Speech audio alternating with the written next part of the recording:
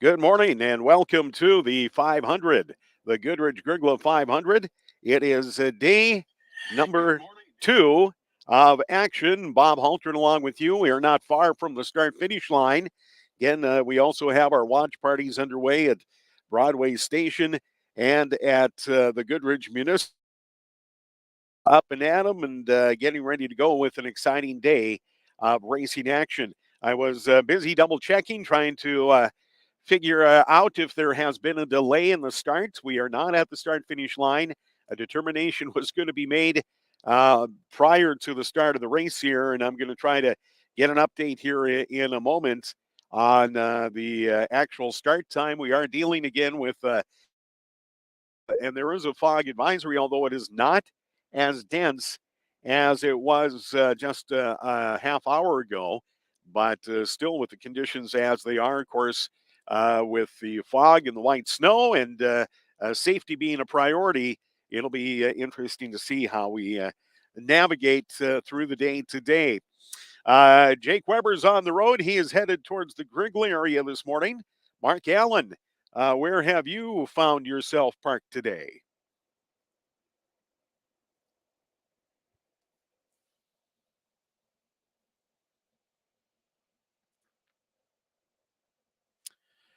Well, I do not hear Mark. Everything is unmuted, and I think we're good to go. All right. Hey, Bobby, we are. There we go. Okay. A little bit of a delay. Sorry about that, folks. A little bit of a delay, but I can't hear Bob real good, but I can hear him enough to get us going here. Bob, we are at what we'd like to call on County Road 6. It would be east of Middle River or just near Gatsky. And I'm parked on John Larson's approach where he cleared it off very nicely. And thank you, John. Appreciate that. I have a shot coming up on County Road 6 by the anhydrous plant, which is just a couple of miles to the west of Gatsky. Rather than sitting Gatsky, because I know they were going to come by Gatsky pretty fast, I found a spot where hopefully I'll be able to see these sleds come up the ditch. They'll cross over the corner of the field here and should give us good indication as to the lineup. So again, Bob, we are just west of Gatsky, just a couple of miles. And here, the fog is lifted. Here, it's fine. No problem here. So hopefully we'll be able to get things going.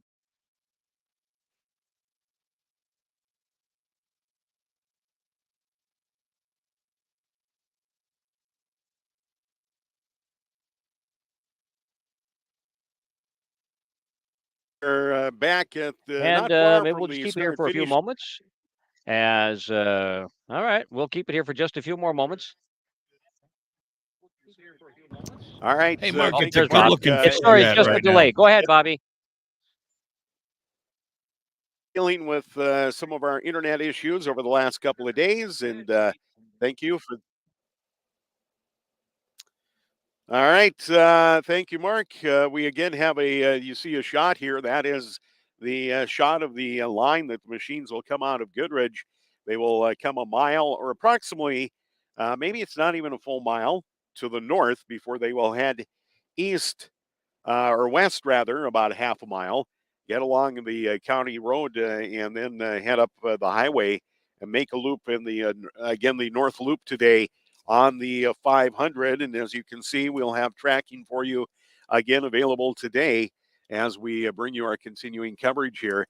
And again, we think we have a sweet spot for a little bit of good cell signal, and then it seems to disappear on us here. Yesterday, just to fill you in, as we had anticipated, we did have Zach Herfindahl, who is leading in the pro class after day number 1. Herfindahl, who ran the 250 mile in an elapsed time of 3 hours, 35 minutes, 20 seconds, and 20 and a half seconds, rather. That was about a minute 44 faster than Aaron Christensen. Christensen on a Polaris currently sitting second. And then 2 minutes and 2 minutes and 19 seconds, rather, behind our leader is Dan Revering. Revering out of Fergus Falls on a Polaris will start third today. Justin Tate out of Scandia on a Polaris will be off the line at 6 minutes 13 seconds behind Herfindahl. And then Taylor Bunky, the last of the staggered times. Bunky running fifth. He is 7 minutes 24 seconds off the pace out of Kindred riding a Polaris. And then they will leave in 15-second intervals following that. Wes Selby, followed by David Brown on Selby out of Grand Lake, Colorado on a Skidoo. David Brown on sled number 17 rides in Arctic Cat. Charles Revering out of Fergus Falls on a Polaris. Then it is Marshall Bussey on a Polaris out of Green Bay. Will start off the line 9th today. In the pro class, Corey Davis will start 10th. Davis on a Skidoo. Dylan Dorn out of Zumbro Falls on a 11th. Timothy Callock of Painesville on his Polaris will start 12th. Silas Neposh will start in the 13th spot. Then it will be Ken Murphy, followed by Dustin Dorn and Matt File. Just one DNF yesterday in the Pro Open and Pro 600 class.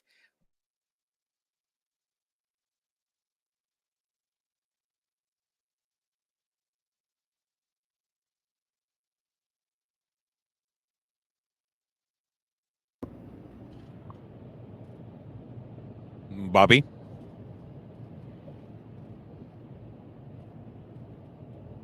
I think we lost Bobby temporarily.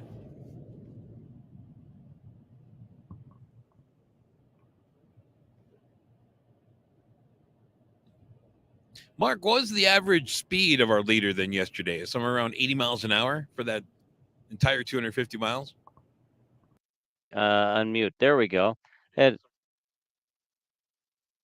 Entire 250 miles? unmute. There we go. Okay.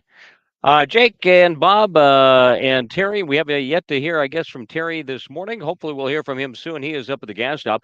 So here's the thing: we're dealing with about a 10-second delay in some of our coverage with some of our area, but we'll have hopefully the good area. I got good signal again here, so we're good to go. Terry Olson, hopefully, will be checking in from the gas stop. Jake is wandering as he typically does. And of course, Bob is down at near the start line. I am west of Gatsky, and there's Jake right now online. Now, again, here's the thing we're going to talk to you about. You can listen online on 94 point, or listen on the radio 94.1 The Falls. And there's Jake, and I don't know if he's following the sleds or if that was his plan, or he may just be out for a Sunday drive. But we'll be picking up with Jake throughout the morning as well. I'm Again, almost Bob to is near War the Road. start. That's where it starts, What? right? War Road? Yeah, not quite. Not Oh. quite. We don't want to go that far. Double back. Hold on. But Jake will be he'll be keeping us posted as to what's going on as well. Here's again one of the sites. There's where Bob Hultgren is at, and Bobby will be there. That is just he'll explain it again, just out of Goodridge, as we'll watch. There's a little more fog there when you look over in the Gatsky area where I'm at here, just west of Gatsky. And we don't have nearly the fog that they have in the Goodridge area. Although, again, it doesn't look like at this point that it's that bad. See, there we go. We're at northwest of Gatsky, and it's clear, nice. Things look really good. So we'll be catching the sleds as they come through here. Now, again, as Bob mentioned, Zach should have left the line at 9 o'clock this morning, provided everything is on schedule.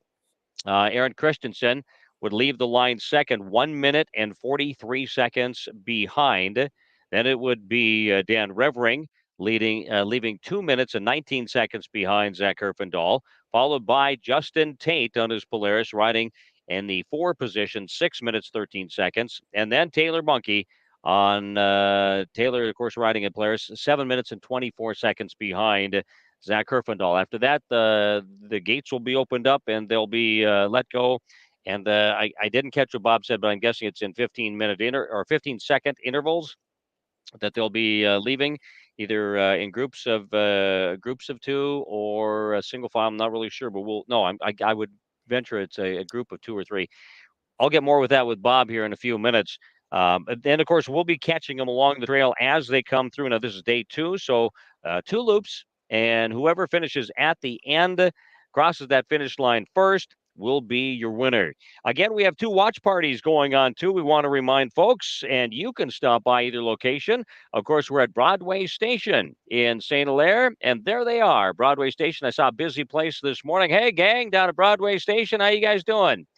There they are. Good to see them. They're busy this morning, and of course, you can stop down there and enjoy some food, enjoy some company, enjoy some drink, and enjoy the coverage of the Goodridge-Grygla 500. Also, we're at the Goodridge Municipal Liquor Store in Goodridge, and there they are, and they're waiting for their crowd to start. Hi, how you doing? There they are at the Goodridge Municipal, and they'll be there today too. So swing on in, swing on by, and hey, there they are. How you doing? Good deal. All right. So there are, of course, a couple of our watch parties going on, and you of can stop course, at either one of the locations. Mark, you got your bag of coma this morning, didn't you? I'm sorry, what? You got your bag of coma? I mean, come on, Evergreen, stop it. It's all the sugary yumminess and the sandwich and the fruit basket and the pretzels and meat, and I couldn't. It's like we have a smorgasbord just to sit back and watch the race for 4 to 5 hours. Yeah, I heard it was a good one, but since I left and went straight over Oh from no, Middle River nobody brought to you your Gatsby, I bag. didn't get any. Come on, Terry was supposed to bring you your. Oh, I'm not even going to tell you. There's, well, maybe we'll tell you later. There's a bunch of really yummy stuff. You thought yesterday's was good. The Evergreen went all out today, and it is packed full of yummy goodness. Evergreen Bakery and Catering, a fantastic bunch, and we thank them for the morning goodies and for morning breakfast, I guess, and lunch as well. We're watching online. Of course, want to remind folks you can check out online. Here's the thing: go to the Facebook page. You can check it out on our Facebook page, or as we've got set up, if you're riding around, driving around, sitting around, whatever, you can grab your phone and you can text 500 or 500 to 681-1230. That'll get you a link to our coverage online. So listen on the radio 94.1 The Falls, text 500 to 681-1230 for the live feed of the Goodridge-Grygla 500 from Inkstead, Minnesota Radio Network and Thief River Falls Radio. We're on 94.1 The Falls today. So text 500 to 218-681-1230. That will get you the link. You can go to our Facebook page. You can go online, of course, trfradio.com, a number of ways. But we encourage you to join us. Now, the shot you're seeing there just moments ago, of course, was there it is, the uh, site that we are at. We're on an open right down the ditch line coming towards us that would be heading then to the north, right along the ditch. On your right side of the screen, you can see some of the markers. That's where they will turn out of the ditch. They'll cross over the corner of the field. This is by John Larson's place, and I'm in right here on an approach that John cleaned off for me extremely well, by the way. Thanks, John. And they'll cross over, then they'll head up the ditch. Now, what we'll see here is we go right here to the left, and that's where they will head down to the other way. And we're looking now to the east, and right there down the east ditch line. And that's where they'll head right to Gatsky. There's the corner up ahead, about a mile down. They'll round that corner, and then they'll head and they'll go right around the south side of Gatsky. So if you want to take a spot to watch the race from, you can certainly do that. But that's where they are at, and that's where they'll go, and you can kind of catch the action that way. All right, we are live coverage. We're going to see if Bobby is back yet or not, because of the fact that we want to try to catch that Herfindahl sled as it comes Holtgren. So we're going to see if Bobby is available yet or back on, so we can catch him. If not, we'll certainly keep it here. Oh, hey, there we are. Sorry, hit the home phone back to the phone area. All right, this is the Jeep. By the way, there you go, folks. The Jeep that we are sitting in, it's a nice blue Jeep Gladiator. And it's provided by Westside Motors on the west edge of Thief River Falls. If I had a little time, I'd walk around the vehicle. You can see the blue right here, the blue coloring of this Jeep Gladiator. Very nice vehicle. Westside Motors allowed us to go ahead and use it for our coverage. So again, a big thank you to Westside Motors. Terry Olson is in a Ram. He's in a Dodge Ram, and he will be, of course, up at the gas stop, and hopefully he will be there at the gas stop so that we can have coverage as well. So there we go. We're going to catch some more of the action on 94.1 The Falls and here online at Thief River Falls Radio as we watch for the sleds, hopefully to come by. We'll check again to see if Bob Hultgren has caught the sleds so far, if they have come by yet on his spot, where we'll be watching the map here as well.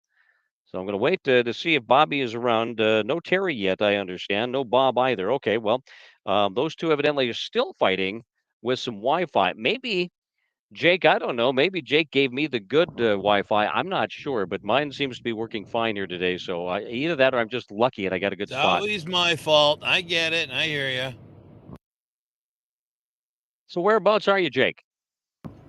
I'm just coming into Grygla, so I'll be staking out the turning point where they come in and make a turn and start heading back. So I'll be there in just a few seconds. All right, Joe. So Jake will be planted in the Grygla area as we see him driving down the road. Keep it on the road. Keep it in the middle there. There we go. He's going to be in the Grygla area. Bobby, of course, is right out of Goodridge, and evidently, we were hoping for him being right at the start-finish line, but unfortunately, we've had a little bit of technical difficulties again there with some Wi-Fi problems. So our apologies on that.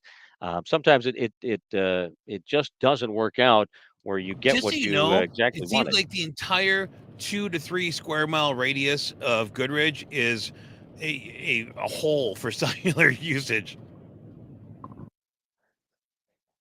Yeah, it's it's either that or it's just Bob's luck. One of the two. I'm not really Well, sure we've which it tried is. everyone. We've tried Verizon and Sprint and AT&T, and we just can't seem to get a strong enough service out of there. So he's trying different areas. And if you're a home located near one of the where the snowmobiles are coming by and you've got some good internet, let us know so we can come by and do it from your kitchen table.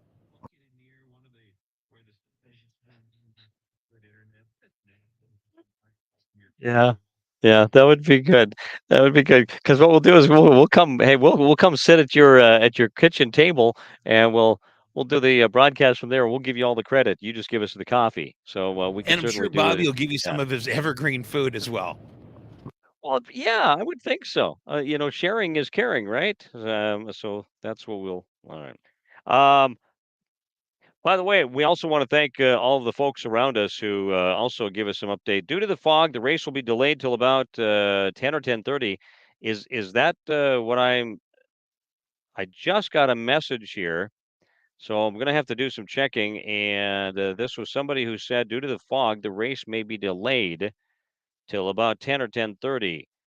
So they may delay it an hour. So we're going to have to get Bob Hultgren, hopefully Bob on the line, and because he's the closest to the start finish line at this point, and do some double checking. Again, I just received word that the way I So understand it, you and due I are to going to the have to do what? Some comedy here? We're going to do some jokes. We're going to read some books. What are we doing here?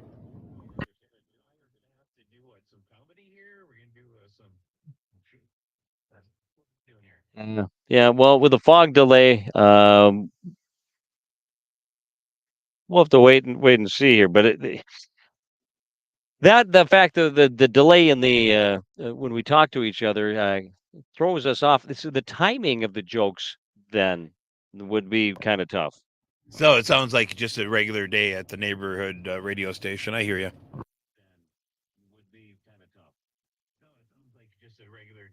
Yes, that's right. Okay. Yes, there it is. All right. Again, our coverage on Thief River Falls Radio is wait for confirmation. But the way it sounds, due to the fog, the race is going to be delayed. Hopefully, no more than an hour. But obviously, safety is a big concern. They want to make sure, number one, that every driver has safety in mind here, and we certainly don't want the drivers to be in any kind of danger out there with any kind of fog. And again, it's where depending on where you're at. And I'm sure they have spotters. I've seen a couple of guys come by here. Randy Larson came by. John Larson came by. These guys are doing some spotting and some setting up, and they're watching it. I would imagine the officials from the Goodridge-Grygla 500 race are checking with all their spotters to check on the fog. Again, as I mentioned, you can take a look right now in the Grygla or Gatsky area where I'm at. Things look pretty good. The sun is out; it's clear, no problems in the Gatsky area. This is again just a couple miles to the kind of to the west northwest of Gatsky, just a couple of miles. The what we saw from Jake was a little bit of fog in the area. You can see that, but it's not terrible. I mean, there is some fog there. You can see the fog, but it doesn't look terrible at this point. So they do want to delay just to make sure that the fog does burn off. But again, we're just going to have to wait for final confirmation as to see. They are delayed until, okay, thanks, Travis, 9:45 due to fog and visibility. Updates will be made as well.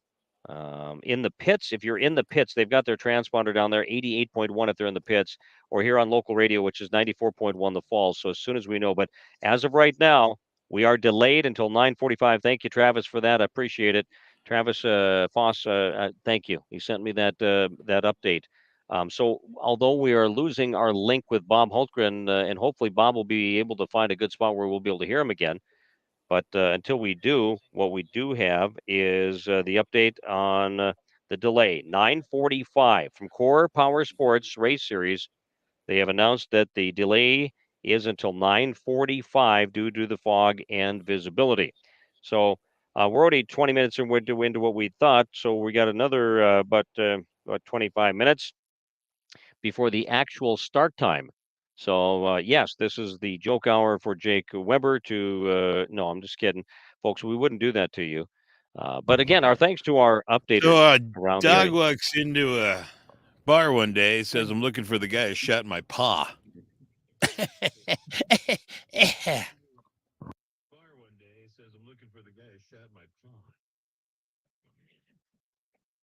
Yeah, bar walk. Yeah, bar walks into a bar. Okay. No, hey. Oh, I know. Horse walks into a bar. Bartender looks at the horse and says, "How come the long face?" Okay. Dum.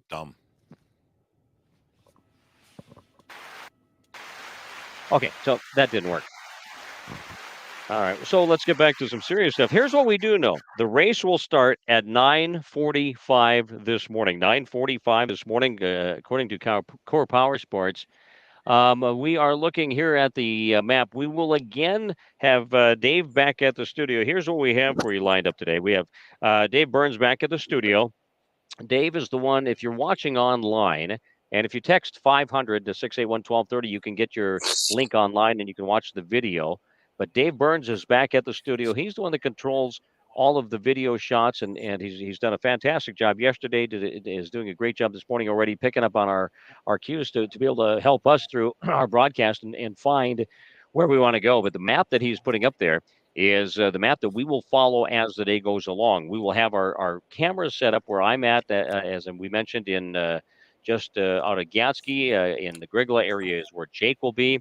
Again, we're hoping to hear from Terry Olson. Either he's busy eating his Evergreen catering meal, or he's having some Wi-Fi difficulties. I'm not sure which. Bob Hultgren is fighting with Wi-Fi problems again as well, but hopefully we'll pick up with him soon. He is right in the Goodridge area. Unfortunately, for some reason, he's having problems in right in Grygla and unable to be right at the start to finish line, which is where we would love to be able to give you the start and finish of the actual race. But he is trying to find wherever he can find his Wi-Fi and enough Wi-Fi to bring you some video shots from the Goodridge area and some information from the Goodridge area as well. Well, So, with the yep. and I asked earlier, I said, the leader right now who's got like I don't know, like a time enough to stop for lunch today lead. If we can get Bob just somewhere a little bit further north where I think the cell coverage picks up, once we get the first couple guys coming through there, we'll know who, I mean, unless they narrow the gap sometime today, but right now he's got a sizable lead. So if he's coming in within about 2-3 miles of Goodridge, I'm pretty confident that'll be our winner.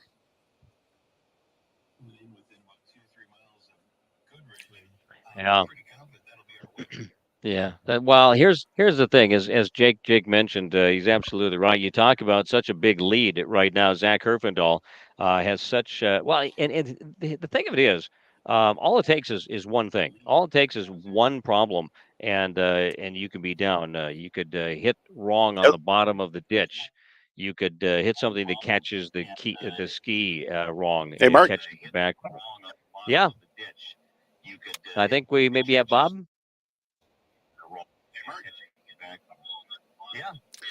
Anyway, well, we've got a little bit of a signal again here on the south or north side of Goodridge, and the fog has lifted substantially in the last 20 minutes here. So I'm pretty confident that 9:45 is going to be a go as anticipated here, and we will again in this fog delay have an opportunity to see the sleds off the line, and you've got a pretty good location where you're at. I've been watching and listening to some of your coverage in the area you're at, and we'll pick up along the way here. Of course, pretty good attrition. I was looking, and I believe we started 85 sleds yesterday, and we will leave the line this morning with I think 64 scheduled riders. So about a 25% attrition rate, which is a little bit lower than some previous years. So not a bad deal running yesterday for a lot of these machines as they continue to start for day one. I was down in the pit area early this morning, and things are a little slower moving on day number 2.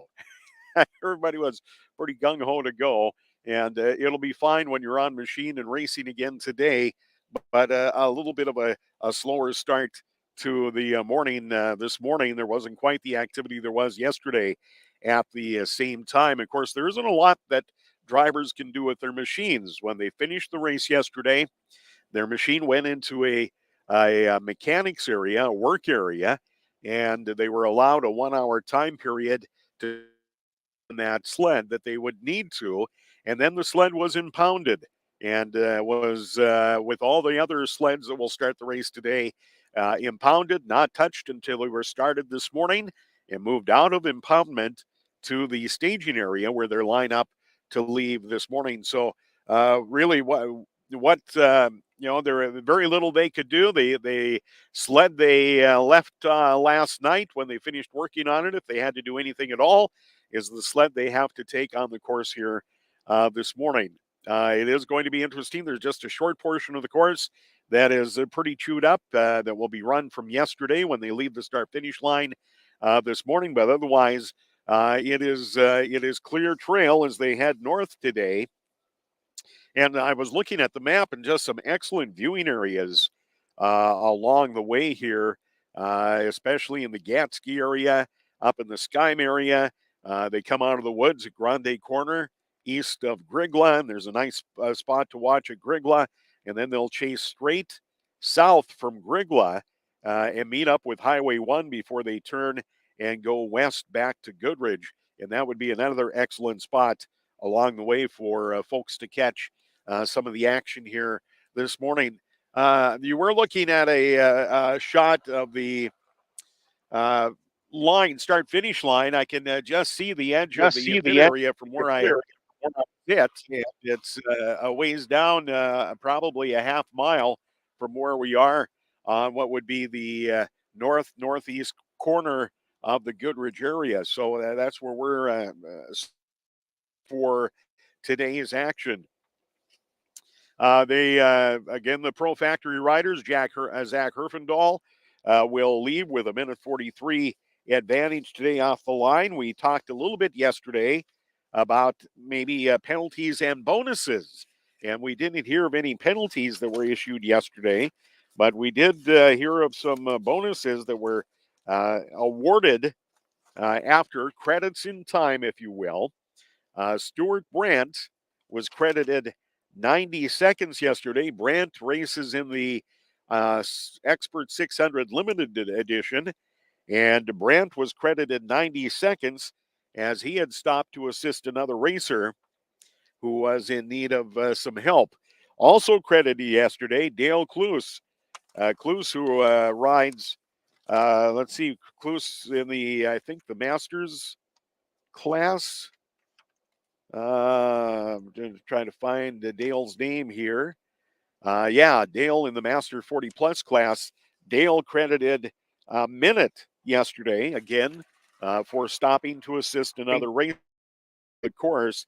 And Jaden Peterson also credited. Jaden, who runs out of Middle River on an Arctic Cat in the Junior 1013 class.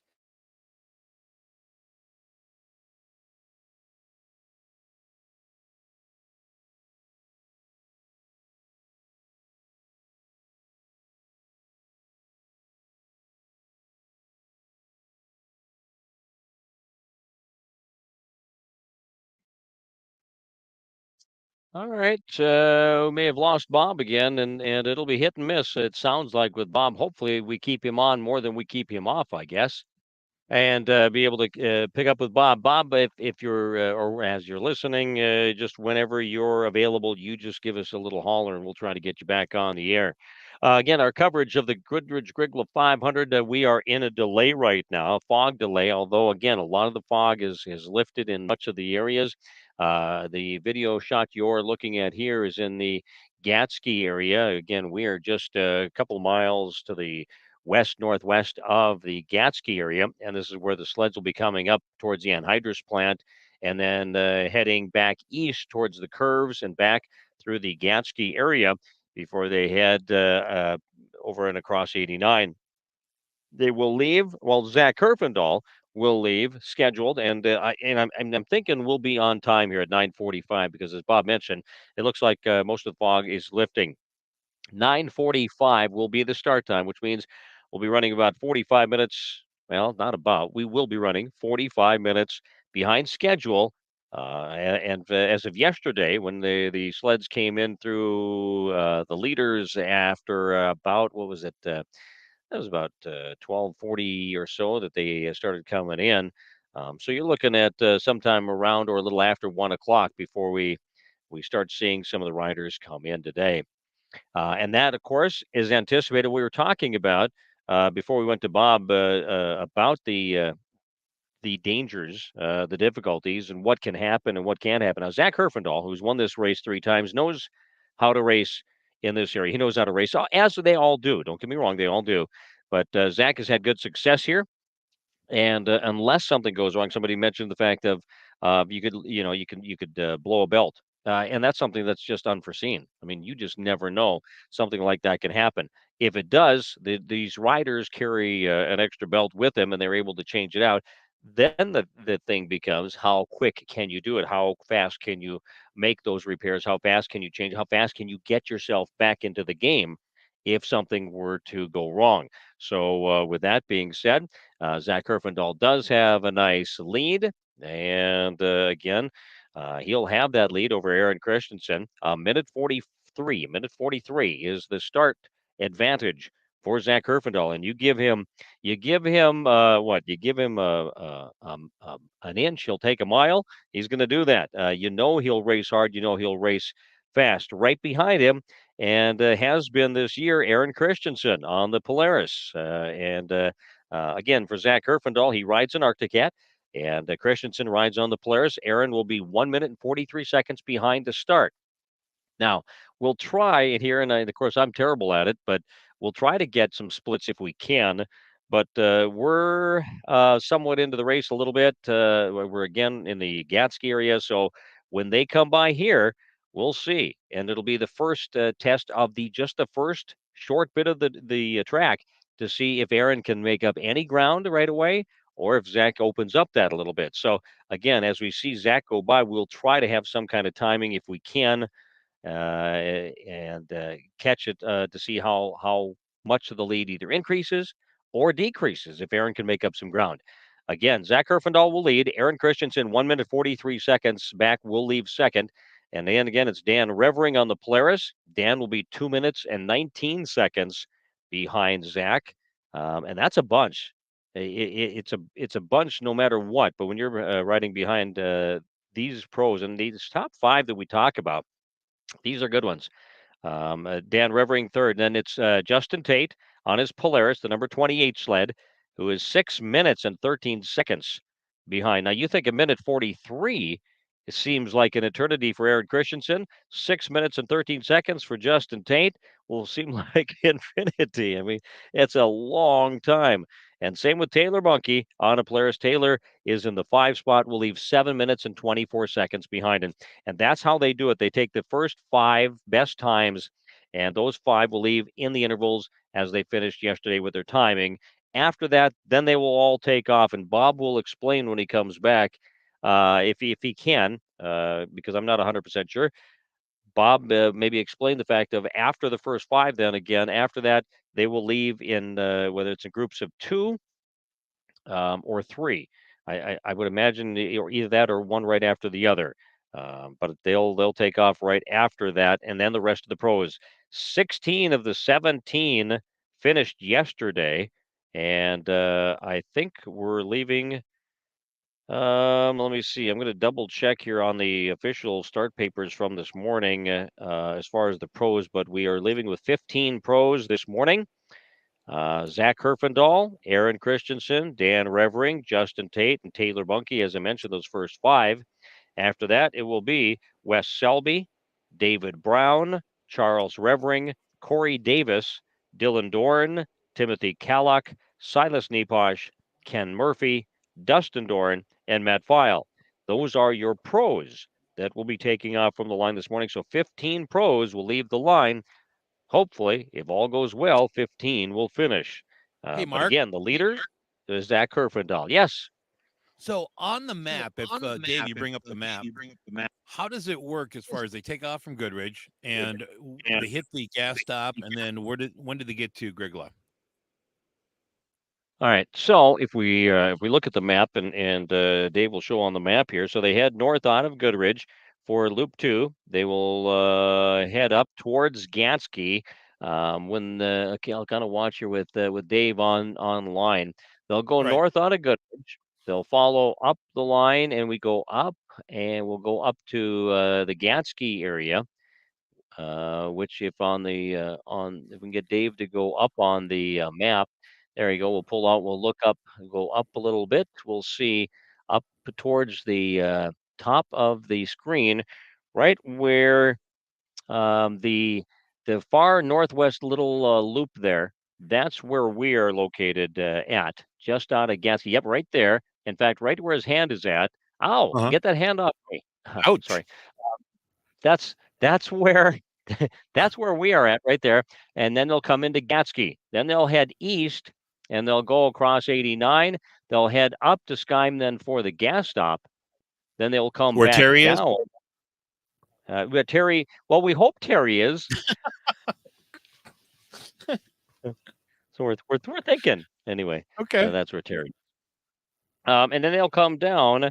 They'll if you make that loop down the red on the screen there, and then they'll head the red one. straight down. Yeah. Yes, yeah, the red, orange one, red, orange one. Oh, Yeah, I'm well, sorry. I'm colorblind, so that works great. I forgot. I'm sorry. I completely forgot about those jokes I could use. Yeah, I know.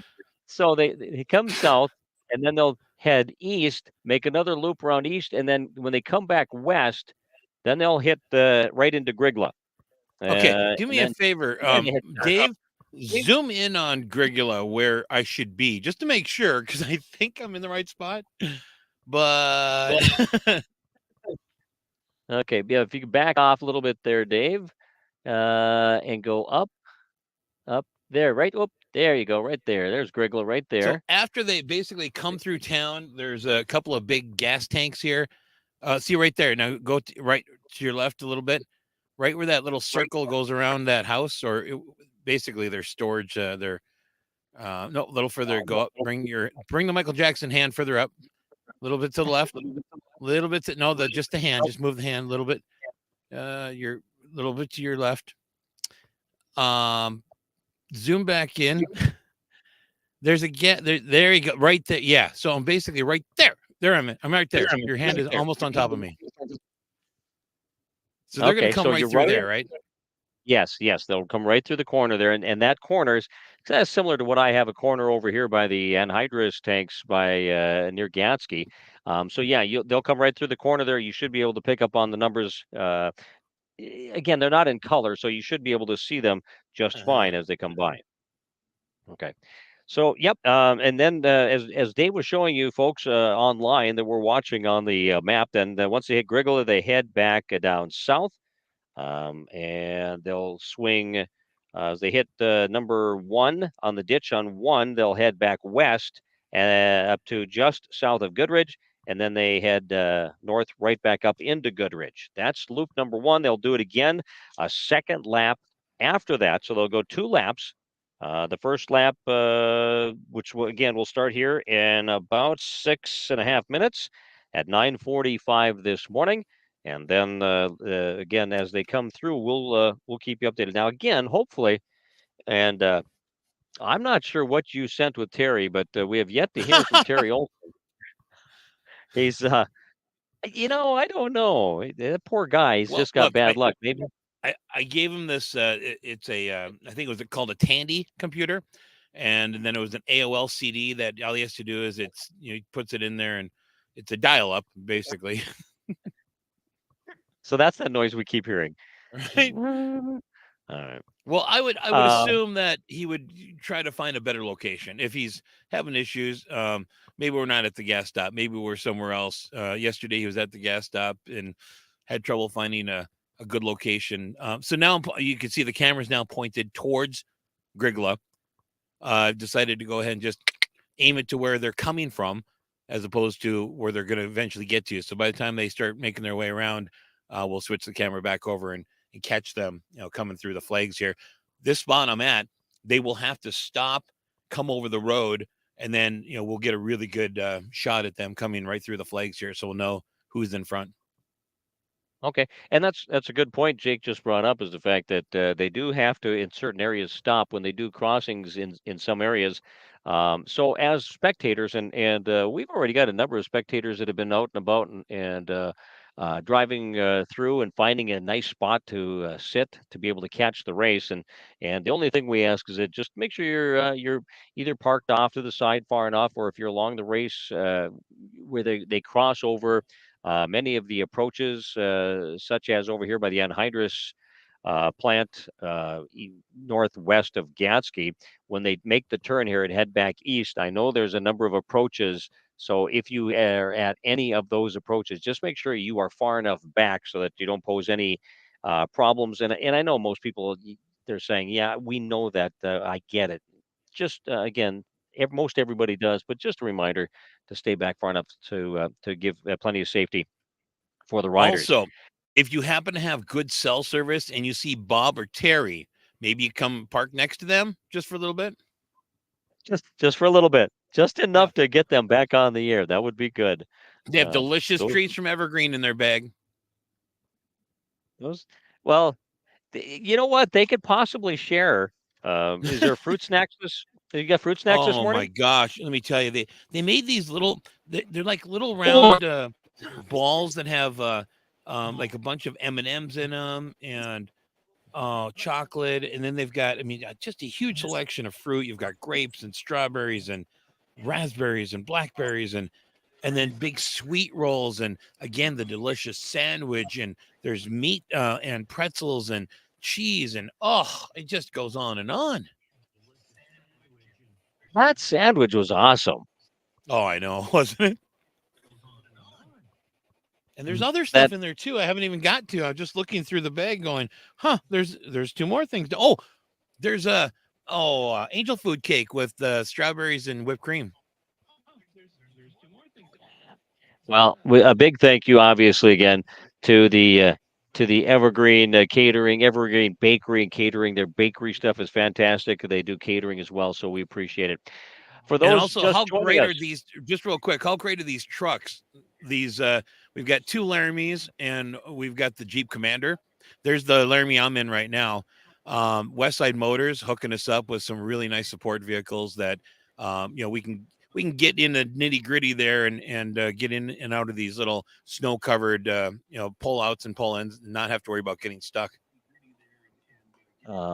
Thank you to Westside Motors, no doubt about that. Westside Motors, I appreciate it. I'm in a Jeep Gladiator, and unfortunately I don't have a picture for you, although I did swing the camera around here, and we We were saw able to that, see a yeah. little bit ago. Huh? Yeah, it looked like you were going through a drive-through. The Jeep Gladiator. Jeep Gladiator. That's what we're driving here. And I know Terry's got the Ram. He's got the, I think, was it a Dodge Ram? And they're both the same color blue. I'm not sure what color blue. I'll have to talk to Matt Schaefer tomorrow on the air to find out exactly what it's called. But I've had a couple of people already say that is a unique blue. That's a nice looking blue you have. Has So anybody told I you know they're no yours is longer black called there. Dodge Rams? There's no Dodge anymore. It's just Ram. Yeah, and that's one. And then of course Terry's got one similar, but his is blue, and I've got the Jeep Gladiator. So thanks to Westside Motors on the west edge of Thief River Falls, Westside Motors for bringing us some usage of the vehicles to help get us around.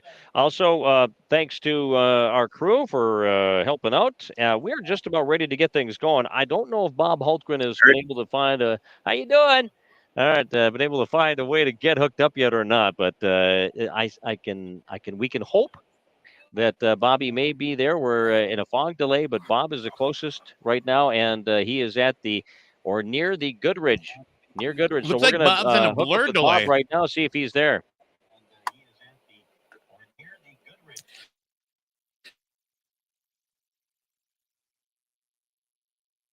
Wow, that was close. We almost had him. I don't think he's there, Mark. I think we lost him to a Okay, there we blur. go. Yes, we almost had him. We had him on for just a second, and then he disappeared again. Well, I don't know. Hey, the There's the Broadway group at Broadway station. Station. Woo! Broadway Station in St. Hilaire. Looks like they got a nice little crowd going right now. Diggs is no longer there, but that's okay. You can see on the TV there's a slight delay from our stream from where we're Yeah, I talking see and when that. it Yep. reaches out there. So every time we So we go, have to wait. hey, and then yeah, you gotta wait for them Yeah, to we see gotta wait. themselves and then they can wave. Right. Okay, we gotta wait. There There we they go. are. There they are. Hey, Woo, there they hey. are. Well, Broadway now, Station but in St. again, now Hilaire. we're Now they can 15 maybe wave. seconds, but now we're delayed again. So There they are. There, and now they're just figuring out that wait a minute, there's a delay there. Why am I not moving? Broadway Station in St. Hilaire. And also, of course, we're at the Goodridge Municipal in Goodridge, and we'll go over there too. And not as many people are. It's funny how people come, people go, and you get a crowd, and then a few trickle out, and then you get some more coming back in again. So, hey, there they are at the Goodridge Municipal. Those are our two watch parties going on, and they'll be there throughout the race. So if you want to stop by either one of the locations, Broadway Station or at the Goodridge Municipal Store, and you can enjoy coverage there while you enjoy a beverage or something to snack on or whatever. Our start time is right now, so we should have. And again, we're hoping to get Bob back on the air in just a moment, but we should have had Zach Herfindahl leave the line if they are exactly on time, because I have, at least according to my watch, 9:46. So I'm thinking he has just left the line. Okay, we lost Jake. Whoa. All right. Well, we'll get Jake back on too. Um, I'm keeping tabs right now with everybody here. I don't know. I'm just either the lucky one or I've got the best equipment. Either or, my signal seems to be working fine here. So at least I can keep us on the air and keep us going. Now, again, Zach Erfindal should have left the line at 9:45. We were under a fog delay this morning. If you're just joining us on coverage, 94 won the Falls. Again, the start time was delayed because of the fog in the area, and the fog slowed everything up. And in some areas it was worse, other areas wasn't so bad. But in most of the areas right now, it has lifted and cleared, and things are looking pretty good. So Zach Herfindahl, we anticipate, has left the line. We will wait for word from Bob, who is just north of Goodridge, and we'll catch up with him in a little while. But again, we'll be following the right here where we're at again at Gatsky, and or I'm just actually northwest of Gansky, a couple of miles uh, at the anhydrous plant is where we're set up and located. We will see them come here. Zach Herfindahl should have left the line just moments ago, and about now. And again, these are rough, and I'm just guessing at this time, but we'll hopefully pick them up on the map soon. But Aaron Christensen should be leaving as well. He would leave 1 minute and 43 seconds behind. So what we will plan on, and we're going to hope anyway that we can maybe do this. And I've got spotters. I've thanks everybody who has sent me some messages. Oh, now I'm getting a 10 a.m. start. So they were supposed to start at 9:45. I just got word from Emily that there may be a 10 a.m. start, and I see that we may have Terry Olson live up at the fuel stop up in Skyme. And I don't know if Terry is there and can hear us, but we do have a video, and that's good news. Though at least we know Terry has found his way to Skyme. He, he's remembered where it is. So we got video of the gas stop, and it looks like great location, Terry. You got good picture. We got good picture there. So now it's just a matter of whether Terry can get his audio line hooked up as well. Because if he can, then we'll at least be able to get updates from Skyme. Now, I just heard from Pearl that there may be a 10 a.m. start. I don't know if anybody else can confirm that for me. I'm trying to check my sources as well from the area, Hey, Mark. and I have not heard from Bob. Yeah. Yeah, let me ask you a question. When it comes to you've been doing this a lot longer than I have. Obviously, I've been doing this for 2 days now. But when it comes to the snowbelt races, when you're delayed an hour like that, how does that play for the guys who are right about to jump on their sled and go? I mean, they're expecting to go at 9 o'clock or a few minutes after, or an hour later, all suited up and they got all the equipment on. Does that start to change things? Yeah. When it not, in today's weather, probably not so much. On years that it's real cold, yeah, then it certainly becomes tougher. There's no doubt about that. I mean, how do you I keep recall. don't they try to like to cycle the engines a couple times and be ready to start and now I mean how long do they because they want to save on fuel as well and they're going to tap off again right before they go and I mean there's probably a lot of things that they're ready to shoot for 9 and now 9:20 and 9:40 and now again 10 o'clock. Right, but well, that's a good point. And when you push it back this time, they don't have to fire them up because it's not like it's so cold that you got to keep things going or anything. The conditions are fine, if not ideal, for the riders. So that's not a problem with the sled. Sometimes they'll get them. Well, they'll get them up and run them. Um, just to get them going right before the race. But they don't. It's not like they got to warm up like you warm up your truck before you go sit in there. They don't have to Right. do all of that. They don't have to worry about any of that. So it doesn't take long for that sled to get ready to go. Nope. The main thing is like for the guy himself. When it's extremely cold, that's when you can if you Overheat, have to yeah. wait too long, it could be tougher. But with like I say, today's weather, this isn't bad at all. And those riders Okay. anxiety wise, maybe I get that saying, okay, we got to get going, got to get going, got to get going. But as far as physically, I don't think it's much of a problem today. And the racers basically were notified this morning about 8:30 that there was going to be a delay. So they didn't. I mean, so they already had this plan. We got the information as we were rolling into the show, but they had plenty of time to go. Okay, we don't have to worry about it. And you sit back, kind of relax a little bit. So we have gotten word now. It is officially a 10 a.m. start. So they said 9:45, but I don't know if they just wanted to make sure everything was ready to go. But conditions seem to be ideal about wherever Oh, we're they at. look great here in Grygla. I mean, I could see Yeah, at least a couple of miles. yeah, and we just had a shot of the fuel stop up in Skyme as well, and things look pretty good up there. I mean, there's the picture up in Skyme. We know Terry is live now up there, but we just haven't heard from him yet. But we know he's up there because a very good shot right there. It looks like the fog is lifted there as well. So we'll wait to hear from Bob too, where he's at. Maybe when the fog lifts, he'll be able to get through. I don't know, but hopefully. But it is a 10 a.m. start. 10 a.m. start. One thing I was mentioning, thanks to I watch my phone, and a lot of people have my number and are able to text me information. Bob the same way. He's got folks that notify him, and they keep us updated on things. So that's helpful. And I want those folks to know we do appreciate that.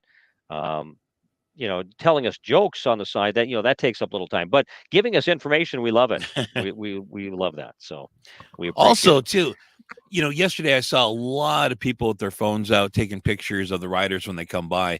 You can text those pictures to us, and we can throw those up during the broadcast today. Uh-huh. All right. And okay, I was just checking on something. Yeah, we are set for a 10 a.m. start. For those that are watching online, it is a 10 a.m. start now, expected 10 a.m. start. They're getting them lined up in Goodridge, and I think we'll be good with this one. I don't think they're going to push it back anymore. We are under a fog delay. Fog is pretty much lifted. They were shooting at 9:45. I'm not sure if they just wanted to go to a top of the hour and just give them a few extra moments or what. I'm not sure, but we are going with a 10 a.m. start, or they are going with a 10 a.m. start.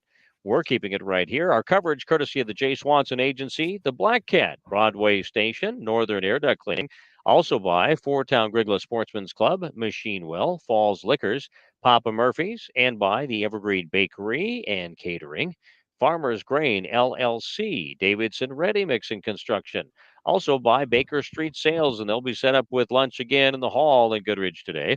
Carver Performance, the Goodridge Municipal Liquor Store by Broadway Station, Johnson Oil, North Risk Partners, and by our friends at the Dairy Queen in Thief River Falls, Farmers Union Oil Grygla, and the Goodridge Trailblazers are some of our sponsors, and we thank them for help with today's coverage again today. Thanks to our spotters. Thanks to those that are helping out. Dave Burns back at the studio. He's the one running the video. And I was going to remind you again for the video, if you want to watch online and catch the information online, including following on the maps as well. Somebody texted me, our little Jaden from Middle River.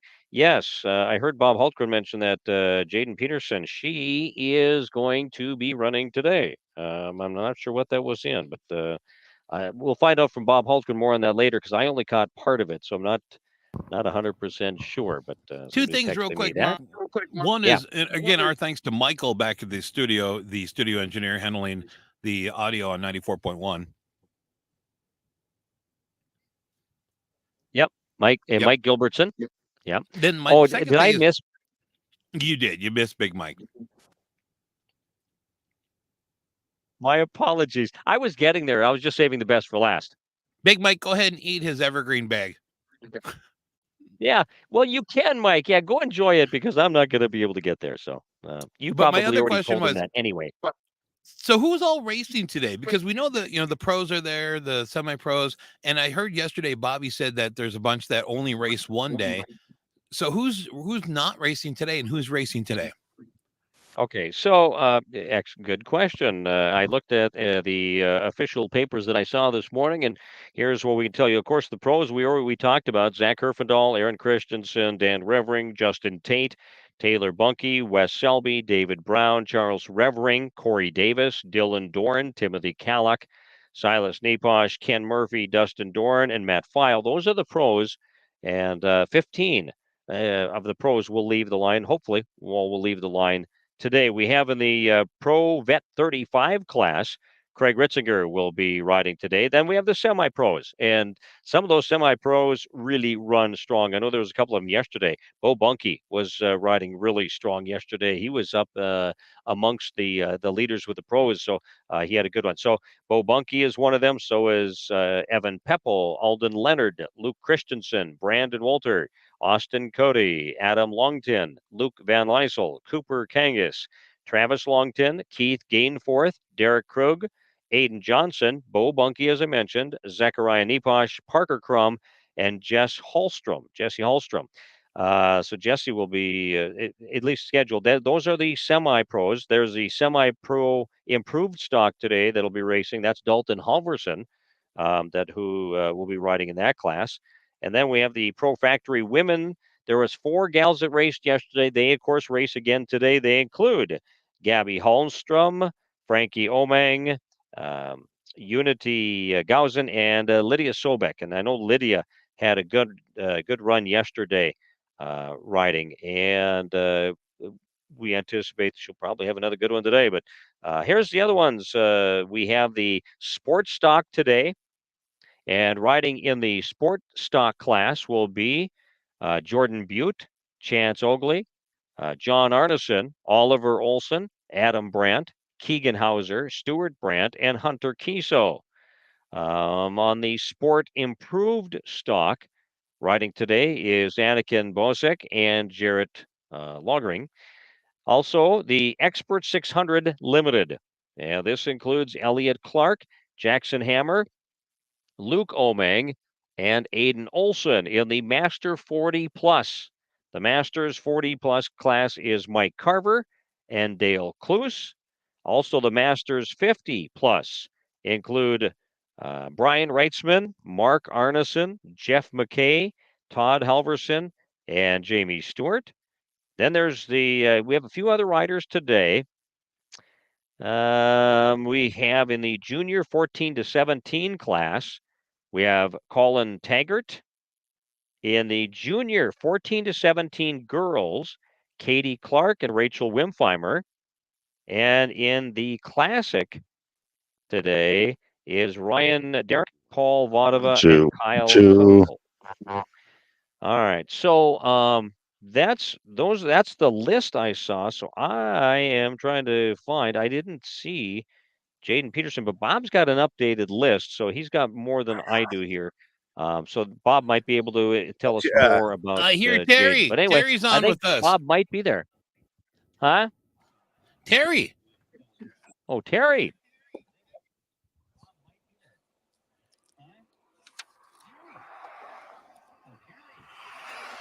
Or maybe not Terry.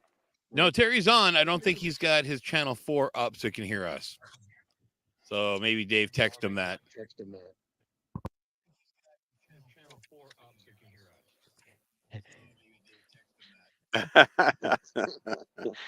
I see Skyme. There's Bob. Hey, I am indeed. Yeah, you mentioned you were looking for Jaden Peterson, I believe, and I'm not sure if Jaden will be running again today or not. Jaden participated in the junior 10-13 girls riding an Arctic Cat yesterday. And the junior 10-13 girls are not running today. So it was a 1 day, 1 lap deal for Jaden Peterson yesterday. For the youngest of the riders, they had their glory at the 500 yesterday. So that's where we are. Well, we have moved numerous times. We have tried 3 different wireless carriers. And I found one here where I think works at least for the time being. And again, we're very close to where we were yesterday as we prepare for the start of today's 500. Again, the green flag scheduled to drop just about this hour. I do have, again, our camera pointed at the intersection of 219 and Pennington County Road number 9. The sleds will head out of Goodridge north, come east or west, rather, about half a mile to the intersection of 219 and 9, and then head north on 219 a couple of miles before they head back east and make the northern loop here in day number 2 of the 500. The machines have been warming up. They've been warmed up. They are warming up right now at the start-finish line. And again, the delay of the race due to the fog, but the fog has lifted. And the first machine is off the line. We see Herfindahl. He has started the race. He will get a 1 minute, 43 second advantage over the second plate set. And Herfindahl, this first run is very fast. It's very smooth. Now, when they come into the corner, it's going to be very rough. This is the same exit from the track they took yesterday. So they are, again, coming down and into some areas where there have been some deep burns. There have been some deep grooves cut in the track. And we are off and running here. And Herfindahl has, again, the advantage. There's a 7 minutes and 24 seconds between first and fifth. And Herfindahl here with the 1 minute, 43 second advantage. Now coming to the corner, Herfindahl will make the turn here on his white Arctic Cat and head north. So Herfindahl is off and running as we picked him up. Well, we just missed him as we switched camera angles there a moment ago. But Herfindahl made the turn, and now we wait just a minute and 43 seconds, and we will see Aaron Christensen on his Polaris coming by. Again, Zach Herfindahl on an Arctic Cat out of Eagle River, Wisconsin. And Herfindahl, a previous winner of this event, and has the 1 minute 43-second advantage here. It's Aaron Christensen on his Polaris, ready to leave the start-finish line, and we wait for Christensen again, a minute and 43 now. It seems like an eternity if you're on top of that number 10 sled of Aaron Christensen. You wait and wait. Come on, flagman, wave that green flag, but nothing's happening on the start-finish line. And here comes Christensen out of the woods, behind the woods of Goodridge, and he is headed our direction here. And we'll see him as he comes to the corner and makes the turn here. As he approaches, he is just about a half a mile to the east of us. He has made that turn, and final approach now. Christensen about 36 seconds ahead of Dan Reberine, who will be arriving shortly from beyond the tree line here. As Christensen is trying to pick a safe and fast line. He got a little air already here as he makes his way here to the corner, directing traffic as the racers come to the corner and make their turn. Here comes Christensen.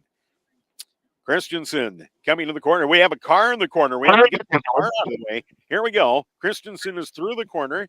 The 10 sled is on his way, and arriving behind him, we now see arriving, making that turn about a half mile east of us, should be the number 101 of Dan Reberine. And Reberine is underway as Reberine makes his turn here.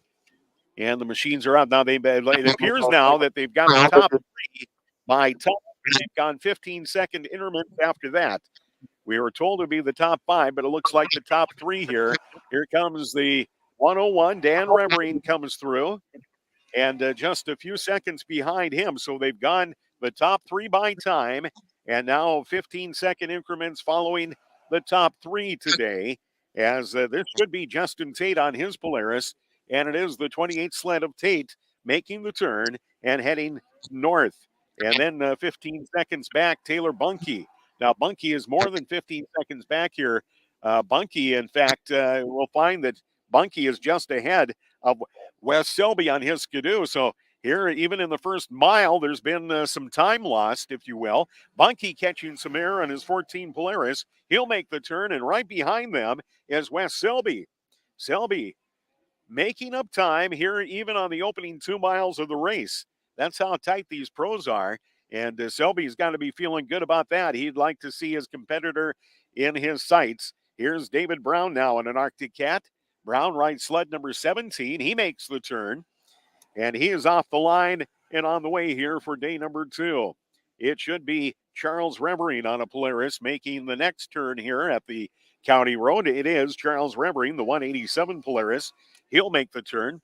Fair amount of traffic, fair amount of people parked here enjoying the second day, and they are hurrying vehicles along, trying to get them out of the way as we continue to get the pros off the line. Again, a total of 15 pros, 64 sleds in total. Here's the 160 of Corey Davis on a Skidoo. 9 machines now are through. Again, we noticeably, Wes Selby had closed the gap on Taylor Bunke. Coming through, here's the sled number 5 of Dylan Dorn. Dorn on a Skidoo is through. He left the line first yesterday. He's 10th off the line today. Behind him and cutting the corner here is sled number 48. That's Timothy Callock. Callock on a Polaris in sled number 48. And Callock's got a pretty good run here ahead of the next sled. There's quite a difference. And we're not sure if there was a open spot in the starting order or not here. We'll see. It should be Silas Neposh on a Polaris in the Pro Factory division. It is indeed Neposh, but he certainly has lost time even from the start line to this 2-mile marker to Timothy Callock. And another big stretch here for potentially Ken Murphy. And we do see a couple of sleds now. They're starting to bunch up a little bit here, so a little tighter off the line. Some having a better start to the day than others, apparently. This is Skidoo. That is Dustin Dorn. Dorn on his Skidoo coming by. And what do we have? Final pro rider perhaps here. That is the 552 Matt File. We did not see Ken Murphy on an Arctic Cat come out yet. Doesn't mean that Murphy didn't have trouble at the start-finish line with his machine, or perhaps did not choose to run in day number 2. We're unfamiliar with what happened exactly at the start-finish line this morning. Here comes, it should be Craig Ritzinger on a Skidoo. Ritzinger comes by. Here's the Pro Vet 35. And right behind him is Evan Pepple. Pepple on a Polaris in the semi-pro. The first semi-pro off the line and on the way. Followed there is Ken Murphy. So Murphy, again, had some problems perhaps at the start-finish line. And he is on the track, so all the pros are underway. Here's the 109 of Aiden Leonard on a Skidoo in the semi-pro division. Leonard safely through. And we even have a couple of sleds now racing as they come to this first corner. That's how tight and how quick these machines are. As we have side-by-side action coming into the corner. They'll come across, and we have a pass right at the corner here. Brandon Wolter. Wolter makes the pass here on Luke Christensen here in the first 2 miles. So you got to like that. And hopefully you're able to catch some of that action as they came through the corner here. 4 of the semi-pros have come through. And again, Wolter improving his lie by at least 1 spot. Here's the 152 Cat. That is Austin Cody in the semi-pros. Cody in sled 152 safely through the corner and headed north. We continue with the start of day 2 of the Goodridge-Grygla 500. Big sweeping turn here for Adam Longton on an Arctic Cat. And behind him should be Luke Van Lysel. Van Lysel on a Polaris, sled number 228. Indeed, Van Lysel will make the turn and head north. Cooper Kangas has closed the gap here. Kangas in sled 23 on a Skidoo. So Kangas is making up time on the opening 2 miles of today's 250-mile run. As we continue now, about half of the semi-pros have been through, and now we've got a break again. Now, it could be a slow start for somebody. It could be a mechanical issue at the start-finish line. This should be Travis Longton through the corner. It is Longton on an Arctic Cat. Slowly through the corner and not too far behind him, certainly not 15 seconds back, is going to be Polaris. Gainforth looks over his shoulder, and the 245 Polaris turns and makes the track, spits up a little snow as he should, as he puts down the throttle. Behind Gainford is Derek Krug. Krug on a Polaris, sled number 242, safely through the corner. So far, everybody who's scheduled to start has made the turn here 2 miles out from the start-finish line. We continue now with Aiden Johnson on an Arctic Cat scheduled next. Johnson shimmies a bit through the corner, and Aiden Johnson safely through the corner.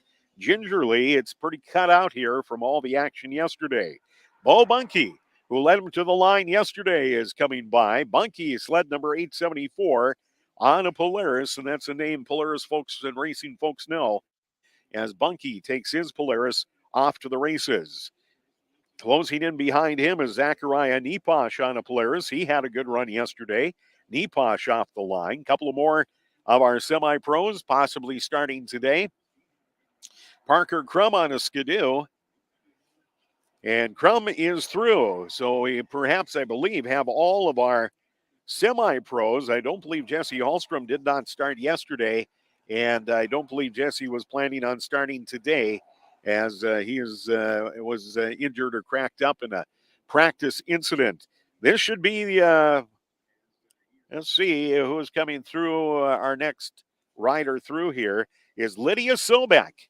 So Sobek on a Skidoo, and the Pro Factory Women's is off the line, and Sobek, who had a nice run yesterday, is again off the line. We've got Unity Gausen on a Polaris. Gausen makes her turn. And Gausen up on her feet. And away they go for the women's division. We should be seeing Frankie Omang and Gabby Hallstrom running third and fourth here in the Pro Factory women's division. And the Pro Factory women, Frankie Omang on her Arctic Cat comes by, and she'll be followed very closely here by the 236 of Gabby Hallstrom. So Hallstrom making up a little time. Right behind them is the sports stock, the first of the sports stock riders, and that is Jordan Butte. So Butte is off and away on his sports stock machine. As we are into the sports stock, 2, 4, 6, 8 pro stock riders racing. Chance Ogle on a Polaris, sled number 244, is off and away. As we continue from near the start-finish line in the sports stock division, here comes the 190 sled of John Arneson. Arneson on an Arctic Cat, and not far behind from him is Oliver Olson on a Polaris. Olson trying to close the gap here on John Arneson in the opening laps. And then we have a bit of a gap. And we expected it would be Adam Brandt and Keegan Hauser, but they are lined up here as they come through the corner and come to this intersection of 219 and Pennington County 9. This is an Arctic Cat, and this should be, and it is, Brandt making the turn. And just 20 yards behind him is Keegan Hauser on an Arctic Cat, as Hauser has closed the gap here, running back in the 6th spot here in the sport division, sports stock class. 2 more sports stock class vehicles, snowmobiles yet to come our way. Here's the 123 Arctic Cat of Stuart Brandt. And we wait for the 134 Hunter Kiesel on an Arctic Cat, the final of our sports stock riders. And Kiesel is indeed making the turn here as Kiesel crosses the road and heads down the ditch on the start of the 500. So we move on now to the Sport Improved class, or the Expert 600 class. We'll see what comes to the line here. It is the Sport Improved class. No, that is the 411 sled off the line of, Anakin Bozick. Annika Bozick, followed by the 66 of Jarrett Logerine. Both Polarises in that Sport Improved stock class have made it through this opening turn. On to the Expert 600 Limited with sled 41, Elliott Clark on an Arctic Cat. And Clark has a big run lead here on that second place in the Expert 600 Limited. Jackson Hammer on a Polaris, sled number 325. Hammer makes the turn, and that red Polaris is headed north. So Hammer is through, and we've had, I believe, 47 start now. We have a couple that have not started here. One that we expected, one we did not. Here comes an Arctic Cat. It could be Luke Omang, and it is the 216 sled of Omang. And closely behind him is the 469 rather, Aiden Olson of Thief River Falls on sled 469, running in that Expert 600 Limited. Now to the Masters 40-plus class, Mike Carver of St. Hilaire. We expect to see Carver at the corner, and here's Mike, longtime friend of racing and race radio here at Thief River Falls Radio. Mike Carver is on his way. Dale Kloos on his Arctic Cat sled 442 right behind him as Kloos takes the turn and heads north. We are down to only probably about a dozen more sleds, 10 sleds maybe, to make this corner from the start-finish line, and a fair amount of traffic racers here today. Couple of sleds pretty quick here. Brian Weitzman should be the first sled out here in the Masters 50-plus class. It is Weitzman at the corner, and right behind him is the 159. And that 159 machine is Colin Taggart. So Colin Taggart has made a big jump here. He was out of the junior 14-17 class. And I'm sure that they're let him off a little quicker here, but we're near the end. Again, we're still awaiting probably 8 machines here from the start-finish line. We did hear Terry Olson's voice in the background. I believe it was Terry. And we'll have updates again from the fuel stop here. Looks like we've got a little bit better signal. We've got some machines bunched up here as they come through the corner. Here's another Arctic Cat. This is the 361. That is Katie Clark in the junior 14-17 girls class. So Clark is out, and a couple of machines back-to-back making the turn. The 232 of Ryan Derrick in the classic class. And there's sled number 3. That's Rachel Wimpheimer in the junior 14-17 class. So we do have 3 sleds scheduled to race in the classic division today. Paul Vadema, Kyle Kozel, and Ryan Derrick. Here comes another classic sled through the corner here, and this is Paul Vadema on his Polaris. He is through the start-finish line, and one more coming your way here. Through the corner, checking over his shoulder, another classic machine, and that is the 385 of Kyle Kozel on a Polaris. Now we have, it looks like we're waiting. There are a handful of machines in the Masters 50 plus class that we did not see leave the line here. Mark Arneson, Jeff McKay, Todd Halverson, and Jamie Smart in the Masters 40 plus. And that appears to be all of them off the line here today as we take a look at our starting line. So, again, Jesse Hallstrom, who did not start yesterday, did not start today. We did not see the 553 of Dalton Halverson today. He was racing in the semi-proved in stock class. He did not start. And we are 4 riders in that Masters 50 plus class.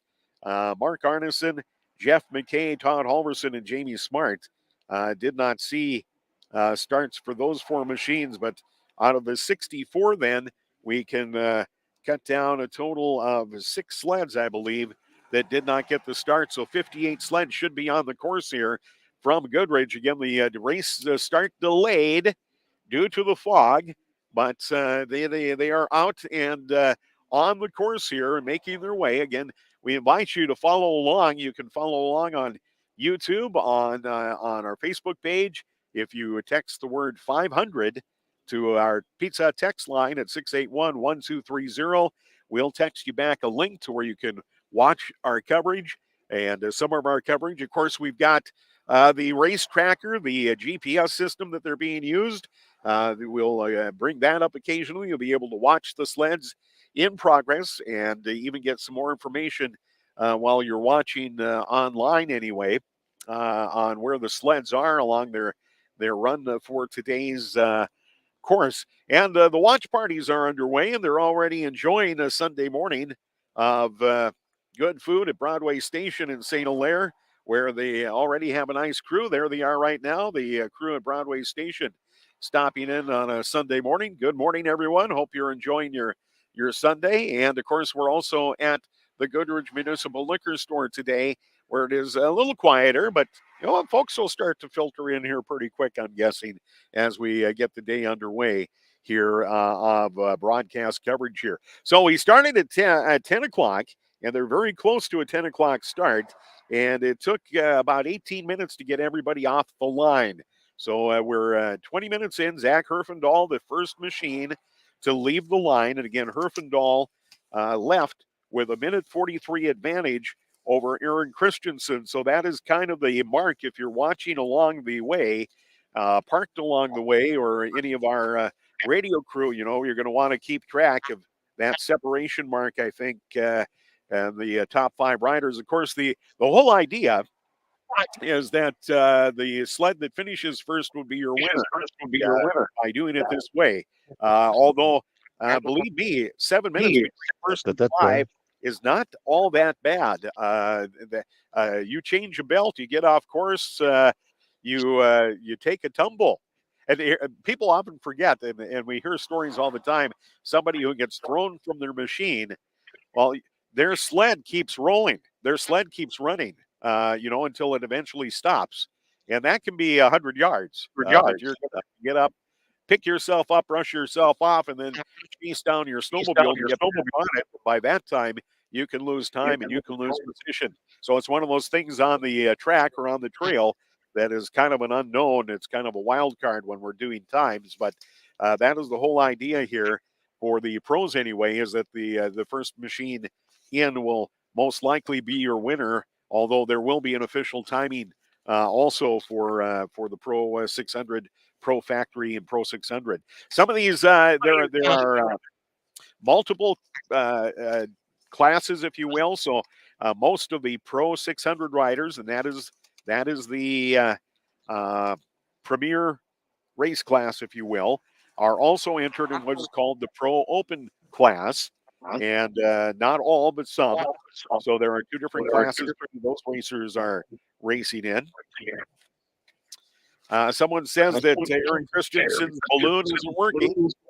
So that is not us. That is the race. Each of the sleds has a transponder located in their machine, a battery-operated transponder that is picked up by a satellite and is updated every 30 seconds or so on the screen that we're watching. And again, whether it's a battery issue or the transponder came loose and took around or never was turned on, usually they're pretty good about doing that. So that would be, in this case, and that's why we have spotters too, is because transponders, as we found out this weekend, technology is not foolproof. And the transponders sometimes don't always work. But it looks, from what I see anyway, that Griffendahl has got a pretty good run here in the 312 sled. And again, he started a minute 43, and I'm watching him as they make the turn now and head north. And it won't be long, Mark Allen, before you'll start to see some machines in that Gatsky area. Yeah, in fact, Bob, I got an update from one of our spotters along the line, and you'd mentioned Zach Herfindahl had a 1 minute 43-second lead. The update I had was 1 minute 46 seconds, so it was pretty much the same, only about 3 seconds difference that we saw so far, and that was about 15 minutes into the race. So if you're losing time on Zach Herfindahl, Aaron Christensen going the wrong way. But Aaron Christensen, Dan Rivering right behind, and then Justin Tate, Taylor Bunky. Those are the top 5 as Bob had them go through. I think it's nice. I like the way they changed it just a little bit. Rather than take all 5 because there was such a separation of first to fifth, which was over 7 minutes. There would have been such a big gap. So I commend the. I just from a fan standpoint, it's nice to see that they decided to have just the first few do the time as they deserved. But after that, with the fourth one, which is such a big gap, that they started going in intervals of 15 seconds. It makes, I think, an interesting rates. Yes, Bob. Terry's been itching to talk all this time now. I hear him testing his microphone up at the Skyme store. Terry, do you happen to be in connection? Well, there's a picture of the gas stop area at the Skyme store, and we can see the front of Terry's pickup there. And we've been listening to Terry test, but now he doesn't want to talk. All right. Hi, this is Terry. How are you guys? There you are, Terry. Hey, this is Terry, and I'm over here by the gas pumps and That's not Terry. Oh, it's not. It's no, me, Jake. It's not. It's not even a good impersonation of Terry. No, I know. That's right. So I wonder what happened. He was just going test 1, test 2, and turned on his camera, and then he disappeared. All right, can you hear me? I thought that was a great imitation. Thank you. Who did that imitation, by the way? Yeah. Who it's was your that? guy in Grygla. It's the guy in Grygla. Well, I can't believe it, but I'm so glad you guys can hear me. And yep, we're here at the fuel stop here at the Skyme store, and oh boy, it's been gorgeous. We had some obviously we had some fog earlier, but it's been good here since before 9 o'clock. We've got members from the Fort Town Grygla Sportsman Club on hand. Big thank you to those gentlemen, Jack Nelson especially. Skyme store is the fuel stop once again this year on day 2 of the race. And by the way, speaking of Skyme store, it is open. And oh, man, besides the great food that we have from Evergreen, which I devoured with the delay of the race and setting up and finally getting some signals and so forth. But there's some chili, couple cups of chili and a few polishes and a few other great items to eat inside the store that I'll be visiting a little bit later on. But as you guys mentioned, the race is underway. We'll be here from Gatsky. The racers will be coming in from the south here on the east side of the highway in front of Skyme store, and we'll be able to show you as the riders will take the little curve right towards the fuel stop. And I'm not sure, and I'll see if I can find a little bit better of an angle here, a little closer. But the bulk truck, and of course we have fire and rescue from Roseau and Grygla here as they prepare. They're getting dressed now, so riders aren't that far away. Bolt truck from Farmers Union Oil. And the manifold system, as we've heard talk about, six or eight riders will be able to fuel up. But right on our video, if we can hold this video here today, you will be able to see the riders take this turn and come right up to the stop sign there where they have to walk the sleds in. So we'll get a clear view of the riders, but again, we're still minutes away. But crews are preparing here, and hopefully you've been able to hear me. And I will quit singing, and I will quit doing my tests if you have heard me. So no Terry yet. We're still working on that. We'll see if we can't get him on eventually here. Now, Terry, loud and clear. It was great to hear you, and we'll be getting more updates from Terry at the gas stop. And of course, pretty soon we'll start seeing him here at near Gatsky. We are northwest of Gatsky. This will be the next, at least, video we'll be able to catch of the guys as they come through. When Dave was showing us the map, you could see Zach Herfindahl with the lead, and there's Zach Herfindahl with the lead, followed by Aaron Christensen. Those are the 1 and 2 spots as of right now, and of course they're picking up some speed. And there we take a look at those riders. They'll continue to work their way northward towards the Gatsky area. That's where we'll be able to pick up on them. I was going to check. We like to kind of keep an eye, if we can, on the speeds. And for the 3:12 of Zach Herfindahl, the last check I saw, had the speed was 86 miles an hour. Now that doesn't mean average. That doesn't mean anything as far as their average, but it does mean when the GPS picked them up.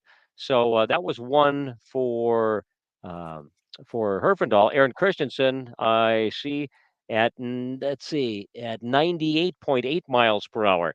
And again, it'll depend on where they're at as to the speeds they're hitting. When they're coming around corners, obviously, going down into the ditch or coming over a crossing a little bit slower. They're out on the straightaways, they're going to be able to pick up those speeds. That's what we kind of like to keep an eye on. Yesterday, I saw a speed of 141 by one of the riders. So you will see different speeds from the different riders, but certainly um, they have got to try to make up ground on Zach Herfindahl. That's the whole goal of today, is to be able to try to get and find ways to make up ground on Zach Herfindahl.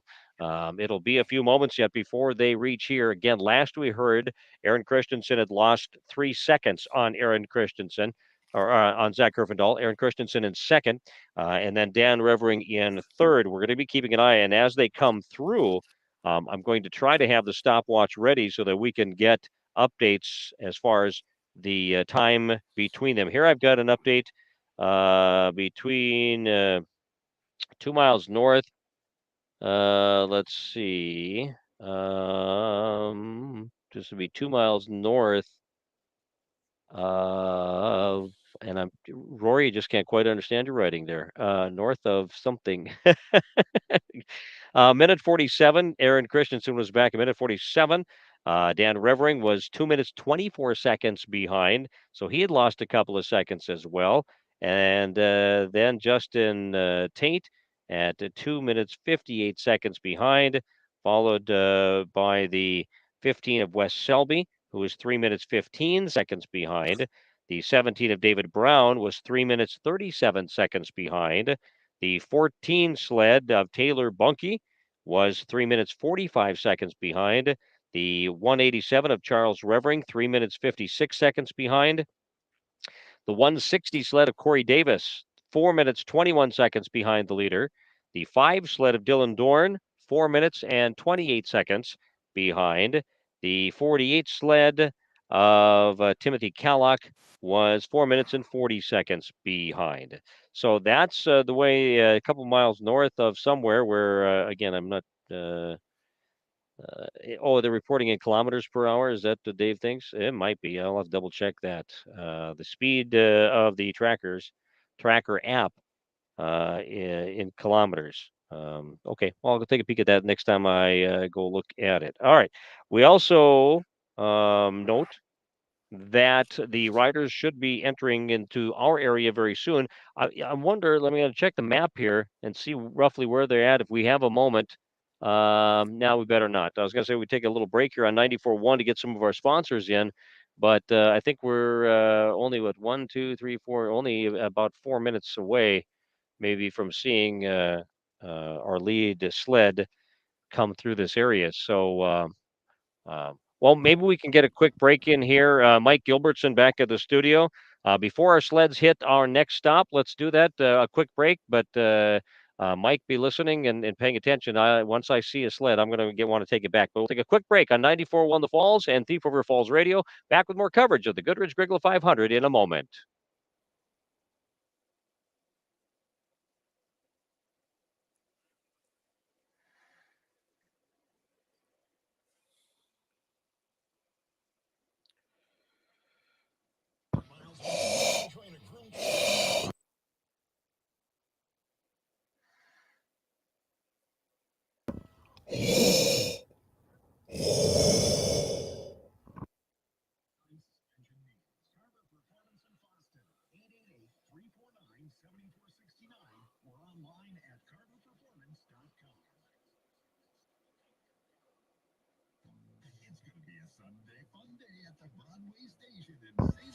Fun day.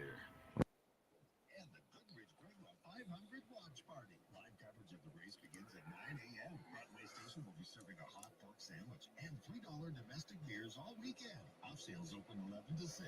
And after the race, the big game party begins with 50-cent wings and buy one, get one half off homemade pizzas. Broadway Station St. Hilaire, your place for fun this weekend. Hi, I'm Aaron Ingy with North Risk Partners in Thief River Falls, Minnesota. Our firm partners with over 100 of the industry's top insurance providers.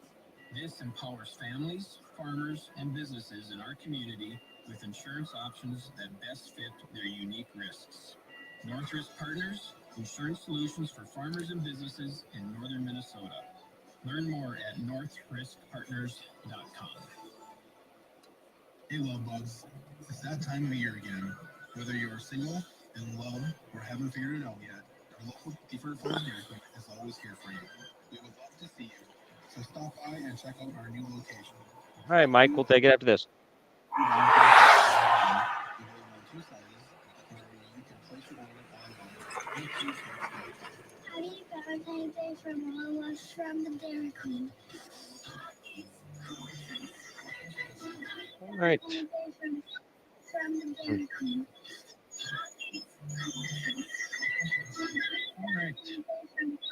All right. Welcome back to coverage on Thief River Falls Radio. All right. Here we are with coverage as we, again, welcome and thank all of our sponsors for the help with today's coverage as we are watching and seeing that we should be seeing the sled here coming up very shortly as watching the map here coming up into the corner here. So we should be very soon, and I can see him off in the distance there. There is the light I can see flashing off in the distance, riding the ditch. Here he comes, the sled, and I'm guessing that will be Zach Erfendahl. So we're going to get our timer ready too, so we can also kind of check spots here. We are again northwest of the Gatsky area, and we'll be watching. Here comes the sled. If you're watching on the screen, you can see him coming in. Here comes Zach Erfendahl, and he's moving pretty fast down the ditch line. Zach Erfendahl coming, and as soon as he comes right in front of us, we'll be able to get a start time and a check for the next sled on Aaron Christensen. As he makes the turn and hits into the ditch, we'll take a time. There he goes. Across it is the leader, Zach Herfindahl. Herfindahl making good time coming around, and we'll watch off into the distance. Last we heard, again, it was about a minute 46 separation in that area between the first sled and the second sled. And hopefully we'll start to see the lights off in the distance because that sled has got to try to make up some ground. If you continue losing ground on Zach Erfendahl, you're digging yourself a bigger hole. It is awful tough to make up ground. We know those top 3 riders are riding fast. Herfindahl, obviously, riding right now and in peak performance. His sled seems to be riding very strong as he comes down. We look off into the distance.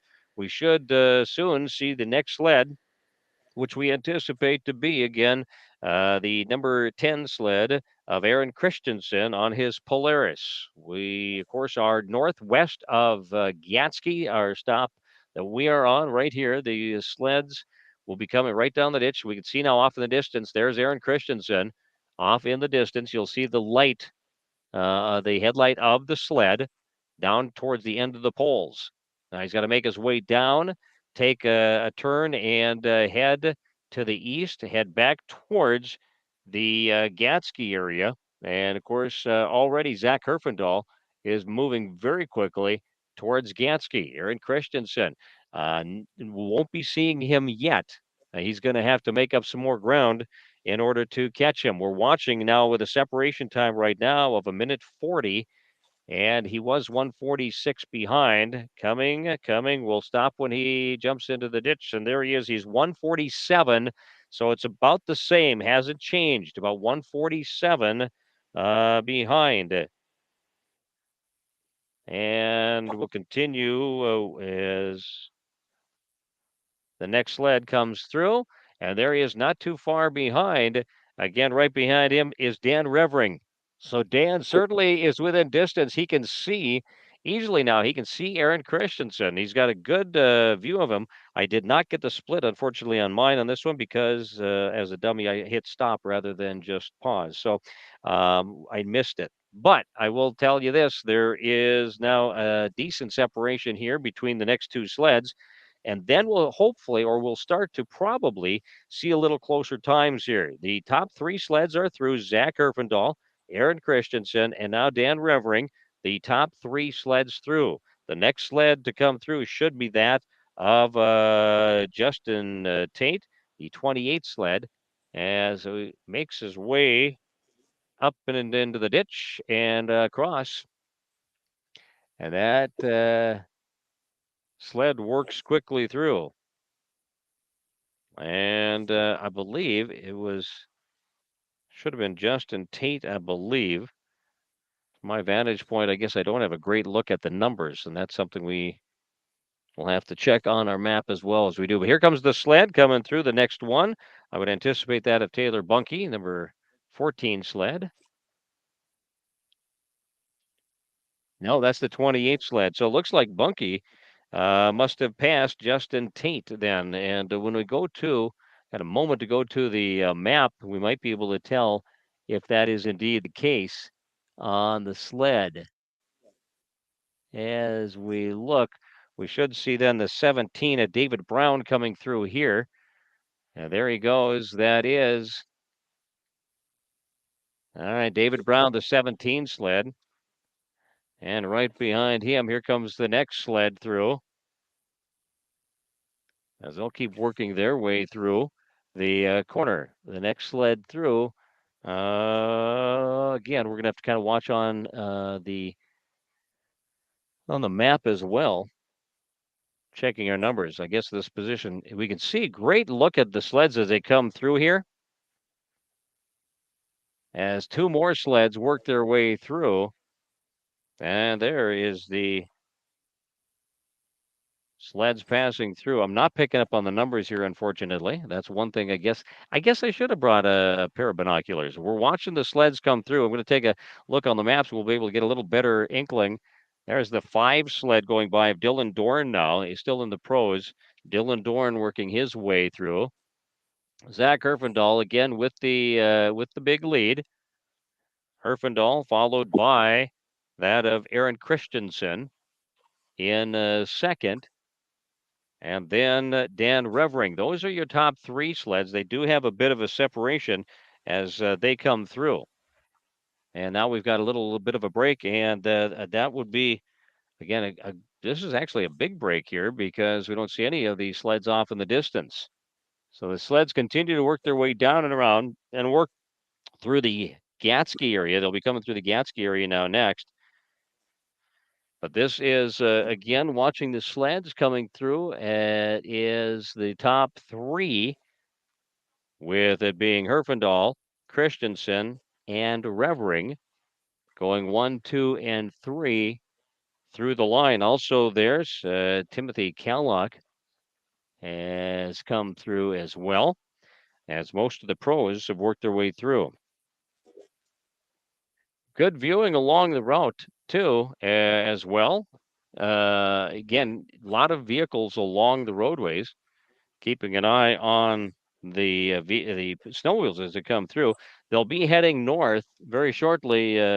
Zach Herfindahl will be heading north and heading up to that gas stop in Skyme, and that's where we'll be picking up with Terry Olson again, and being able to get more of an update. He'll see the sleds very clearly where he's at. You can see the video of where Terry Olson is up at the gas stop. And as we've got a moment, I don't see any sleds coming, so quickly over to Terry Olson's gas stop area, where you'll see at Terry's spot is a really good view of right there. You'll see it. They'll be heading up there very shortly. Herfindahl will be making that turn to head north, and when he does, they'll be pulling right up here, and as Terry will get a very good view, and so will you as the viewers on the shot that Terry has there, and you'll be able to see the sleds as they come in. All right, we'll come back to our camera here. We see the more sleds coming in right now and crossing over in front of us. A couple of sleds now back to back as they'll come through.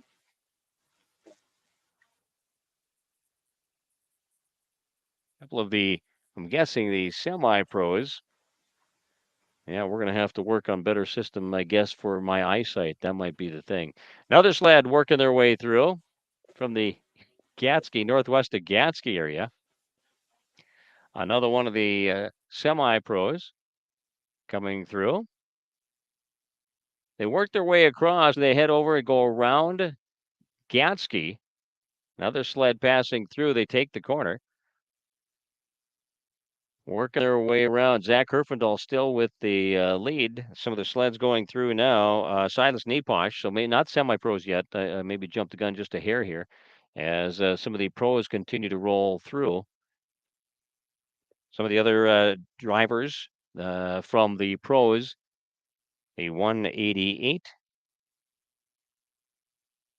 or sorry, 187 of Charles Revering was another one. And that looks like could that be the 20?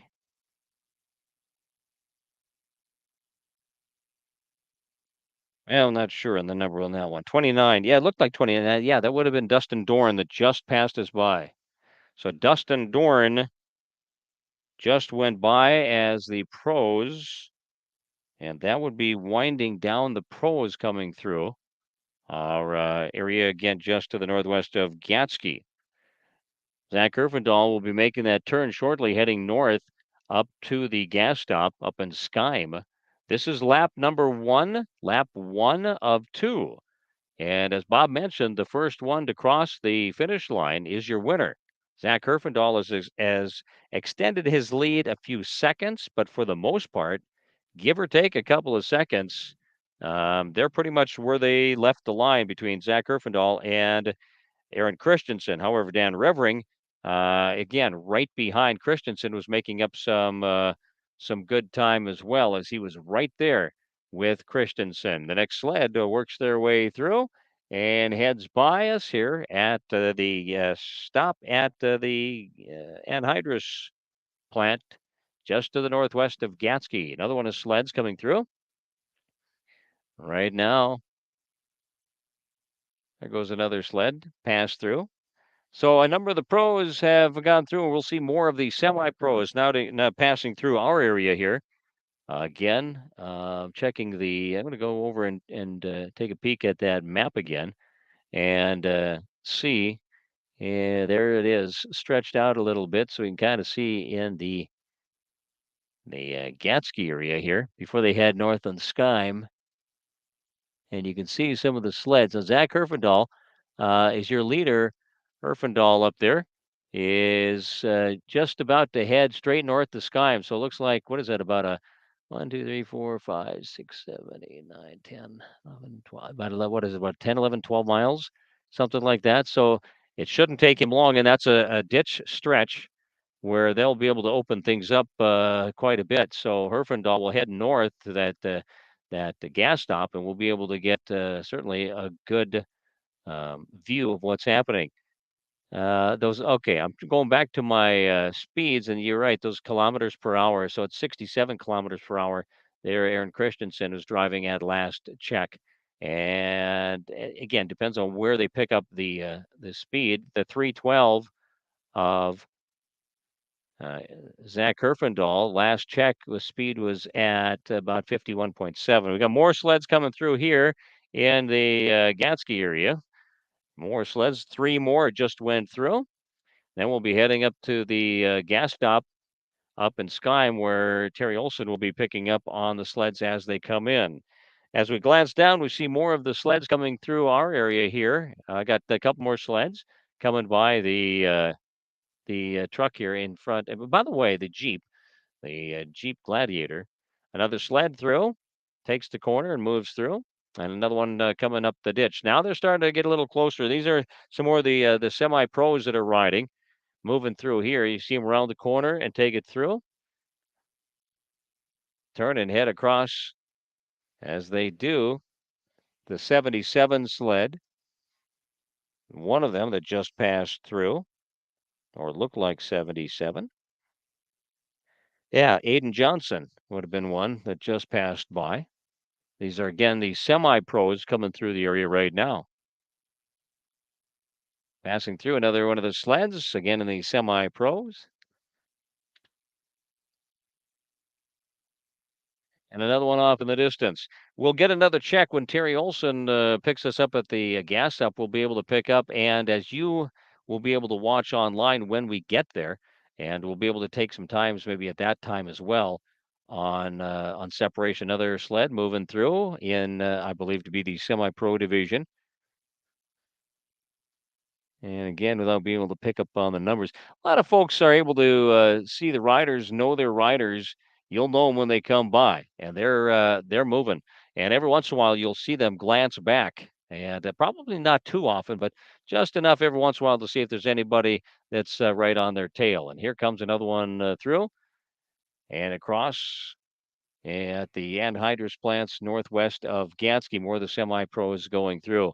As we glance at the, we're going to take a peek now. And I think we got just a short while here before Herfindahl reaches the gas stop. So I think Terry Olson, we're going to send it up to Terry as Zach Herfindahl continues to move northward towards the gas stop in Skyme. With that, Zach Herfindahl with the lead, followed by Aaron Christensen, Dan Revering, the top 3 sleds. So Terry, take it away as Herfindahl should be there in just a few minutes. And as Mark just stated, we're at the fuel stop, day 2 here of the big Goodridge-Grygla I-500 race. We're located at the Skyme store, where, of course, last year, the same setup for racers.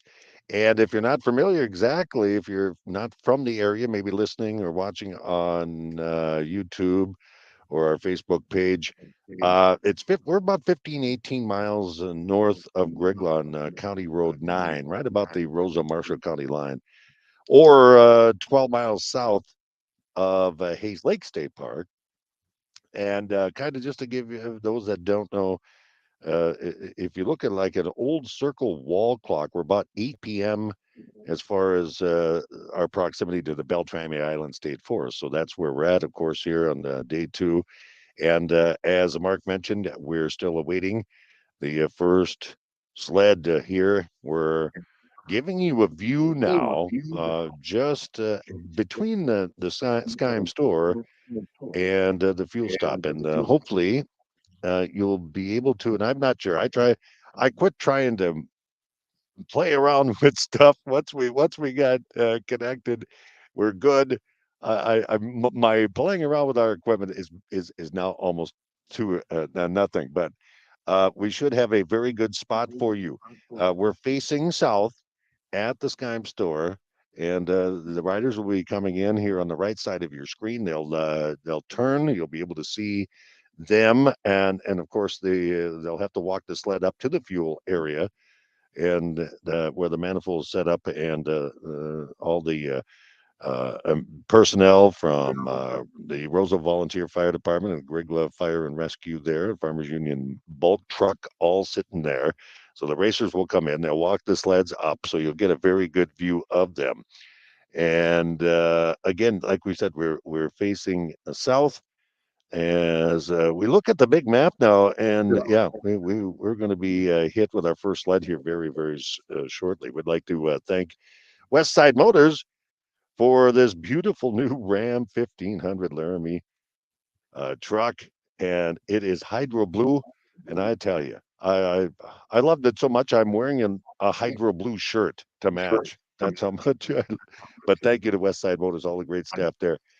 And of course, to all the great members of the Fort Town Grygla Sportsman Club, Jack Nelson, president of the club currently, a big help here in getting us where we need to be. And we are here live. So, and the Skyme store is open. So if you want to come down and get a great look at the fuel stop, we've got folks parked out on County Road 9 as here we have our first sled, and they're ditch running by from Gatsky or from the turnoff here, and our first sled in is number 312, and that is Zach Herfindahl on that Arctic Cat, and you'll be able to see him stop, and there he has to run his sled up. So Herfindahl on that Arctic. Number 312, Zach, is our first sled in. Now we're going to start to see a couple more here shortly, and then we have more on the way. So, Herfindahl, to fuel up as again, what a great spot to view the race here. I mean, we have several on both stretches, both days, both laps. But really, this is a great spot. As I mentioned, the Skyme store is open, serving up chili and Polish sausages and all the great eats and goodies and hot coffee and hot chocolate and so forth. So Herfindahl now, unfortunately, we can't get you the actual fueling to be able to view the actual fueling going on just because of the we found a spot here. We're able to broadcast today and bring you the video. So I'm looking off to the left now. Our second rider is coming up right behind him. Second rider here at the fuel stop is Dan Revering on a Polaris. He walks his sled up, and Aaron Christensen there on a Polaris now, as you can see, getting up to the fuel stop. So our first three, Erfendahl, first at the fuel stop here at Skyme, followed by Dan Revering and Aaron Christensen. So we have our first three. I'm looking off to the left too, left of the fuel area, just off of the camera where you're not able to see. But yeah, they're able to just hit straight east from the fuel stop. No hills or no piles or anything like that. Just straight across the field before they head south again, and then they'll loop back and they'll go down the same way they come up to the fuel stop here on County Road 9, and then they'll head and make their way south towards Grygla. As we mentioned, we're located here about 15, 18 miles or so. And somebody can correct me if I'm wrong. Here's another sled coming in. Oh, and and a nice, interesting turn. That he is, I believe it was number 15, Wes Selby, or was that Dylan? That was Dylan Dorn on the Skidoo number 5, I believe. So kind of missed that. But watching off to the east here, and they get that fuel, and boom, they're back right at it. That throttle is opened up. So we're gonna see more and more. It's going to be pretty fast and furious here. And as you can see, they've got this nice little curve right before they've got to stop and walk that sled up to the fuel area. But our weather is fantastic now on the drive up here, obviously, with the delay of the race with a lot of fog, some wildlife out in that fog here this morning. But really, we've been witnessing a very beautiful race day, perfect race day, if you will, in some eyes, as number 28, sled 28, makes his turn right before the fuel stop. Now he will stop. That is Justin Tate on the Polaris. Tate, running that sled up to get the fuel, and he'll be off and running. But yeah, it was just a beautiful morning right away at 8 o'clock. Here we didn't have that fog as they did in other areas. As you can see now, making that turn on the number 17 sled on an Arctic Cat. That's David Brown.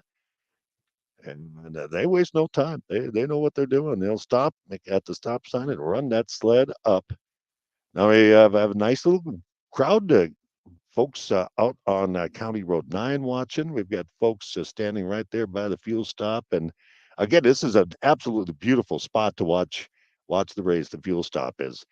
Yeah, they come from the south now. Is number 160 Corey Davis on the skidoo hits the stop and now walks his sled up, and there's number 48 Timothy Callock in a Polaris, and right behind him is number 5 Dylan Dorn on a skidoo. That was Wes Selby that I mixed up Mr. Dorn with, and right behind him sled 14 Taylor Bunky, and on his Polaris he runs his. And yeah, they're getting busy now down dispersing that fuel. Charles Revering on a Polaris, Mr. Revering, and sled 187 is running his sled up, and well, there's not a lot of time lost.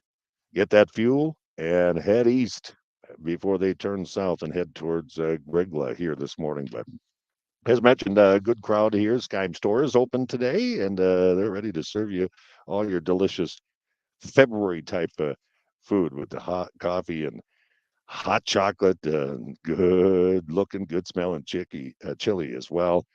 And I got chicken on my mind. I don't know why. But anyway, Polish brats, whatever you would like.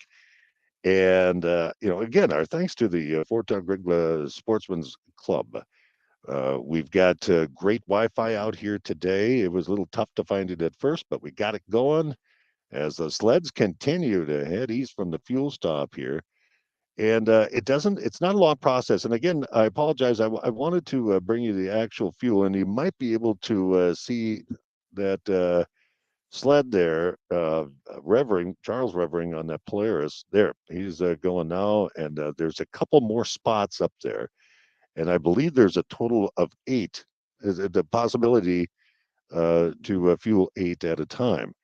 And with that little rush, we certainly were close, if not right on it. But and again, the racers will head east for just a little stretch, and then they'll head south back towards Grygla. And as Mark was talking about just moments ago, it's 2 laps. So this is the first that we are seeing. And the first sled here at the fuel stop here a little while, just a few minutes ago, Zach Herfindahl on an Arctic Cat was the first at the first fuel stop for these riders. And still awaiting Silas Neposh as well as Ken Murphy. And but we already have Zach Herfindahl as well as Dan Revering, and Taylor Bunky has went through the fuel stop already. Wes Selby on the skidoo. So those are a few of the riders that we're seeing now. And that was a quick rush, as it usually does happen this way, where we might sit here for a few minutes and not much activity, and then we have a group of riders that'll be shooting by us here. Day 2 of the Goodridge-Grygla I-500. And of course, with watch parties at the great store, Broadway Station in St. Hilaire, and a Goodridge Municipal Store as well, as another sled making his way. And that's not an easy little turn there. You slows you down just enough. It's sled 107. That is Brandon Wolter, our first semi-pro factory racer on a Polaris. Now we're starting to see some more. Sled number 552, that is Matt File on an Arctic Cat. And sled 188, that is Evan Peppel on a Polaris. And number 11, here's Silas Neposh on the Polaris, stopping and then running that sled up. So this pack here, again, will it be a hindrance or not to be one of the later riders to come across this turn, which is, there's nothing to it. It's just a sharp turn. So, and then it's just a small stretch to walk that sled up and get your fuel and head east as we continue here. Day 2 of the Goodridge-Grygla I-500. So we have those watch parties going on, and it sounds like another great day for that. But what is great about the race, and when we do have, there's Broadway Station, and a big hello to everybody. Wow, you had the comfort of being inside the Broadway Station or Goodridge Municipal Store. You can watch it inside, or we have great weather and you can watch it outside. And we're getting a nice crowd on hand here at the Skyim store. The weather is just it's just unbelievable. We could have had 25, 35 below type of mornings, but we didn't. We did have some fog, so we shouldn't complain about that. Still awaiting our next group. Oh, here we have it. Just as you turn your head, here comes sled number 29. That is Dustin Dorn on Ski-Doo. He maneuvered that sharp turn there right before the fuel stop pretty well.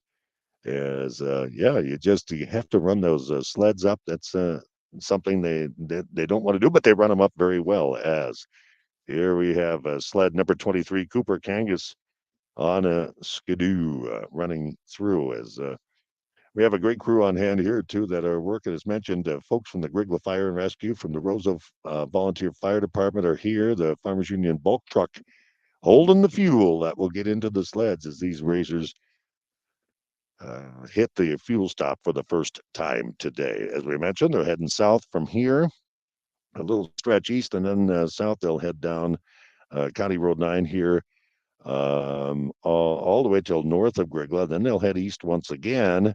They'll come in to Grygla from the east as sled number 874, Whoa Bunky on a Polaris, is followed by number 55. That is Ken Murphy on an Arctic Cat.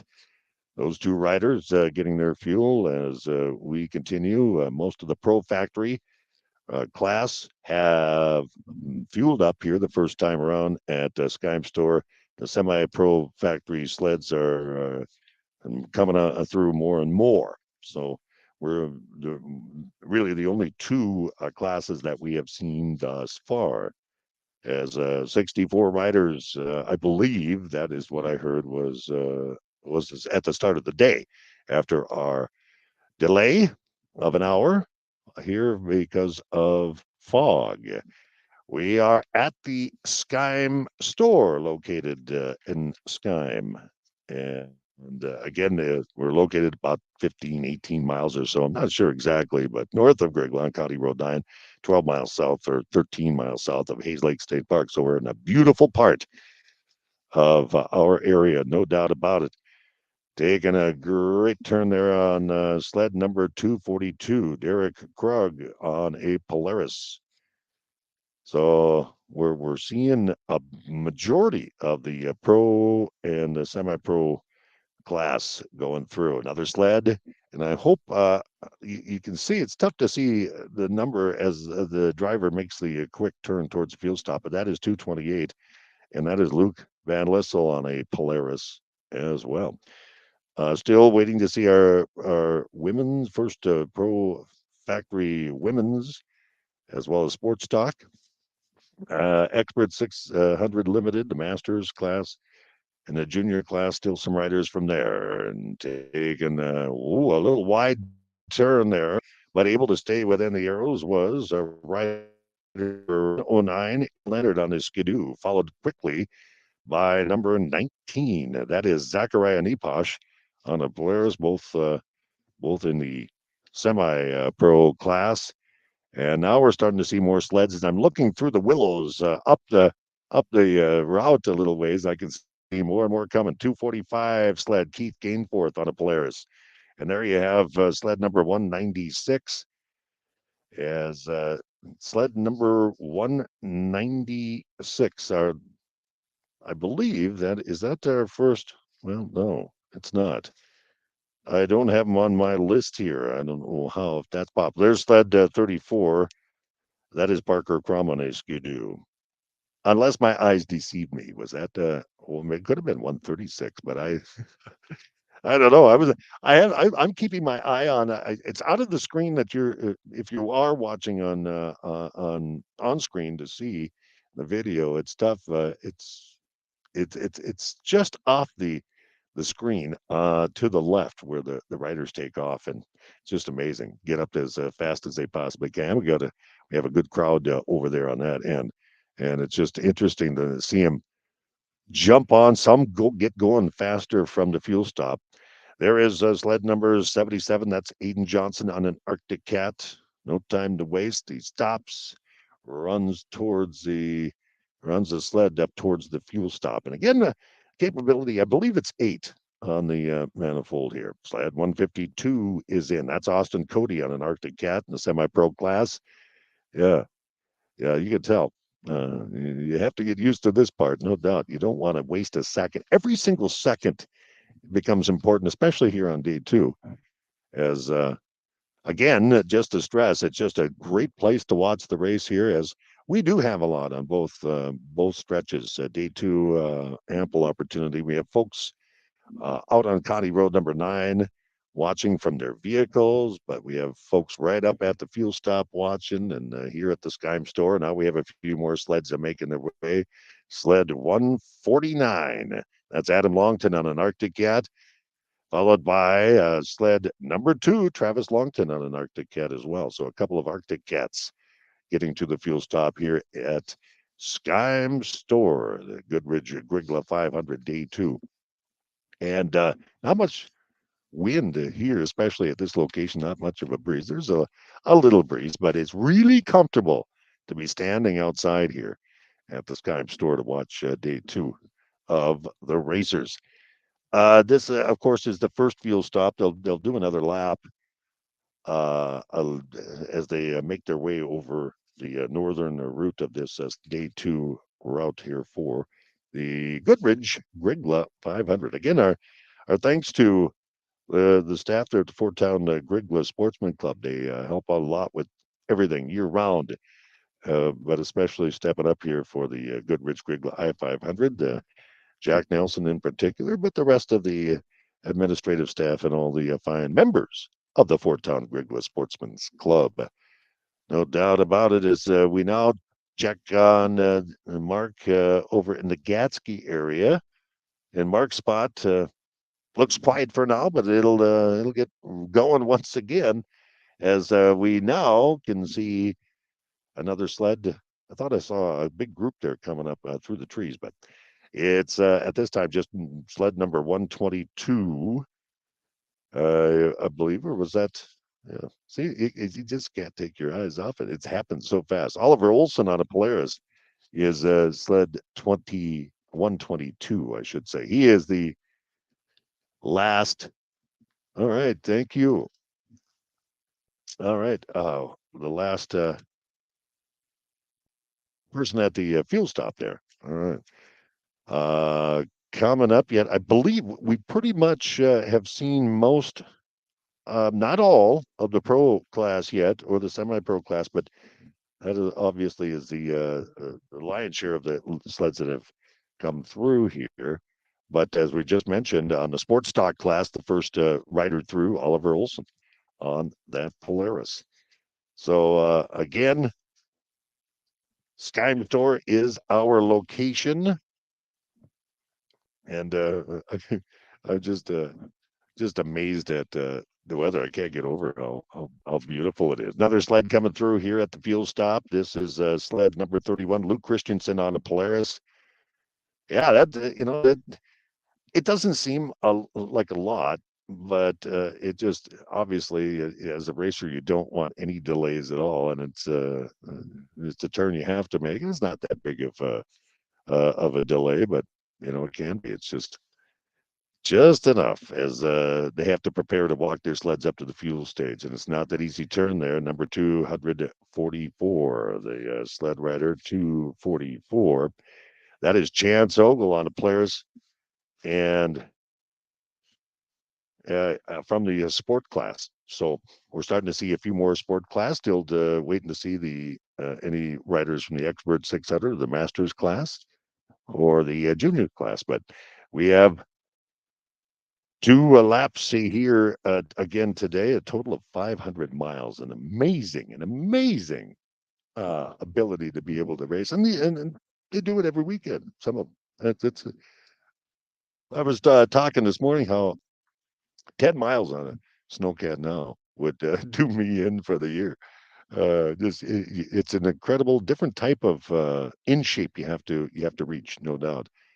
As we continue on now, more riders are coming through. This is a rider number 444, and that is Lydia Sobek, our first Pro Factory women's rider crossing there on Skidoo, and took that turn very well, Lydia Sobek. So we have, let's see, we have another three from the women's for the Pro Factory women's class. So we're still waiting to see Unity Gossen, Frankie Omong, and Gabby Holstrom all yet to come here at the fuel stop at the Skyme store. Beautiful Sunday morning, going to be turning into Sunday afternoon, as well as the riders continue to hit the fuel stop. They don't waste much time or any time at all. And it's just amazing how some of them, the speeds they can get up after they walk their sleds far enough from the fuel stop, and it's open up that throttle. So there we have our first round. Still riders to come. I look off in the distance, and sometimes it's very tricky to gauge how many riders are coming in a group or so forth. Like here we have number 41. I just thought I saw a couple more sleds coming, but this is rider number 41. That is Elliot Clark from the Expert 600 Limited class, our first rider. He's on an Arctic Cat, followed right by rider number 354. That is Frankie Omong on an Arctic Cat in the Pro Factory Women's division. So again, we've had two from the Pro Factory Women's division hit the fuel stop, still waiting for Unity Gazan and Gabby Hallstrom. And I'm not sure if all of our semi-pros and pro riders are here at the fuel stop yet, but if not, it's only a handful. But we're seeing more sports stock as well as Expert 600 Limited now coming in. As here we go, no rest for the wicked, 132. That is our rider 132. And that is Adam Brandt on an Arctic Cat sports stock class, followed closely behind by rider number 190. 190 from the sports stock class, John Arneson, also on an Arctic Cat. As it looks to be a little bit bigger group here coming into the fuel stop. This time it is rider 325. 325 as we look, I believe that was 325. We're starting to get a lot of it's getting fast and furious here. Rider 134. Rider 134 is next, followed by rider number 459, 469. So, yeah, that is Aiden Olson on an Arctic Cat, that last rider number 469. And I apologize for missing a couple of them.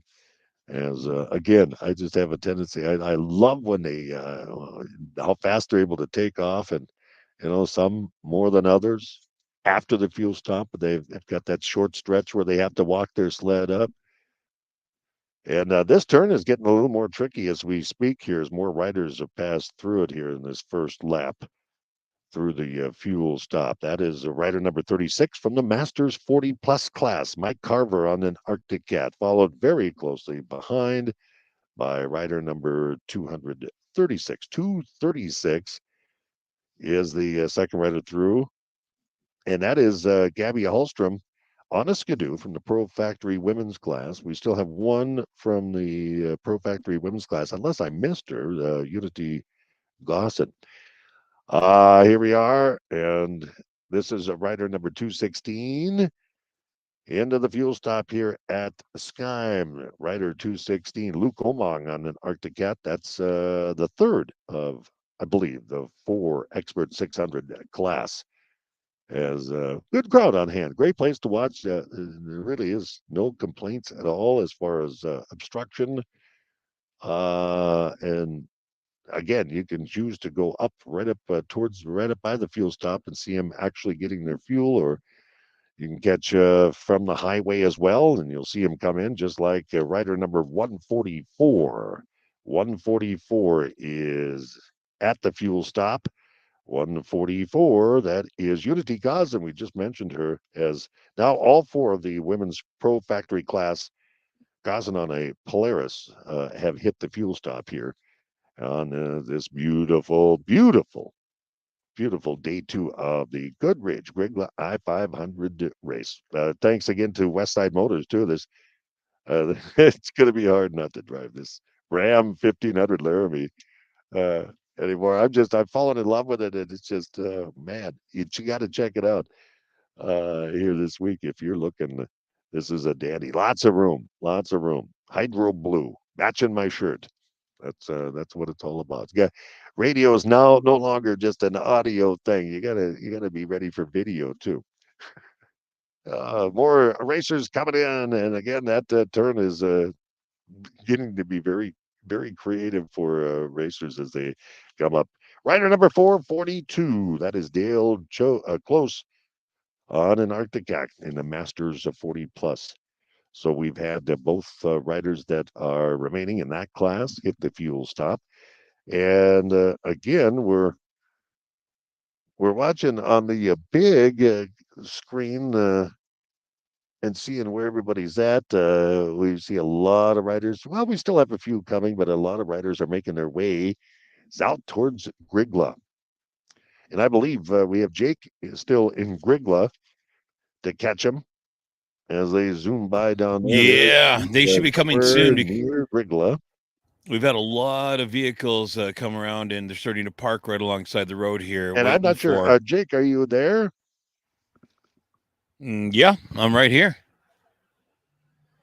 As rider 123 just hit, that's Stuart Brandt on an Arctic Cat from the sports stock class, where I believe we have all from the sports stock class that started hitting the fuel stop so far. As we look now that corner, I don't know if you can see it as we see some ground there. As it'll be interesting the second lap of the day here, but the riders continue to fuel stop. We'll take a problem. Wait a minute now. We still have. All right, there looks like another group coming through. This is a rider number 159. Rider 159. And that is Colin Taggart on an Arctic Cat in the junior 14 to 17 class. And the lone rider in that class on this Sunday afternoon. Really, what a big difference it is here on this year race. Temperature wise, we don't have a lot of wind to start the day. We do have some gust, of course, in the open areas, but not dealing with it right here at the fuel stop as much, because we're kind of more in the trees here, which it's just a beautiful area. And obviously you have to see some wildlife, including some really nice looking deer here on the way here this morning as we continue on at the fuel stop here. And that is rider 411, Anakin Bosick on a sports improved stock, riding that Polaris. As you can see, no time wasted. Take that turn, get up to the stop, come to a complete stop, got to get off, walk that sled up to the fuel, get your fuel, walk that sled up towards the area where you can, it's not that far, where you can just open that throttle head on the course once again. We're at the Skyme store. Skyme store is open, by the way. Being a coffee addict, that's where I'm headed in just a little bit. But they've got other great stuff there too. Hot chocolate, and the chili looks fantastic. Absolutely. And all sorts of other great goodies. Check it out. And again, we want to thank Jack Nelson and the Fort Town Grygla Sportsman's Club for all the work they do year round on all sorts of different projects. But we really want to thank them for getting us up and running here on this Day 2 of the Goodridge-Grygla I-500. All right, we're Why don't we go starting to Jake? with the sleds here at the fuel stop on lap number 1. As I believe, did we just see our last for the fuel stop? Jake, if Yeah. you are obviously by Grygla, are you there? Yes, I'm actually here with one of the riders' mothers. We've got Jordan Butte, and have you heard where he's at right now? No, I haven't heard exactly where he's at right now, but waiting to see everybody come through here. Talk about a real snowmobile mom. She showed up in a beautiful Arctic Cat snowmobile just out of nowhere. I thought she was one of the racers. I'm like, huh, am I looking in the wrong direction? But you just came all the way out here on a snowmobile to follow your son. Yep, I actually have raced this race a dozen times, so So you know the track. yeah, I know it pretty well actually. How to go through these courses. And what was your name? Jolene Butte. Oh, of course. Okay. So when we've got these guys that are, stacking up now all these trucks and vehicles on the road here, we know that we're anticipating to see Zach coming pretty quick. Yes, that's for sure. And once we see the plane, we'll be able to see Zach come, and hopefully we'll see some snow dust here soon. That was another thing too. Yesterday over at the gas stop, there's a yellow airplane just kind of circling, and I didn't know what they were doing. Thought maybe they were sent from China or something, but they're apparently following the lead. Yeah, it's kind of a cool deal watching the plane come, and you kind of know when the riders are coming. This is probably in the next minute or so here. It's a fairly and you've done this route before. It's a fairly fast straightaway. How far down is it? About a good mile or two? That I don't know for sure because the course gets marked different every year. Well, as soon as we see them come through here, we'll let you know. Right now, we're just patiently waiting. We see a lot more cars pulling up alongside the road, and it should be any time, but we'll give you the heads up as soon as they come through. All right, Jake, from the Grygla area where they'll be making a turn, and the Grygla area, and then eventually headed back towards Goodridge for their second fuel stop at the start of their second trip around. We see a shot here of the Goodridge Municipal Liquor Store with the watch party continuing there, and also, of course, they're at Broadway Station in St. Hilaire, where folks have been enjoying their Sunday brunch and the racing action as well. And thanks to everybody watching at the listening parties or watching parties, and also following on 94.1 The Falls online, of course, or with our Facebook or with our YouTube channel. And again, you can text 500 to 218-681-1230. We'll text you back the links to how you can hook up and to catch the action. We have moved location to about 2 miles north of Goodridge. We are about a half a mile from where the sleds will turn and go back north, back to the start-finish line for another fuel up before they head out on that second lap. So we found a little sweet spot here where I hope we've got some pretty good signal for a while, and we'll try to keep you up to date as the sleds continue to come our direction. But again, awaiting the machines headed toward the Grygla area. And then from where Jake is, it should be pretty, it looks like pretty smooth running on the map anyway. So, Jake, are they any sign of any machines?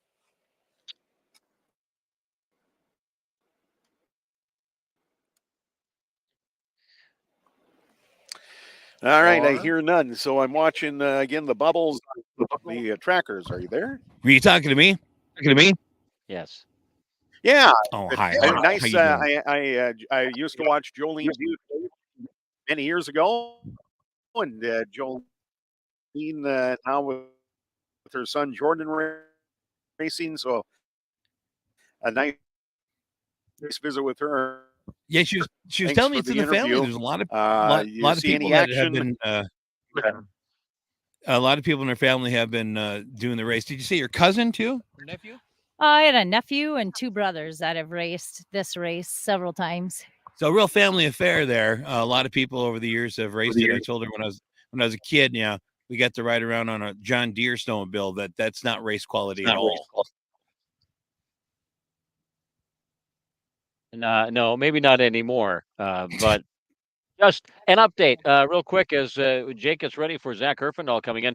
The leader right now, according to the map that we've been watching, is Zach Herfindahl. I haven't heard anything differently, folks, but what I have seen and followed along on the map, Zach Herfindahl has extended his lead maybe a little bit, but the second place is led is that of Dan Revering. What we're not seeing is Aaron Christensen. I have not been able to spot Aaron Christensen's number on any of our GPS trackers. Now, that doesn't mean he's not there. It just means either we're not getting an update on his tracker, or he has went out somewhere. It's possible that his tracker is not working, or it could be that he had some problems. Last we heard, or at least according to our maps, Zach Herfindahl is in the lead, and Dan Revering may be in second place. Well, we will know shortly, as they'll be coming soon into the stop where Jake is at. Right now, we look there on the map as Dave is showing us a big lead between Zach Herfindahl and the next riders, which again, at this point, would be that of Dan Revering in the 101 sled, also the 17 sled of David Brown, and the 160. Is that the 160 of Corey Davis, I believe? Those sleds. Also, the number 5 sled of Dylan Dorn as well. So those are some of the sleds that are right up there. What I have not been able to see, and we await right now, is the shot of where Aaron Christensen is. So we're waiting to see as they come by Jake's location in Grygla to see where or if Aaron Christensen is in there. Now we see that Aaron Christensen on the map, according to the map that we're looking at, is way back. So he may have had problems. He either lost his tracker, which we don't think would happen, or he actually is having problems and is far enough back there. Now, I see as we look at our map that it looks like they are within Zach Herfindahl is within about a mile or so of Jake. So we're going to turn it over to Jake because he'll be coming in here very shortly. So we want to catch him when he comes in so we can, for those that want to, can catch their timers to see the difference between Zach and the second place machine, which seems to be that of Dan Revering. So again, coverage of the Goodridge-Grygla 500 here on Thief River Falls Radio, brought to you in part by the friends of Machinewell, Falls Liquors, Papa Murphy's, Evergreen Bakery, by Farmers Grain LLC, Davidson Ready Mix and Construction, also by Baker Street Sales, Carver Performance, the Goodridge Municipal Store, and by Johnson Oil, Broadway Station, by North Risk Partners, Dairy Queen, Farmers Union Oil Grygla, and by the Goodridge Trailblazers, Jay Swanson Agency. And again, thanks to all of our fine sponsors for helping to bring you coverage. All right, we're watching the first place machine against Zach Herfindahl is still in the lead. Oh, here we go. Now we see him coming. Here we go. Yeah, we have whoever's in the lead. Don't know who that is yet. We see the lights coming down the ditch right now. Lots of snowball. Oh, huge jump over from the road to the next ditch, and he's going fast, boy. He's moving along right now, hitting a lot of air coming through this straightaway. You're going to see him pop on the camera in just a second here. There he goes, number 312, Zach in the lead. Let's start the stopwatch, and we'll find out just how much time he's got. If you saw him on the video, he was moving quick. He had to make a turn just, I would say, 50 feet, 60 feet in front. So he hit the brakes the minute he hit the signs and turned, and man, he's gone. I can barely see him down the road, and he's easily a quarter mile to half mile away already. He's making some. Here comes the next rider now. At right now, we're at 30 seconds waiting for him to come. Oh, man, did he get some air? We should have a camera down there. These guys are jumping. Yeah, they're moving. They're not letting up for anything right now. These two are really close here. Yeah, the number 2 and number 3 sleds are just seconds apart.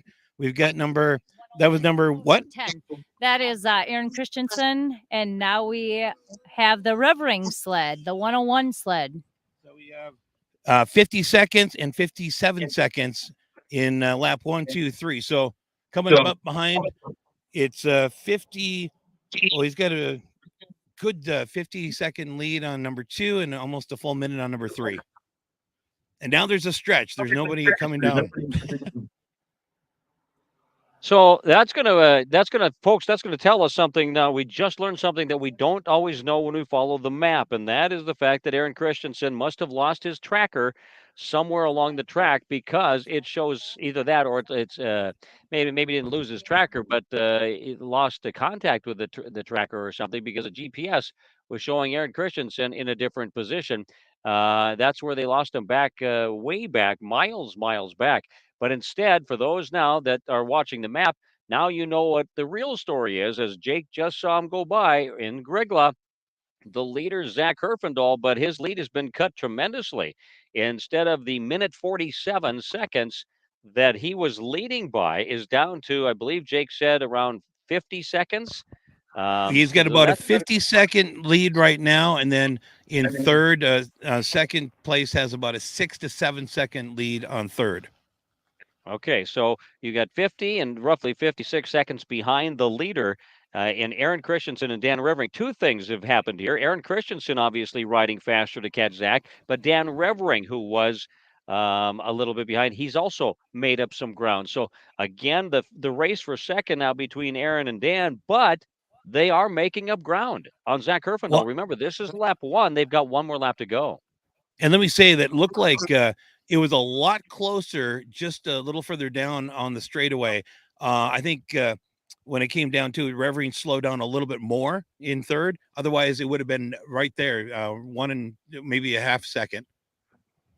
So again, these top three riders riding very well right now. But I think the thing that people haven't been able to get or to fathom is the fact that Zach Herfindahl, who was riding so well at the beginning, when we saw him come by here at the Gatsky corner, it looked like when they came into the gas stop, already Aaron Christensen had made up some ground, and so had Dan Revering.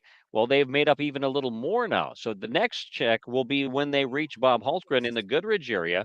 And will they be able to get another check there? There's Bob. And when they come down there, we will once again get a check. Last checked 50-second difference. Now, 50 seconds still quite a bit, but it's a far cry from a minute 47. That's they've taken almost a full minute off.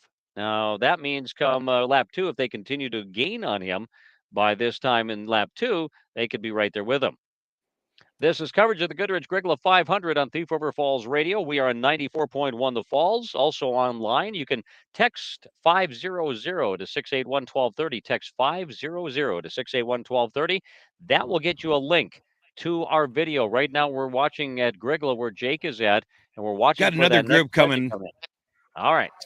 Yeah, we got another group coming. And again, this is a long straightaway. So when they get to about a quarter mile away from where I'm at, there's a road that they go up and over. And these guys are getting 6-7 feet of hair. Here we go. And that's number 28. Number 28 is Justin Tate. And he's about 3 minutes and 50 seconds behind the leader. And here comes another one just down the stretch. They're slowly coming back. Oh, now they're kind of bunching up. So we'll start seeing this. The next couple of guys that are coming are very close again. There's 2, 3, 4 of them back there. But again, this is a long straightaway, and then it comes to the where you see in the video the two posts. Then it's a sudden stop, and you have to turn and go around the corner. Here he comes now. This is number 17? Yes. Number 17 is David Brown. And right after him, we've got, wow, 116. Corey Davis? Well, you should be calling them. We'll see. She's naming the guys before I can even see their numbers. Oh, wow. Okay, here we go. Here's another one. That's Dustin Dorn, number 5.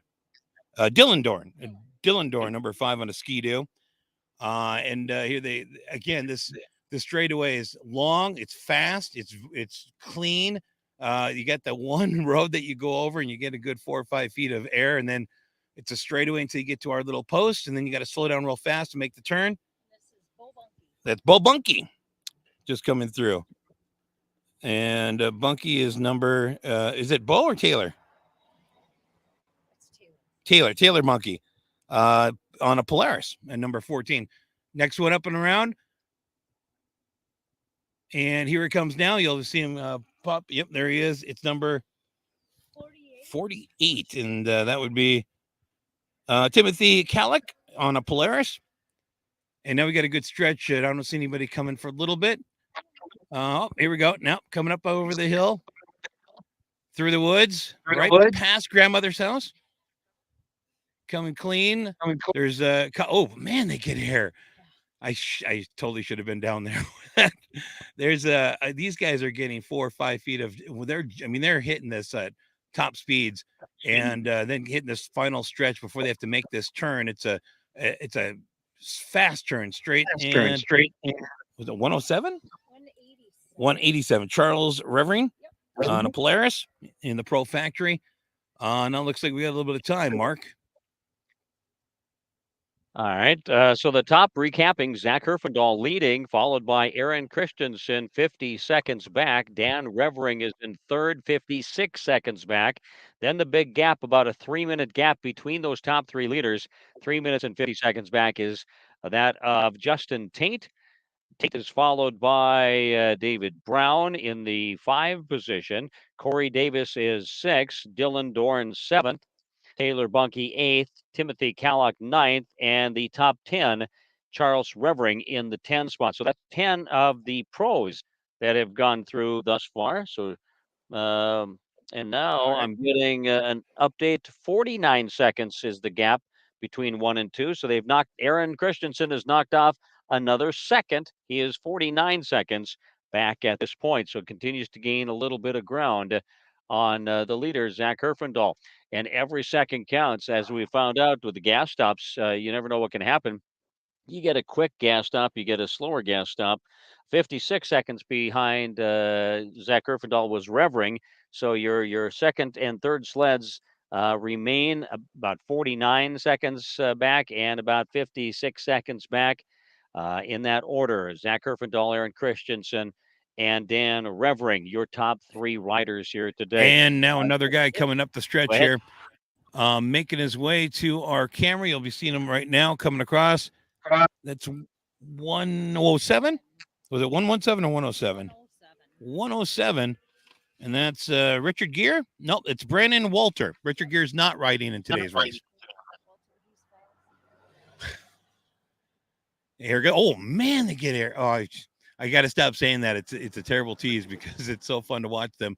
Here go another guy coming down. Well, I shouldn't say that. I don't know yet who he is or her or who she is, but flying coming into the view right now, and that would be 188. 188 is Evan Peppel on a Polaris.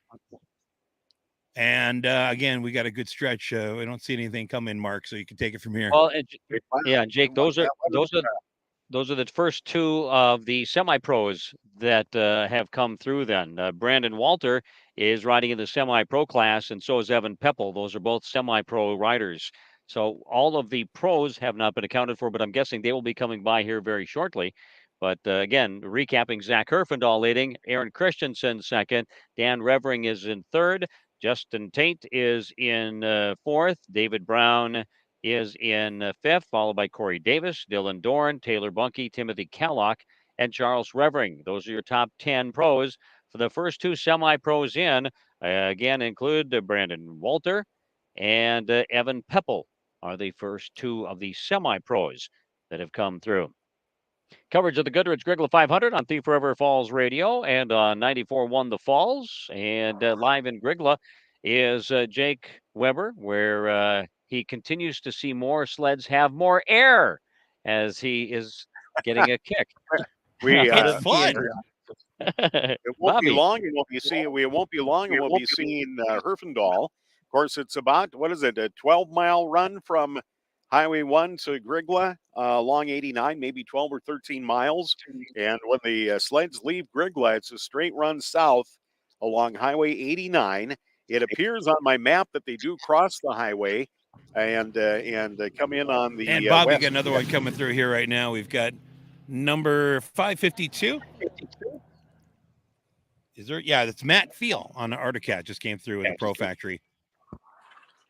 All right, so we're accounting for more of the Pro Factory guys, and interesting how some bunch up and others seem to separate here over the course of the race. And I was you mentioned how the second and third place in the Pro division had closed in on Zach Herfindahl. Well, this again is a new section of race, and if you get off course, if you get off track just a little bit, if you don't hit the line that you thought you should hit, or you bobble over a couple of intersections, that's where you can cost seconds. Now, the other thing Silas about Neposh just came through on a Polaris. Silas the other Neposh. thing about the top racers, of course, is they don't make many mistakes. That's why they're top guys. They have good. Here comes equipment. another one right now. Number 2 or the 23? 23. Yeah, that's number 23. He's missing his 3 on the side. It's Cooper Kangas in the semi-pro factory. Just made it through. We got another one coming up here. We're going to relocate after this first round and be right at the jump for the second time. So all this air you can see coming through. Here we go. And this one is 874. Bo Bunky on a Polaris semi-pro. Go ahead, Bobby. All right. Well, I was just saying that the top riders don't make many mistakes. And even now we're hearing the top of the semi-pro riders. We've heard Evan Pepple come through and Bunky and some of those semi-pros. Again, the reason there are some of the best in their division is that they don't make many mistakes and they take care of their equipment when they are racing. So it'll be interesting to see what the split is going to be here. And we should be seeing the leaders here, I would think, shortly. We're starting to see a lot of traffic, especially up at the intersection of Highway 89 and 1. We are a couple of miles west of that, where we will pick up the sleds. We tried to get them as they turned and headed back north to Goodridge, but we had absolutely no cell signal in that got another one coming location. in now, Bobby. All right, we've got number 29 sled just made it through, number 29, and that's going to be Dustin Dorn on the Ski-Doo. Another pro factory coming through. Bobby, a question on the semi-pros. We know as the pros finish today, your first one across the line is winner. Semi-pros, is it the same? No, that is not the case for the other classes today. That was only for the pro division that they started. The other classes are timed, and I'm not sure how they arrived at today's starting order, but that was not the case as they went in 15-second intervals. And Bo Bunky had a great run yesterday. I think he was the fastest of the semi-pros yesterday, and he started 29th off the line today. So, and the 29th off the line and the 12th semi-pro to leave. So I'm not sure how they come up with their starting post, but it will be a strictly timed event for the semi-pros and the other classes. And I got another one coming through right now. Looks like it's the number 55. 55 just came through. That's another pro factory. Ken Murphy on an Arctic Cat. I believe we see a headlight coming down from the east, and indeed we do. We've got a machine moving fast down the ditch here, and we anticipate this to be Zach Herfindahl as we are just a couple of miles east of Goodridge along Highway 1. And again, we'll try to get if I can figure out how to use my stopwatch again, we'll try to get a break here, at least from where we will pick up the action.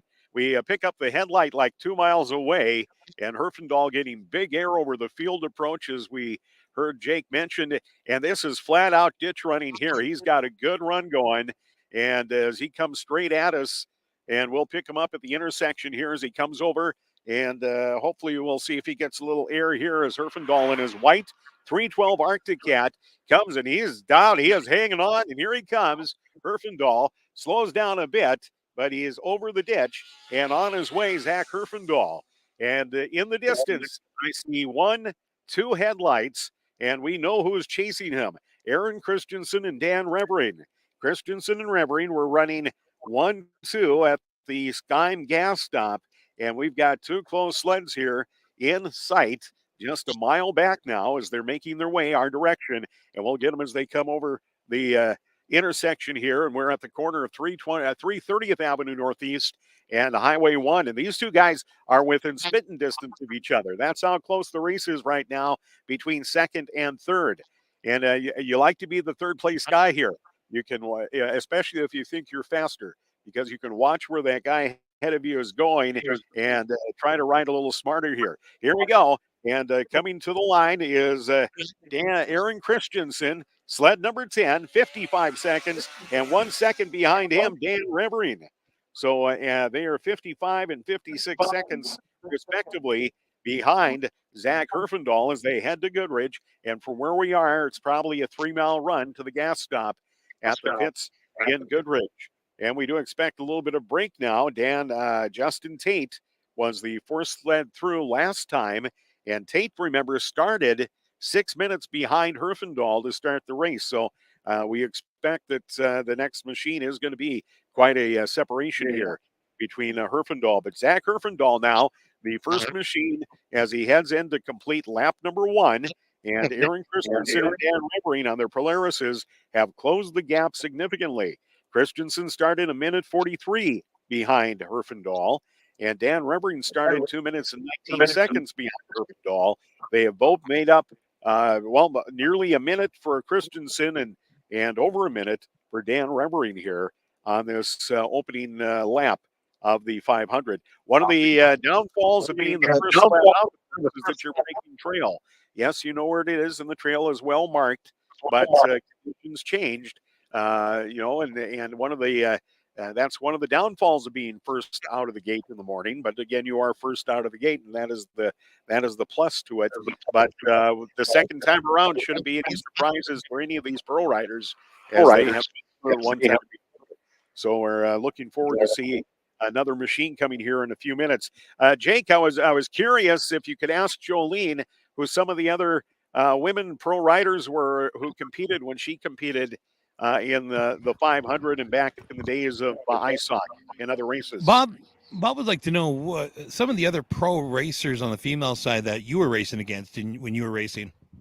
I actually raced against Lydia Sobek, and I raced against Deb Revering, who her 2 sons are Dan and Charlie are both racing today also. Is there still a lot of animosity between you three?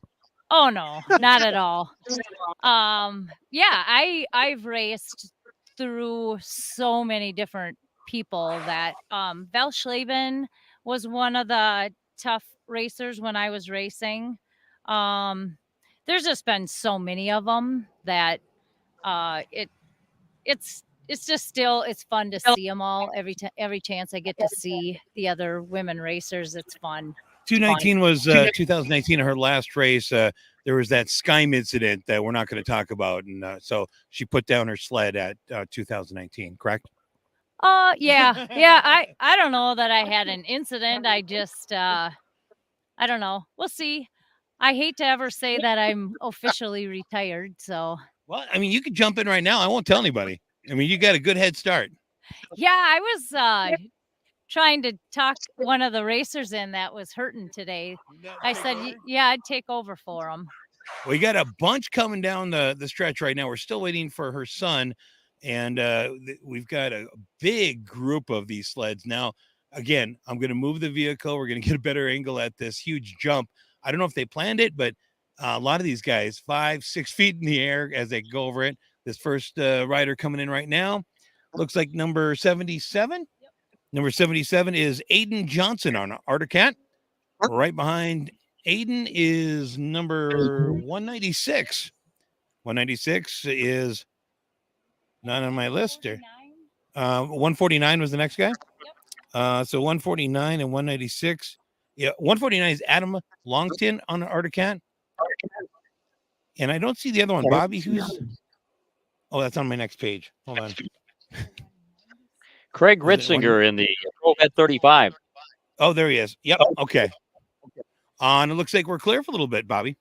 All right. We've got a couple of more machines coming down the ditch line here. I see 1, 2, and 3 headlights coming, or 4 headlights. So they're bunching up. We expect a handful of pros.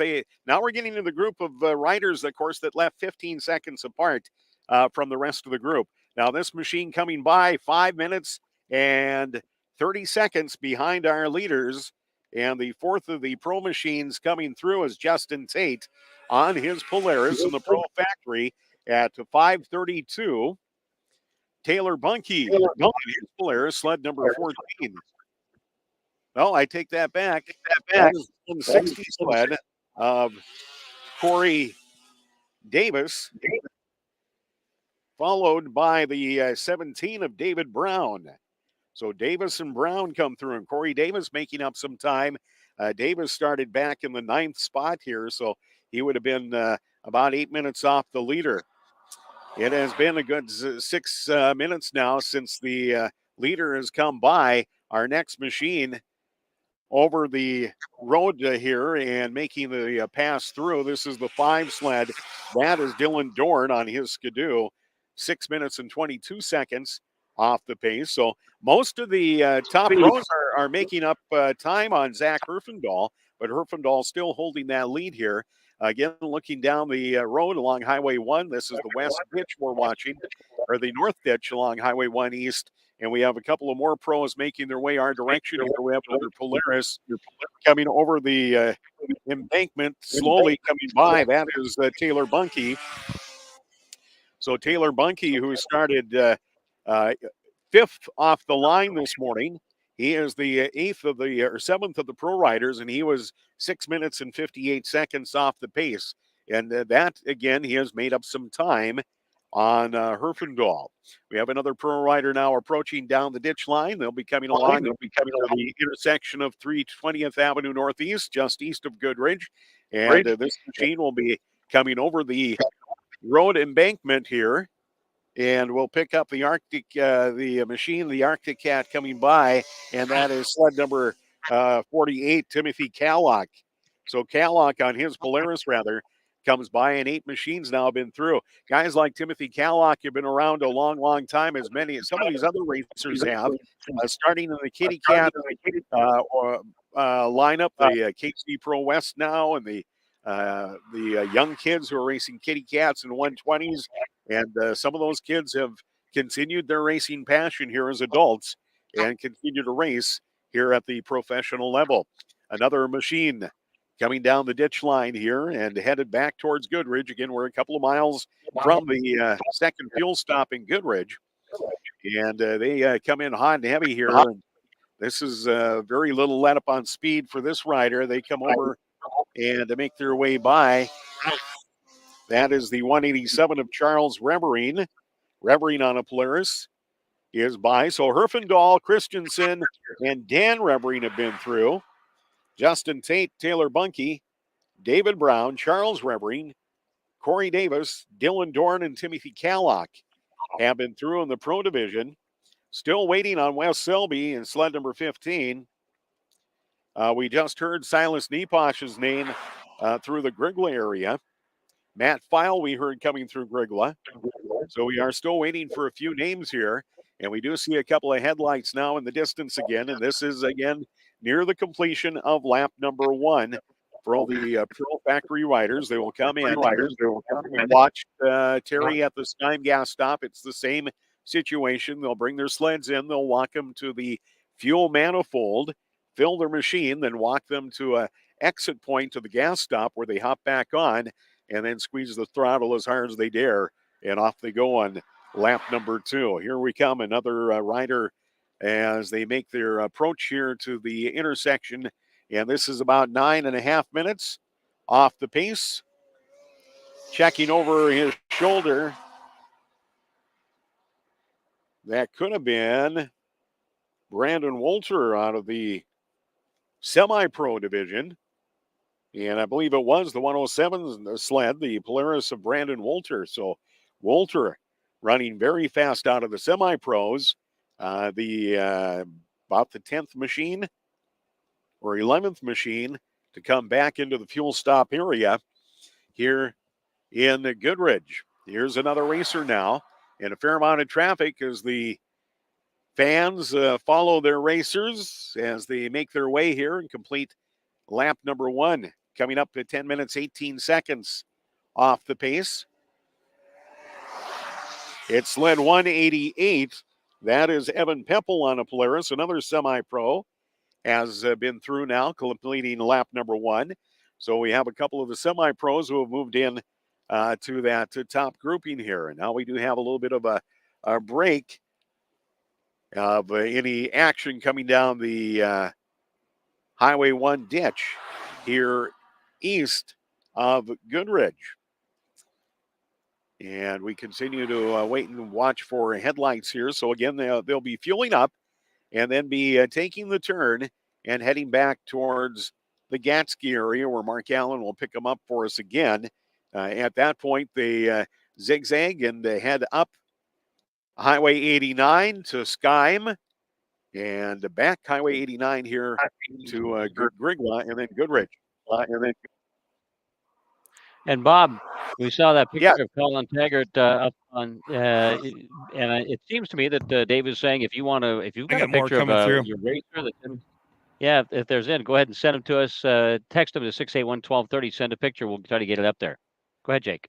I was to say number 4 rider just came through. We're seeing a couple more picking up some speed here. Trying to make up some time. That's number 444. Yep. That's Lydia Sobek just came through on her Ski-Doo. And again, there's a big grouping of them now that it seems like that's a big chump. It seems like they don't even realize until they hit there until they come over the other side and they land pretty hard and then they're trying to swing out of it. So they pick up speed again and then they have to slow down and make the turn right here. We've got number 31 just came through and also number 152. Austin Cody just came through along with Luke Christensen. Jake, if you've been taking numbers, did you get the number 15, Wes Selby? Because we didn't have him on the pros. Did you see him come by? We've seen Wes Selby come through on the flatbed pickup. Oh, on the flatbed pickup, he came through nice and slow. Yeah, so he's not. He's not riding. Wes is out. Unless they're using flatbeds now. To add. Who is that? Is that your son? There he is. There's Jordan. Just came through. Jordan Butte on an Arctic Cat, number 22, which used to be his mom's number, by the way. Oh, really? And boy, this guy's moving. Look at this. This one's super fast coming around the corner here. This is 469. Was it 4? Was that? Boy, I don't see.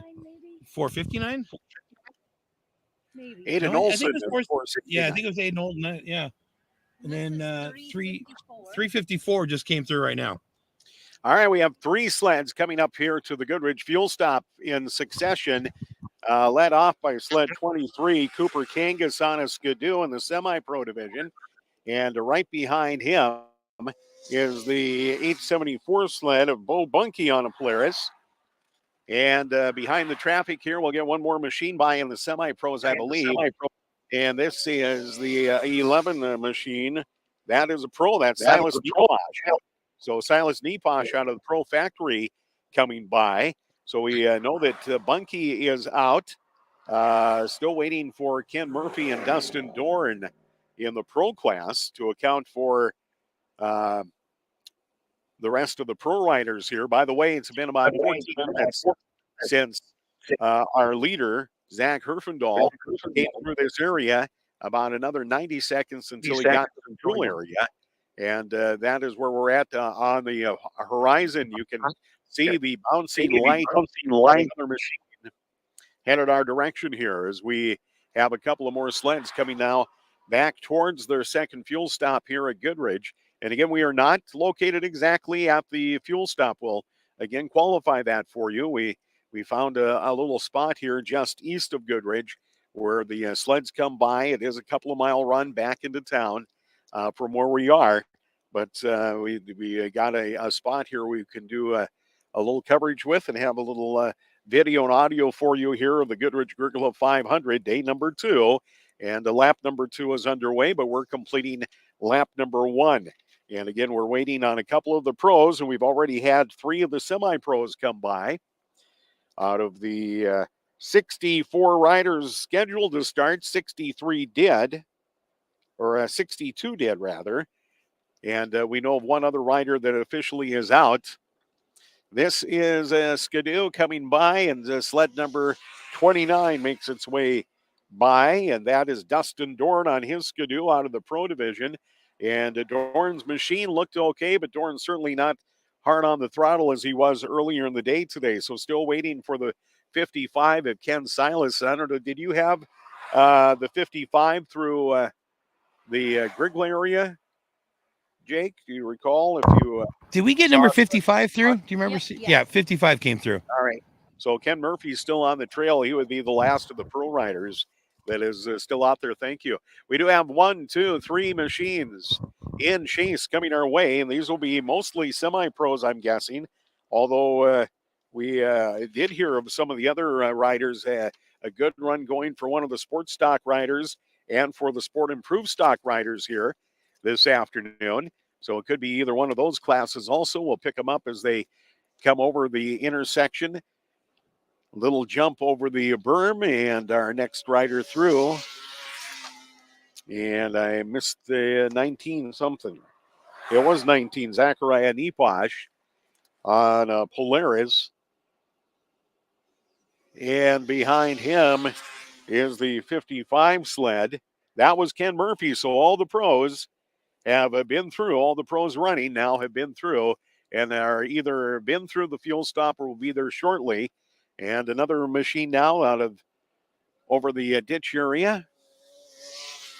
The 242 of Derek Krug on a Polaris in the semi-pros as he comes through. So all the pros are through that are still running. And we've had, I believe, 5 of the semi-pros now.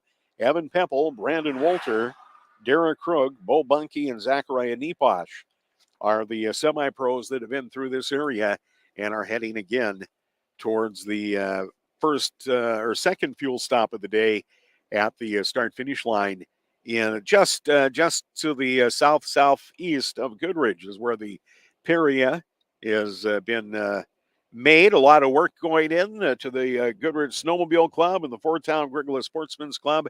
Hats off to you, the folks at Core Power Sports, again, always putting on a good show in the sanctioning body for cross-country racing, and they have a busy schedule. They had last weekend off preparing for the 500.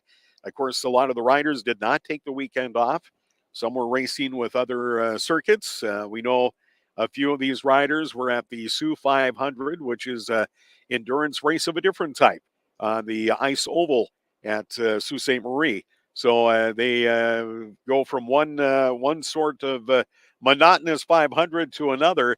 And talking to a few of the drivers earlier, that's part of the game, is not zoning out. You gotta stay mentally sharp for 3 hours going as fast as you dare go. And you think it'd be easy, but it does get to be a grind, even for some of these guys who've done it forever and ever.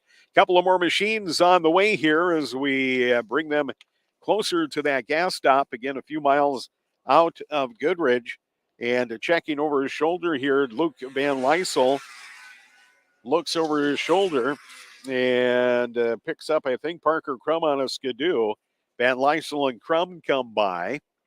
And about a half a mile down the ditch from them is another machine, not traveling quite as fast, but running by himself here along the ditch along Highway 1 West. And maybe a little support, a drag race going on the highway. As our next machine comes to our area and makes the approach. That is the 245 sled of Keith Gainforth on a Polaris. So Gainforth becomes the 7th of the semi-pros into this second round, the second gas stop here. And again, now we have a bit of a stretch, and I would think it's not going to be long, Mark. I was going to check see if I kept my stopwatch running. It's been 20 minutes now since Zach Herfindahl has been by my location a couple of miles out of Goodridge. So it will not be all that long, I guess, before we get back towards that Gatsky area again. Sure. And I did get an update from somebody along the route, Bobby, between you and I, and they're set between the first sled of Zach Herfindahl and the second sled, which is either Dan Rivering or Aaron Christensen, one of the two. And we have a minute 12 between the two. So again, Zach Herfindahl's opening it up a little bit now. It was down to 55 seconds, I believe, when it went by you. It's now up to a minute 12 between the first and second sled. And then 6 seconds behind him is the third sled of, again, either Revering or Christensen, either 2 and 3. Whoever was in second will get that when they come by us. So, yep. As I see another sled coming our way. I did see another machine come by Grygla where Jake is. They're still coming through the Grygla area to make that final swing back to the fuel stop area as we'll be picking up the sleds here again on their second lap through. Here we have another machine coming to 320th Avenue Northeast. Again, a couple of miles here to the fuel stop. We're just east of Goodridge. And this is the 109 sled coming by of Aiden Leonard, a semi-pro on a skidoo. Leonard, and looking back down the ditch line, Leonard's got a good run going here ahead of any of his competitors. The next headlight I see is a good mile away. And we do expect, again, to see more of the racers. I'm a little surprised this stretch. The sleds, as they come out of the Grande Corner and Grygla area, they've been running in the woods. They've been running some trails. They've been running some logging trails. There's a good stretch of running up and down the ditches, fast racing up to Skyman back along the ditch. In this last section of race along Highway 89 should be pretty fast, as it's pretty much a straight run south and then back to the west to the start finish line. So I'm but then again, there might be not that much left in some of these machines either compared to when they started the day here. We do see another headlight about a mile out. And again, it's interesting and always fun to see all the people who have come out and parked along the roadways, people who have followed the 500 for years in whatever format it has been raced. Whether it was the original Winnipeg to St. Paul or one of the more recent Winnipeg to Mille Lacs or Winnipeg to Bemidji, or I think even one loop was on the Big Lake on Lake of the Woods in Warroad one year. They've had many different incarnations of the 500. It is still the premier cross country race here in the lower 48, and still the race that you want to put in your trophy case if you can. Here come a couple of two machines at least coming our way as they come near the intersection of 330th Avenue. They will come over the road. Now they have been taking it slow. They aren't jumping this approach by any means here as they approach and slow down at the double down sides. And this is the 449 sled, 149 of Adam Longton. Longton comes by, followed by the 196 and the 196 of Craig Rixinger in the Pro Vet 35 class. So Rixinger running well in on his skidoo, but again, it was Adam Longton on an Arctic Cat in the semi-pros, followed by Rixinger on his skidoo in that Pro Vet division here. And I was going to take a quick look for you. Ritzinger, if I can find him. Maybe I won't be able to find him. We got another machine coming here. Craig Ritzinger out of Chippewa Falls is where he hails from.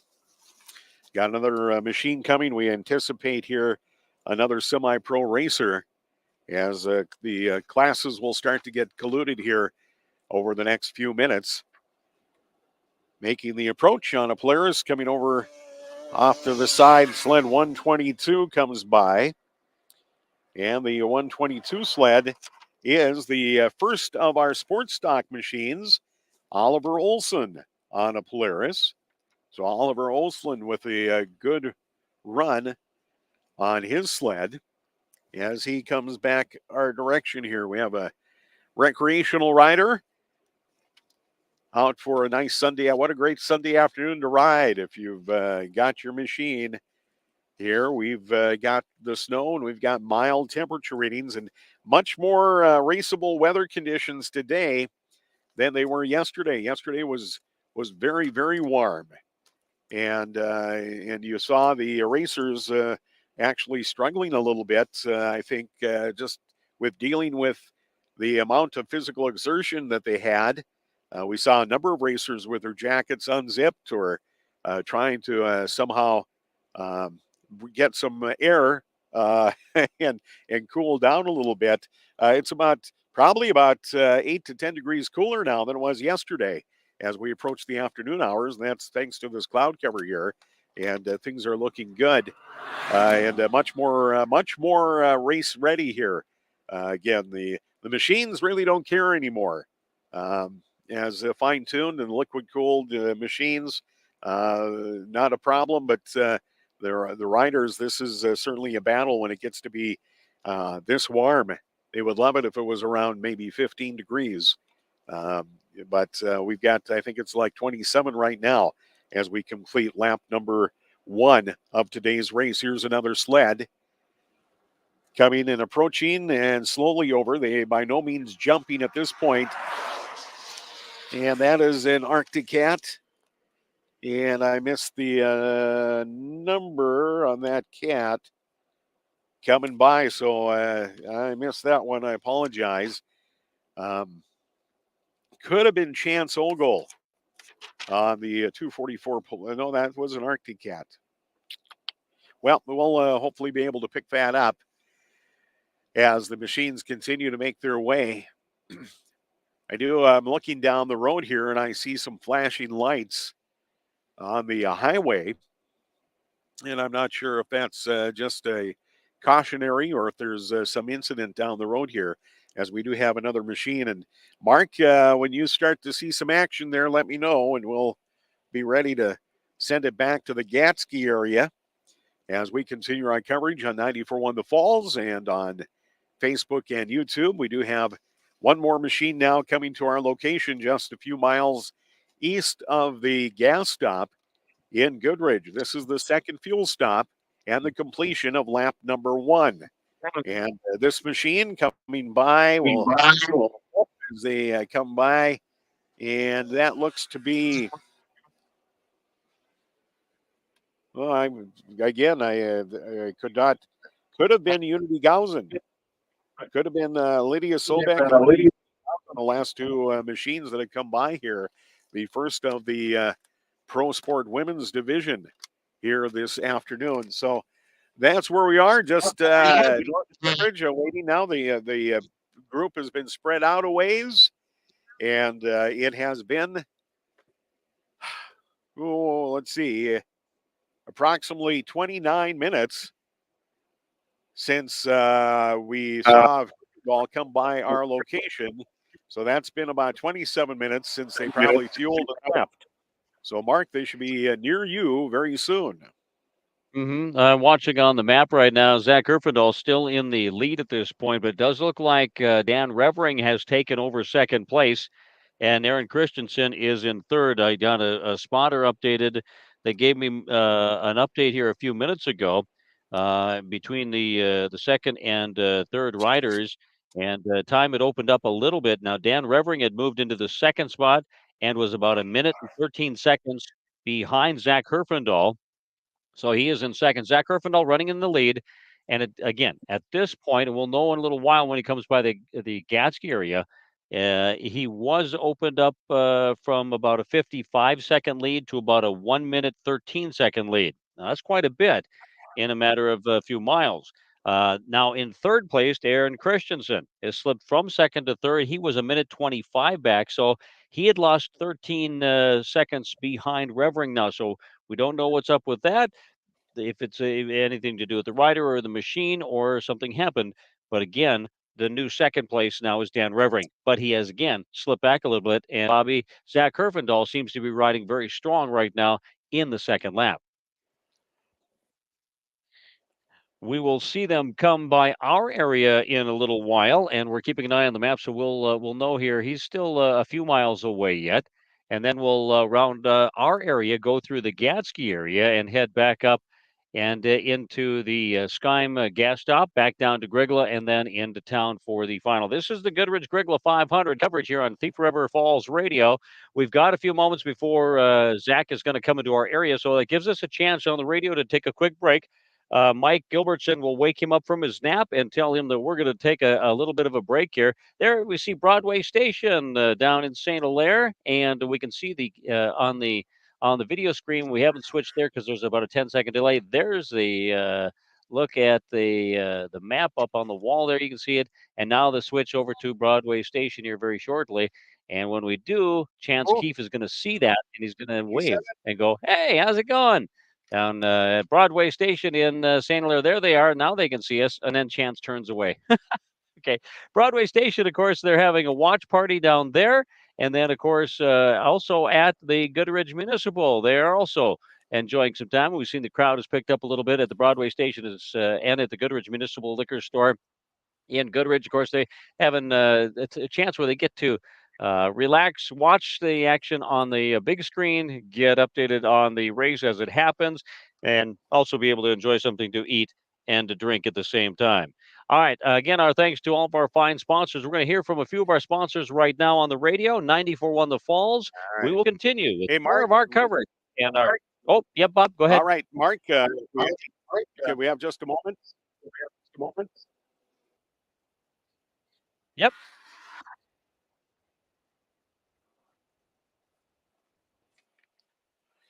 We just talked to a Pennington County deputy who said 77 is out. Aiden Johnson on Arctic Cat in the semi-pro division is out. We got just had Lydia Sobek come by on her Skidoo. Here comes the 152 sled. Yeah, Austin Cody on an Arctic Cat, and right behind them the 469 machine, and that's Aiden Olson on a cat out of the Expert Limited class. So with that, we'll take a break and be back with more coverage as the machines approach Kansky as our Goodridge-Grygla 500 coverage continues right after this on Thief River Falls Radio.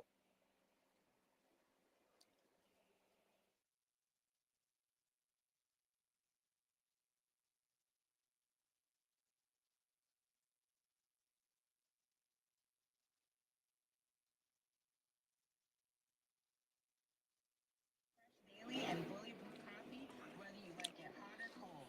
Open 6 a.m. to 2 p.m. Monday through Friday. We also take orders for your next big family or office gathering.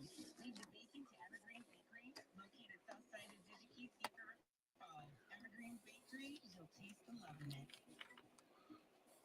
The Goodridge Municipal Liquor Store welcomes visitors and friends alike to the Goodridge-Grygla 500. You're invited to the launch party. Live coming to the Goodridge-Grygla 500 this Saturday and Sunday. Come back Saturday night for live music with Eagle Creek. Sunday after the race, it's the big game party with free chili and drink specials. Fun things are always happening at the Goodridge Municipal. The Goodridge Municipal Liquor Store, proud sponsor of the Goodridge-Grygla 500.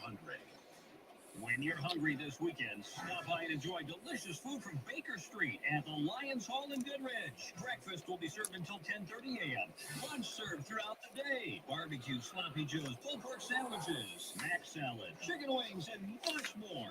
Plus for breakfast, enjoy croissants, biscuits, and more. Grab and go or dine in. Breakfast and lunch served up by Baker Street at the Lions Hall in Goodridge. All part of the Goodridge-Grygla 500. So when you're hungry, swing on into the Lions Hall in Goodridge for great food from Baker Street. As we head throughout the day, we'll expect to see plenty of sunshine with high temperatures staying in 190, 354.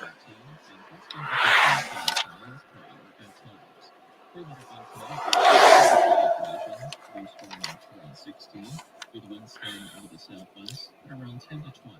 Sunny on Monday, highs around 40. From the Inkstead, Minnesota Radio Network Weather Center, I'm Nick Carlock. Right now it's 24. Okay. Well, Wishes all the racers the best of luck this weekend. Whether you're racing ditches at 100 miles an hour or enjoying a groomed trail, Carver Performance can dial in your ride. With over 25 years of experience, it doesn't matter what brand you ride, the terrain you tear up, or the season, Carver Performance can take care of all your steering wheel, side-by-side suspension needs. Carver Performance and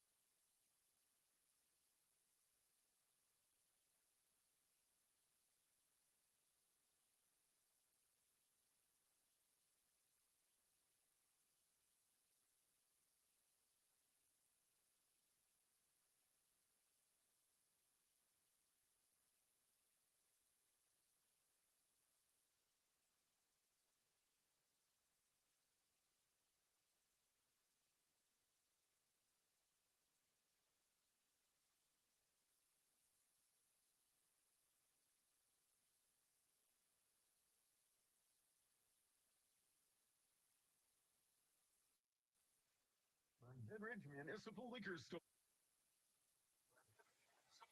Grygla 500. You're invited to the watch party. Live coverage of the Goodridge-Grygla 500 both Saturday and Sunday. Come back Saturday night for live music with Eagle Creek. Sunday after the race, it's the big game party with free chili and drink specials. Fun things are always happening at the Goodridge Municipal. The Goodridge Municipal Liquor Store. Proud sponsor of the Goodridge-Grygla 500. All righty. And what? From Baker Street at the Lions Hall in Goodridge. Breakfast will be served until 10:30 a.m. And after this one. Sandwiches, mac salad, chicken wings, and much more. Plus, for breakfast, enjoy croissants, biscuits, and more. Grab and go or dine in. Breakfast and lunch served up by Baker Street at the Lions Hall in Goodridge. All part of the Goodridge-Grygla 500. So when you're hungry, swing on into the Lions Hall in Goodridge for great food from Baker Street. Goodridge-Grygla 500. So when you're hungry. All right, welcome back, everybody. We are live coverage of the Goodridge-Grygla 500 here on Thief River Falls Radio. There we are. And again, coverage continues as we look off into the distance. We should be seeing very shortly up here in the Gatsky area, Zach Griffendahl, as we're going to keep an eye on. We got an update just a few moments ago that he was just a few miles from us. So we should be seeing him very shortly. Last we checked, Zach Griffendahl was still our leader, and we anticipate him coming by the Gatsky area as being still that leader. And once we see him off into the distance, we will know. But he is coming, and it is only a matter of a little over, more than likely about a mile and a half, 2 miles maybe away from us at this point, and closing. So we will see him move in. We will see Dan Revering and Aaron Christensen more than likely, not too far behind. We'll get another set. Last we heard, the last update we had, Zach Herfindahl was leading. Dan Revering was second, but was about a minute 15 behind.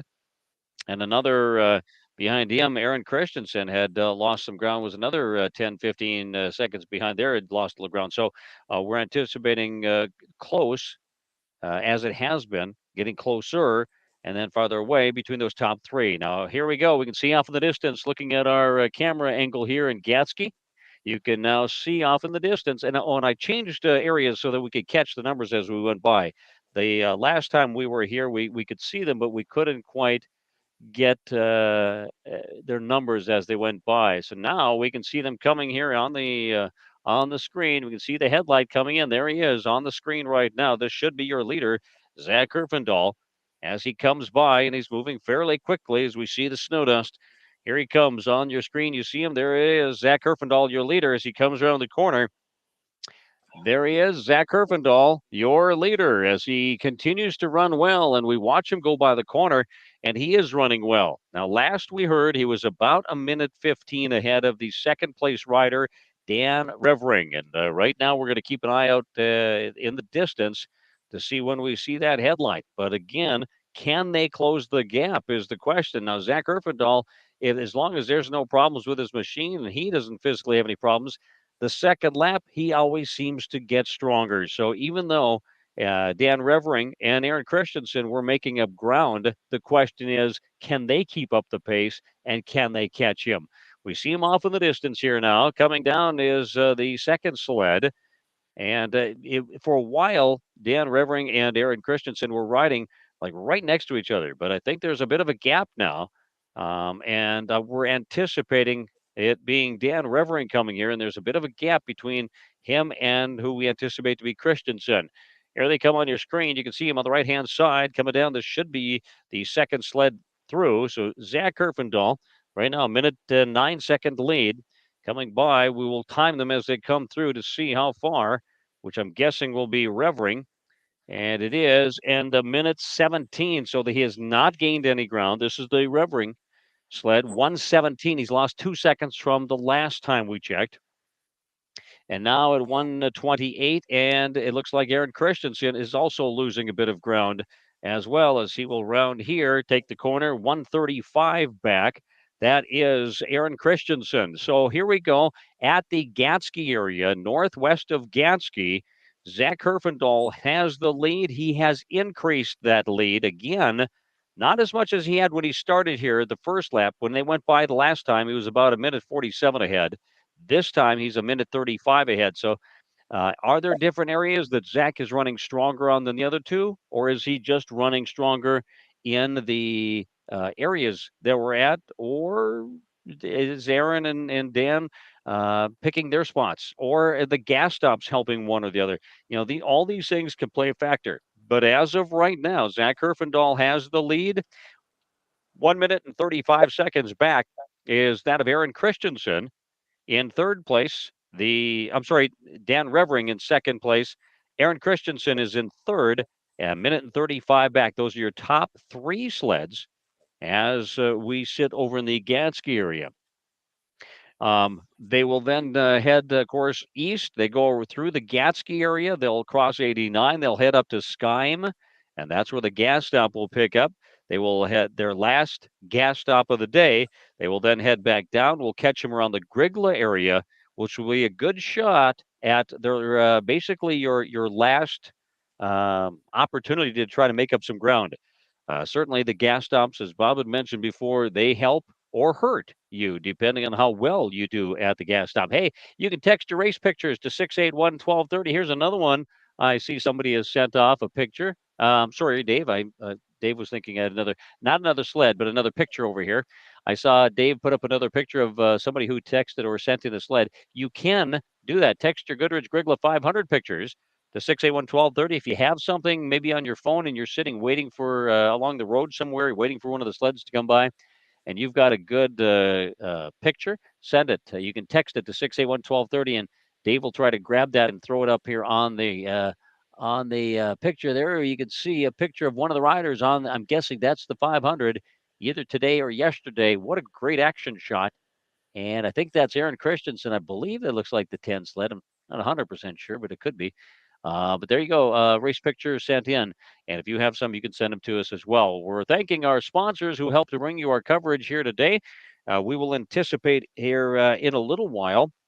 We're at 4 minutes and 12 seconds since Zach Herfindahl has went by. We anticipate Justin Tate to be the next sled, but not for another couple of minutes here. As again, they're losing ground. Now, a reminder, I know Bob had mentioned that Justin was back 6 minutes, but remember now that was altered this morning as Aaron left a minute 43 behind Zach. Then Dan left 2 minutes, 19 seconds. But after that, instead of waiting the whole 6 minutes for Justin, they ended up starting him in 15-second intervals after that, which made the course a lot closer early on instead of the big gap. However, as the day goes along, that gap continues to widen as Zach Herfindahl is widening the lead. So again, where Bob was at last check, it was at, I think he said 654 when the sled of Justin Tate went by. So when we'll see when he comes by here, if he's going to improve that, we're going to have to see him pretty quickly because we're already at 5 minutes and 12 seconds since Zach Herfindahl went by. There is Bob's area right there by Goodridge. We, of course, are northwest of Gadsky. The Skyme, up by the Skyme store is the gas stop. And, of course, Jake is over in the Grygla area. He is also going to be adjusting his vantage point as well. There he is. He has adjusted his vantage point because he wants to see, how does he put it? Getting the air when they come by Big on air! the jump. Lots of big Big air, air. baby. Not the 80s big hair, but the big air of the 500. So that's where Jake will be when they come around for the next lap here. Of course, we are in lap number 2, and Zach Herfindahl is your leader of the Goodridge-Grygla 500. The 3 straight wins in this Goodridge-Grygla 500 for Zach Herfindahl. He would like to make it 4. Boy, what domination! I mean, it's just like the New England Patriots, isn't it? Oh, maybe not. That was maybe too soon. Philadelphia and the Kansas City, by the way, will play tomorrow or today, later this afternoon in the Super Bowl.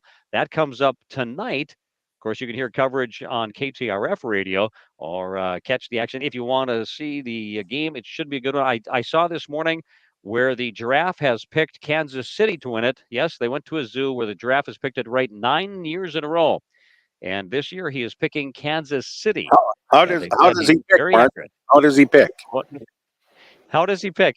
What he does, they put up 2 signs, one for Philadelphia and one for Kansas City. They put the exact same thing that the giraffe eats, some kind of roughage, and they put the same amount, the exact same thing on each one of them, and they go to whichever one they think is going to win the game, evidently. Oh, that's That's how they disappointing. pick it. That is disappointing. I thought it would be like you do your goose bingo up at Goose Fest. And if he gets it Well, right, like he the- gets a like the six drop. pack of long neck bottles. Well, we'll see. We'll see if because that's the only one I've seen pick so far. So we'll find out if it's right or not. I'm hoping Kansas City wins. I got a feeling Philadelphia may have the better team, but we'll find out. We're at 7:27 right now, and the time's still going at where Bob was at his location. Justin Tate was 6 minutes 54 seconds back. We can see now off in the distance. Here comes our next couple of sleds right now in the Gatsky area. And we'll swing our camera up here, and there they come. You can see them on the picture. We're at 7 minutes and 49 seconds and counting. So again, they've dropped a little farther behind here. We anticipated it's 7 minutes and 56 seconds, and that is the 17 of David Brown. So David Brown, 7 minutes 56 seconds behind, but David Brown now is in third. This should be the 28. It is of Justin Tate has moved to fifth, and Brown was fourth. So we've got Zach Herfindahl in the lead, followed by Dan Revering in second, Aaron Christensen in third, a big break. And then fourth is David Brown. Fifth place is Justin Tate. And those are your top 5 riders of the Goodridge-Grygla 500 at this point. Off in the distance, we see Corey Davis. Well, I'm anticipating maybe Corey Davis or Dylan Dorn, one of the two, or even Taylor Bunky. Those 3 were, I think, fairly close. As they come down here, we'll see off in the distance. There they are on their screen. We can see them again. We're northwest of Gatsky. They round the corner on the John Larson property here. And thanks to John, he made a nice vantage point for us, but we found out my eyesight wasn't as good as it used to be, so I couldn't pick up the number, so I had to move. We're a little bit closer. We're right along the road here where they make the turn into John's Field. So here they come. Here comes the next one. And in the 5 spot, this is going to be sled number, looks like 160. It is digging hard. It's Corey Davis. Davis is in the 5 spot. And he looked over his shoulder as he made the turn. There's a lot of them do in this area because you got a natural angle. You're turning into the angle. It's a natural way to look over your right shoulder and look back and see if there's anybody behind you. Next sled coming up here, more than likely is Dorn. It is. This is Dylan Dorn. There he goes. The number 5 sled digging into the dirt. Dylan Dorn, number 6 sled to come through the Gansky area. Zach Herfindahl leading. Dan Revering, a minute 17 back, followed by Aaron Christensen, a minute 35 back. And here comes, I'm guessing, Bunky. It is. There he goes. That is Taylor Bunky, the number 14 sled in 7th place. Zach Herfindahl first, Dan Revering second, Aaron Christensen third, followed by David Brown fourth. Justin Tate is 5th. Corey Davis is 6th. Dylan Dorn is 7th, and Taylor Bunky is 8th, if I get my numbers right now. 1, 2, 3, 4, 5, 6, 7, 8. 8 of the pros have come through the area as of right now. This is coverage of the Goodridge-Grygla 500 here on Thief River Falls Radio. Our coverage on 94.1 The Falls. And again, online, you can text your Goodridge-Grygla 500 pictures to 681-1230. And also, if you want to catch us online, you can text 500 to 681-1230. That'll get you a link to the video and live coverage here on Thief River Falls Radio and Inkstead, Minnesota Radio Network. And of course, we have just a moment here before our next sled. So again, a reminder, we've got our 2 watch parties going on. And right now, watching is getting fun because it's the second lap. All of our cameras are finally working. I mean, this is what the whole weekend was supposed to be about. And it took us until the end of the day here to finally get everything working good. But we've got all of our cameras working good. There's the Goodridge Municipal Store, Goodridge Municipal Liquor Store in Goodridge, where they are all set up and people enjoying the watch party. How you guys doing over there in the Goodridge Municipal Liquor Store? We also have a set up at the Broadway Station, and there they are too at the Broadway Station in St. Hilaire.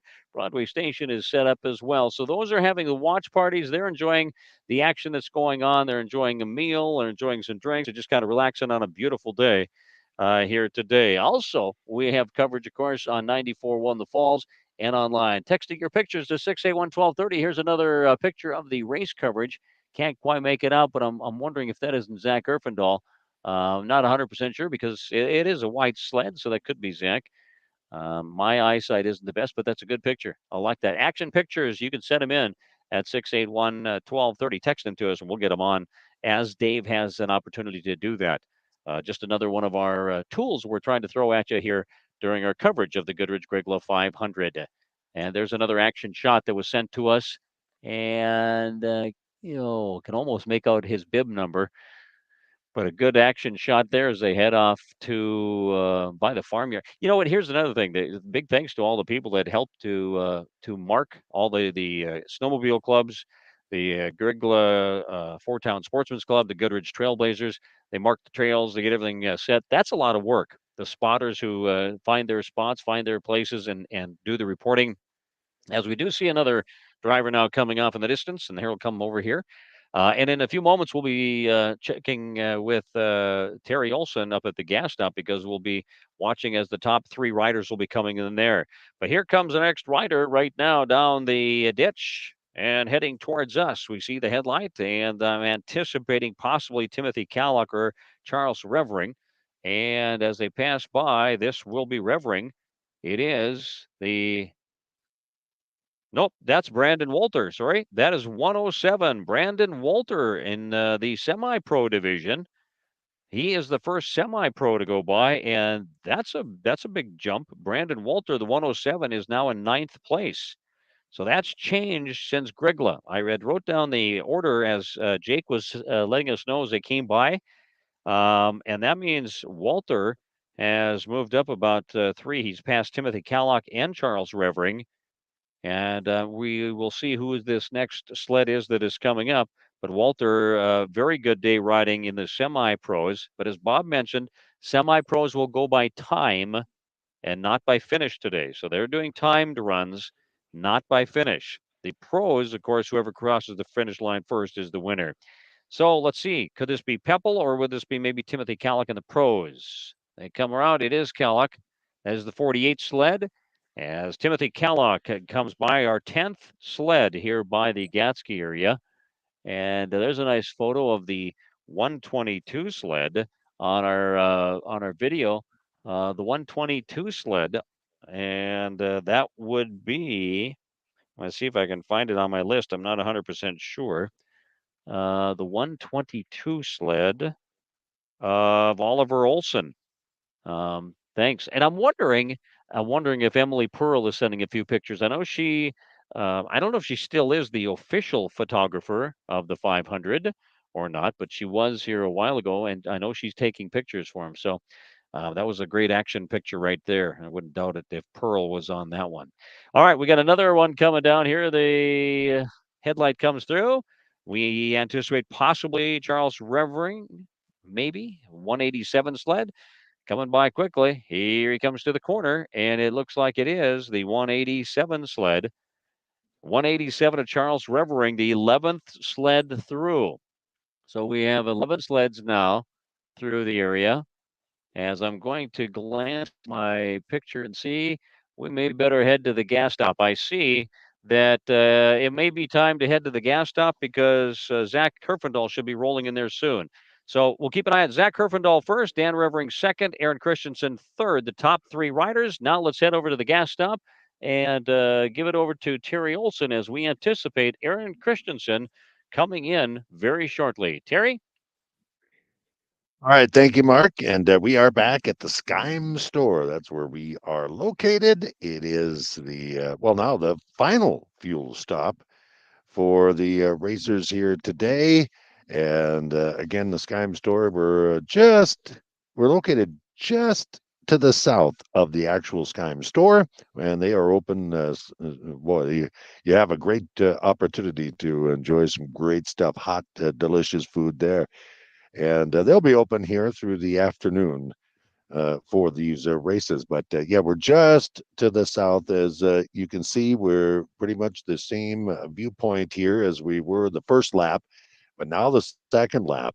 And as Mark said, we are anticipating our first sled. Here it is. Oh boy, he is just running. That is Zach. And Zach is rider 310 or 312, I'm sorry, hitting the fuel stop first. So he has now walked his sled up, and Herfindahl riding an Arctic Cat, the first to stop at the final fuel stop for the Goodridge-Grygla 500. Day 2 here, Skyme Store. Of course, they'll run the same route back to Goodridge. They'll head east from the fuel stop here. Zach is just not not losing any time. Get that fuel and go, and he'll head a little east. Then the the riders will then go south, and then they'll get back onto County Road 9 as they head towards Grygla here. And day number 2, we have more sun. We had a stretch here at the fuel stop where we didn't have as much sun. We saw more cloud cover roll through, but still just an absolute gorgeous day and a really fantastic spot to catch a great close look at the wrestlers or the riders, I should say, a great close look and feel, if you will. What You are the get down there wrestlers right to doing there? the top. And Zach is gone. He's opened up that throttle. Here come our second rider. Here comes our second rider, and that is Dan Revering on his Polaris. And right behind him is Aaron Christensen. And Christensen in the third spot by just a few seconds, separating.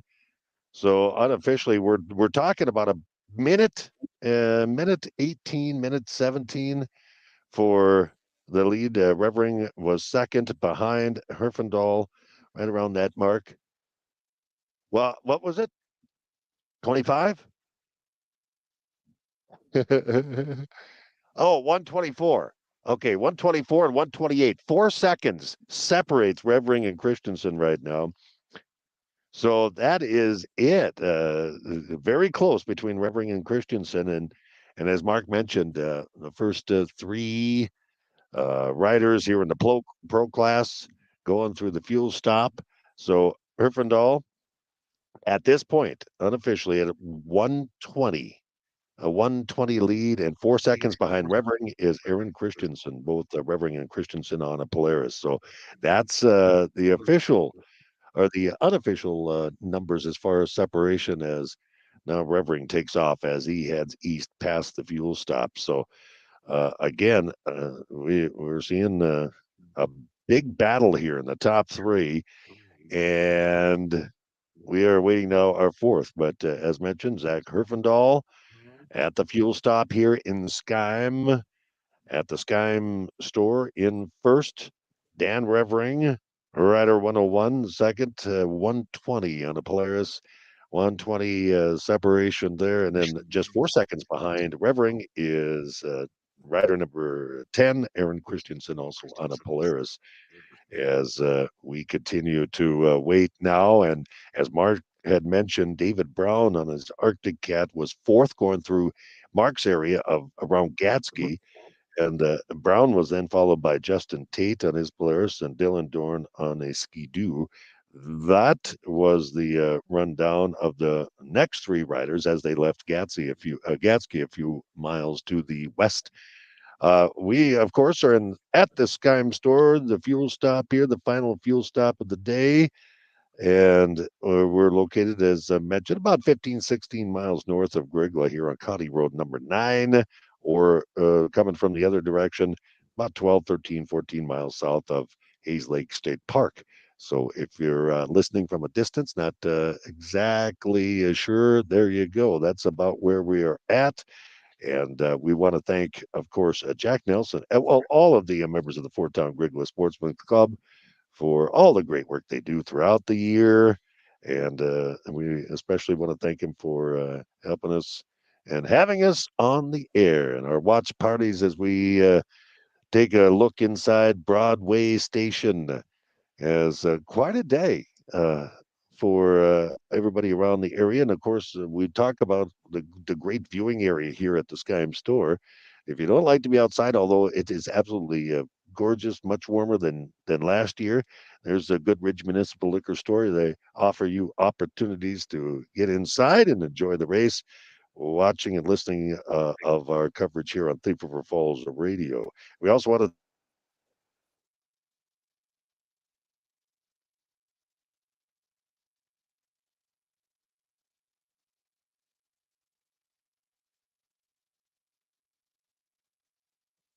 All right, we may have lost Terry for just a few moments at the gas stop. Let's get you updated over here at the Gatsky area, just northwest of Gatsky. Sky More of the Motors. sleds continue to come through our area as we watch another sled just going by. That is the number 242 sled moving through our area. Some of these are now the riders in the semi-pro class. It's Derek Krug on a Polaris that has just come by as well. Recapping the top riders, Zach Herfindahl is in the lead, followed by Dan Revering, and then Aaron Christensen, David Brown, and then Justin Tate. Your top 5 riders, followed by Corey Davis in 6th, Dylan Dorn in 7th, Taylor Bunky was 8th, and then Brandon Walter, the first of the semi-pros in, and then it was Timothy Callock and Charles Revering. And then Evan Peppel in the semi-pro is also coming in. We have more of them coming through the stop basically over by the Gatsky area, as well as they head north to the gas stop in the Skyme area. Let's see if we got Terry back on. It's Skyme. Terry? Yes, we're back here at Sky. I have not seen. We should be able to start seeing our next round of snowmobilers coming up here. Racers will be getting close here, but as mentioned before, Zach Herfindahl made it to the fuel stop here in Skyme first with his lead on his Arctic Cat. But Dan Revering and Aaron Christensen, what a battle in second place. They both approached the fuel stop just seconds apart. Revering was second here at the fuel stop at 120 behind Herfindahl. And then Christensen, just as we mentioned, just seconds behind Revering on both driving Polaris. Christensen and Revering. Christensen 4 seconds behind Revering, 1:24 behind Herfindahl. And those are the only 3 riders so far, but we're anticipating a good run next as Mark was mentioning. Leaving the Gatsky area to the west of us here, David Brown was running 4th, Justin Tate 5th, Dylan Dorn 6th. And now we're starting to see more spectators as more racers will advance towards the fuel stop here. The final fuel stop of the race. Of course, they'll head east from the fuel stop and then south towards Goodridge, towards Grygla first, and then on to the finish line in Goodridge. So again, we're anticipating a good number of sleds here coming in the next few minutes. But again, we have Grygla Fire on hand here today. Roseau Fire, Farmers Union bulk truck.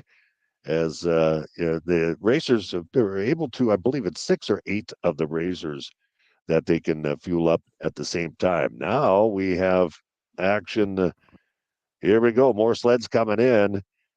And let's see, who will this be? The 4th rider to make it to the Skyme fuel stop is number 17, David Brown. David Brown, as he left Gatsky, was in that 4th spot, and he is about 8 minutes, roughly. I'm a poor timekeeper, man. I need help. About 8:25 behind. Following Brown now, here is Justin Tate on a Polaris. And unofficially about 8:43 behind Herfindahl and about 15, 18 seconds behind David Brown. So David Brown, the 4th to reach the final fuel stop today on his Arctic Cat, about 8:20, 8:25 behind our leader Herfindahl. And then Justin Tate on a Polaris, again, 5th to reach the fuel stop. He about 8:43 behind Herfindahl. As those were the spots for those riders as they left Mark at the Gatsky area, and they certainly have held true to that. Maybe even closer for Christensen and Revering in that battle for second, both a little over a minute, almost a minute and a half behind Herfindahl here at the fuel stop, but quite a battle. And we anticipate a very good bunch of riders here coming up in just a little bit. as well.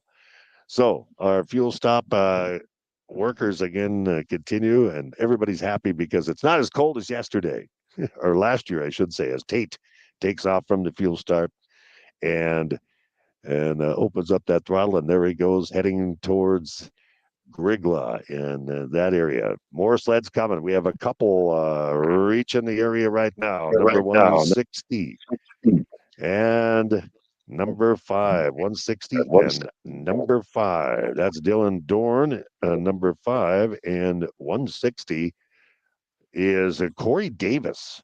Now, Corey Davis has moved up a couple of spots here since Gatsky area, but Corey, number 60, is in the, I believe he was the number 6, I'm sorry, 6th rider to reach our fuel stop. Corey Davis on the Ski-Doo. And yes, and now we have another rider coming through here, number 14. That is Taylor Bunky on a Polaris. So again, as we anticipated, we have a few more riders moving through, but Corey Davis, 6th here at the fuel stop. Taylor Bunky is just now at the fuel stop as well. So again, Zach Herfindahl is on his Arctic Cat leading. As I'm trying to get some more information here, we've got so many bells and whistles on this beautiful Laramie. this this this Ram Laramie that I even had to call Bob here to figure out how to get the fuel gauge open this morning to put some gas in it. But it's so full of these fantastic bells and whistles. All right, I've got the leader coming through. Let's move to the Jake Jump, as we're calling it, the Grygla Jake Jump. And here he comes now. Zach on the final stretch. You can see him in the video right now looking for some air. Here we go. Judges, what do we give him? Oh, that's a good one. That's 231. That's not him. Who was 231? Yeah. No, the leader is not anywhere near you yet, Jake. Oh, well, I saw a guy coming around the corner. Oh, judges gave him a 6, a good 6. It's a solid 6, though. Yeah, no, Back Zach to you, Terry. right now. Terry, He's, stop trying to working open his the way fuel down gauge. to the, The fuel gauge is not where you put the gas. You got to open the fuel tank on the truck. Okay. Well, there's big air no matter what rider it was, wasn't there? There was plenty of big air. It looked good. It looked good. Judges gave it a 6. All right, there's big we just had looking on our video. Sorry, Terry. Looking on our video, we've been getting a lot of pictures sent to us. You can text your pictures to 681-1230. There's a picture of one getting some air right there, as we've gotten a number of pictures now sent to us. Thanks for the pictures. That's where I'm Keep at. watching it. That's it right there. That's the same looks spot. like it, doesn't it? Yeah, go back to my video. Show my video and then show the picture. You can see the little bushy tree right there. That's where it's at. Nice. Look at that. Yeah, we're gonna see some good air, especially when Zach finally makes it over here. Yeah, okay. So it's maybe not the same, but it sure is close. It is the same spot. It just had frosted trees yesterday. Oh, okay. Yeah, a lot more trees in the background. They just grew up overnight. If it's a different perspective, they're across the road at an angle. I get it. Go Sure. Chicago. Okay. Go. Hey, we got another sled just before I send it back to Terry. Here's another sled coming by the Gansky area. The 109 is coming through right now. We're seeing more of the semi-pros. That's Aiden Leonard coming through here. A lot of semi-pros working their way up. And before I send it to Terry, we're again watching the leader, Zach Erfendahl, again with the lead. He is making his turn, just about getting ready to head back to the head east. He'll make the loop around, and then when he comes back west, that's when he'll be grabbing the air over by Jake. So we'll keep an eye on that for you on our coverage today for the Goodridge-Grygla 500. Again, our coverage brought to you in part by Four Town Grygla Sportsman's Club, by Machine Well, Falls Liquors, Papa Murphy's, by the Evergreen Bakery and Evergreen Catering. Thanks again to them for providing breakfast for everybody. Farmers Grain LLC, Davidson Ready Mix and Construction, Baker Street Sales, who are serving up dinner too, of course, at the Hall in Goodridge. Carver Performance, the Goodridge Municipal Liquor Store, Broadway Station, who, of course, there we see Broadway Station, one of the spots that we have, Johnson Oil, North Risk Partners, the Dairy Queen, Farmers Union Oil Grygla, and the Goodridge Trailblazers. There's the Goodridge Municipal Store. We have, again, watch parties at both locations, which seems to be working out good. They get a chance to watch it on the big screen. Before I send it to Terry, let's look down here at Gatsky. Look on our screen one more time. We can see, yeah, hi there. We see another sled coming through, and we're going to take a look at this one before we send it to the gas stop. This is the sled going through of number 122. The 122 sled is that in, I'm guessing, 122 would be in the semi-pros, maybe? Nope, all the way down to the sports stock 122. That's Oliver Olson that just went by. Again, your leader, Zach Herfindahl, followed by Dan Revering, Aaron Christensen, David Brown, and Justin Tate, your top five. Let's head back up to the gas stop now, up at Sky with Terry Olson. Terry. All right, thank you, Mark. Back at Skyme Store, last fuel stop of the race. And we want to point this out right away, as we mentioned and have been telling you, Zach Herfindahl and his Arctic Cat came to the fuel stop and took off right away. Following that, just a minute, well, actually, almost a minute and a half later, Dan Revering made it to the fuel stop here at Skyn, rider 101 on his Polaris at 100, or I'm sorry, 1 minute 24 second behind now, as we have Timothy Kallick coming in on a Polaris. Kallick will be the 12th rider here at the fuel stop. But back to Revering. Dan Revering on a Polaris came in a minute 24 behind Herfindahl. And Aaron Christensen just a few seconds left on a Polaris, or a few seconds behind at 128 in the third. But Aaron left the fuel stop here in second place. So and Revering left the fuel stop in third. We're talking seconds, but every second makes a big deal when we're on the final fuel stop here, the final leg of the race here. So very interesting. Christensen came into the fuel stop in third, left in second, Revering just a few seconds behind in third. So that battle is even tighter now in that second spot, both trailing Herfindahl by about a minute 25 to a minute 30 as another rider makes it into the fuel area. And again, we just had Charlie Revering on a Polaris as well. Now more riders are getting to the fuel stop. Evan Peppel on a Polaris in the semi-pro class is stopped and walking that sled to the fueling area. So, as we mentioned, the top three, David Brown came to the fuel stop, number 17 on an Arctic, 8 minutes 32 seconds behind Herfindahl in the fourth spot. And in the fifth spot, Justin Tate came to the fuel stop, number 28 on a Polaris, 8:43 behind Herfindahl. Corey Davis was the sixth rider to reach the fuel stop here, 10 minutes 18 seconds behind Zach Herfindahl. Dylan Dorn was the seventh rider to hit the fuel stop here at 10:19 behind. Taylor Bunky, the eighth rider to get here. Brandon Walter on a Polaris ninth. Timothy Kallick on a Polaris 10th. And as mentioned, Brendan Walter on that Polaris. Brandon, the first semi-pro to get to our fuel stop here, located at the Skyme. Terry. At the Skyme store. Yeah, Yes. Terry, say if I could, just a moment. Joey Hallstrom sent me some information as we have a moment before Zach Herfindahl gets to Jake. He's not going to get there for a few moments yet, or a few minutes. I do have an update from the KC Pro West. Of course, that was going on this weekend. Yesterday, first place results, the 120, Deegan Parkhurst. Second place was Paisley Strand, and third was Logan Zavril. All the finals would be in the afternoon. Now, today, we got from Steph Larson with the KC Pro West scoring, passing along this information. First race results for the Stock 120 for the KC Pro West. Deegan Parkhurst was first on the 822. Second was Paisley Strand, and third place was Logan Zavril. Again, all the finals will be in the afternoon. They just run stock completely because of gear change for improved stock. But again, race results for the KC Pro so far: improved stock final winners. First place, first race of the day. First place, Lucas Osowski. Second, Rylan Redden. And third, Deegan Parkhurst. And then the championship final winners. So the KC Pro Championship final winners. First place to Grayson Grakowski from East Grand Forks. Second, Coy Maruska from Clearbrook. And third, to Carter Deerdahl from Bagley's. So this is from the KC Pro West.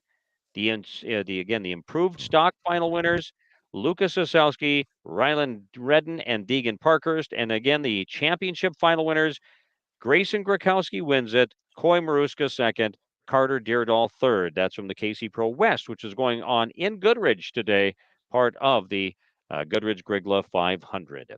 All right, coverage of the Goodridge-Grygla 500 here on Thief River Falls Radio and on 94.1 The Falls and online, trfradio.com, with our watch parties at Broadway Station in St. Hilaire and at the Goodridge Municipal Liquor Store in Goodridge. Now we'll send it back up for more updates from the Skyme store up at the gas stop in Skyme. Again, back to Terry Olson. All right, thank you, Mark. And while I have a time here, we just had two more riders hit the fuel stop. We've had roughly about 14 now. We have 14 that have stopped at the fuel stop. 13th rider to reach, Bo Bunky on a Polaris, number 874, followed quickly by number 23, Cooper Kangas on a Ski-Doo. So roughly about 14, or we have 14 riders that have stopped here at the final fuel stop of the race. By the way, riders will walk up their sleds and to the fuel stop and get their fuel, and then walk them short distance, and then take off a little east and then head south towards Grygla, and then of course the finish line in Goodridge. But I wanted to go back to you, Mark, and I wanted to tell you that I was not available to respond, but when you told that story about the giraffe, did the giraffe pick Pittsburgh? Yeah. I'm sorry, Philadelphia? Kansas City? Yeah, Kansas City. They picked Kansas City. Well, I just wanted to add, it boggles my mind. Here we are, 2023, and we have animals sticking their neck out like that. Anyway. Beautiful Yes. day. Ouch. All right, I had a listener had to give me that one, so I can't even take credit for it. Sure. Well, lots of sunshine here at the final fuel stop of the day. We've had some clouds roll through, but it's just a gorgeous day, and we have people watching right up by the fuel area, where we have, of course, the folks from the Rosa Volunteer Fire Department and the Grygla Fire and Rescue and the Farmers Union bulk tank. As we have more riders now, a little lull there, but here we go. And up next to the fuel stop is number 19. Rider number 19. That is Zachariah Neposh on a Polaris, the semi-pro class, and just seconds behind him is number 29. That is Dustin Dorn on a Ski-Doo. As Dustin walks his sled up to the fuel area. As we mentioned, this is the final fuel stop, and we want to repeat this. Zach Erfendahl on his Arctic stopped at the fuel stop first, about 1 minute 24-second lead over Dan Revering, who came in the fuel stop on his Polaris, 4 seconds ahead of Aaron Christensen on a Polaris, 128 behind Herfindahl. But Aaron left, as Mark was talking about it, I believe, yesterday a little bit and today too, where every second does count. And I mean, there are a lot of parts of this race that drivers have to endure, have to however you want to put it, but yeah, every second counts. Aaron Christensen left the fuel stop in second, just a few seconds ahead of Revering. David Brown was the fourth rider through here on his Arctic. He was 8 minutes 32 seconds behind our leader Herfindahl, and Justin Tate fifth on a Polaris 843. Coming through the fuel stop now is rider number 242, another semi-pro, Derek Krug on a Polaris. So again, we're seeing a mix of pro and semi-pro at the moment, and we'll be keeping an eye here on this day 2 and final leg of the race of the Goodridge-Grygla I-500 as we're, of course, going to have a very interesting finish. And I would imagine now as Herfindahl makes his way south towards Grygla with that short lead, he's ran a great race so far. That pace keeping him about a minute ahead of Revering and Christensen, both on a Polaris and both just seconds apart, leaving Gatsky and seconds apart, leaving our fuel stop here in Skyme. And David Brown came in fourth, Justin Tate fifth. Your top 5 here at the fuel stop so far. We want to thank Jack Nelson, Fort Town Grygla Sportsman's Club, doing a great job keeping us on the air here from here, as well as the rest of the great members of the Fort Town Grygla Sportsman's Club. And again, the Skyme store is going to be still open. It'll be open for another stretch here as our race continues. 94 won the Falls as again another little lull. We're anticipating another group here coming very shortly, but it's very interesting how there's a dead time for those working at the fuel stop. When the first lap of the race went by, and again they're always ready though by that second time, and what a great job!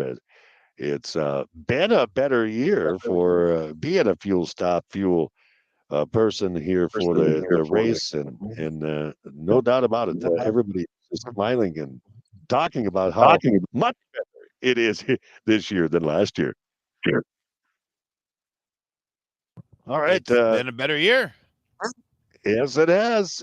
Still looking down the riders are coming from the south, heading towards the fuel stop here along County Road 9.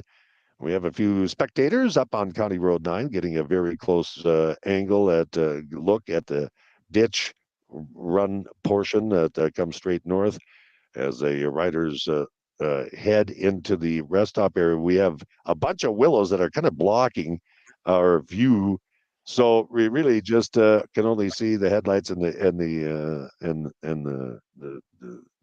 shine off of the sleds, and we don't see much. So that there is a gap. Jake, are any view of our leader, Mr. Herfindahl, Not yet? yet, but look out! There's somebody coming at you in front of your vehicle. There, no, they're gone. Yes. No, you got somebody coming in right now. Yes, that's By number the way, 34, Parker Crum.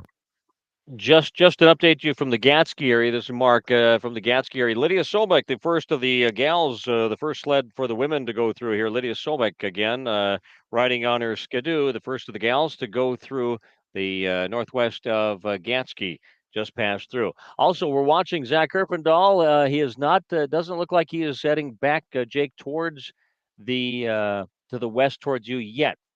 He's still heading south, but as soon as he gets another couple miles, he should be heading back to the west.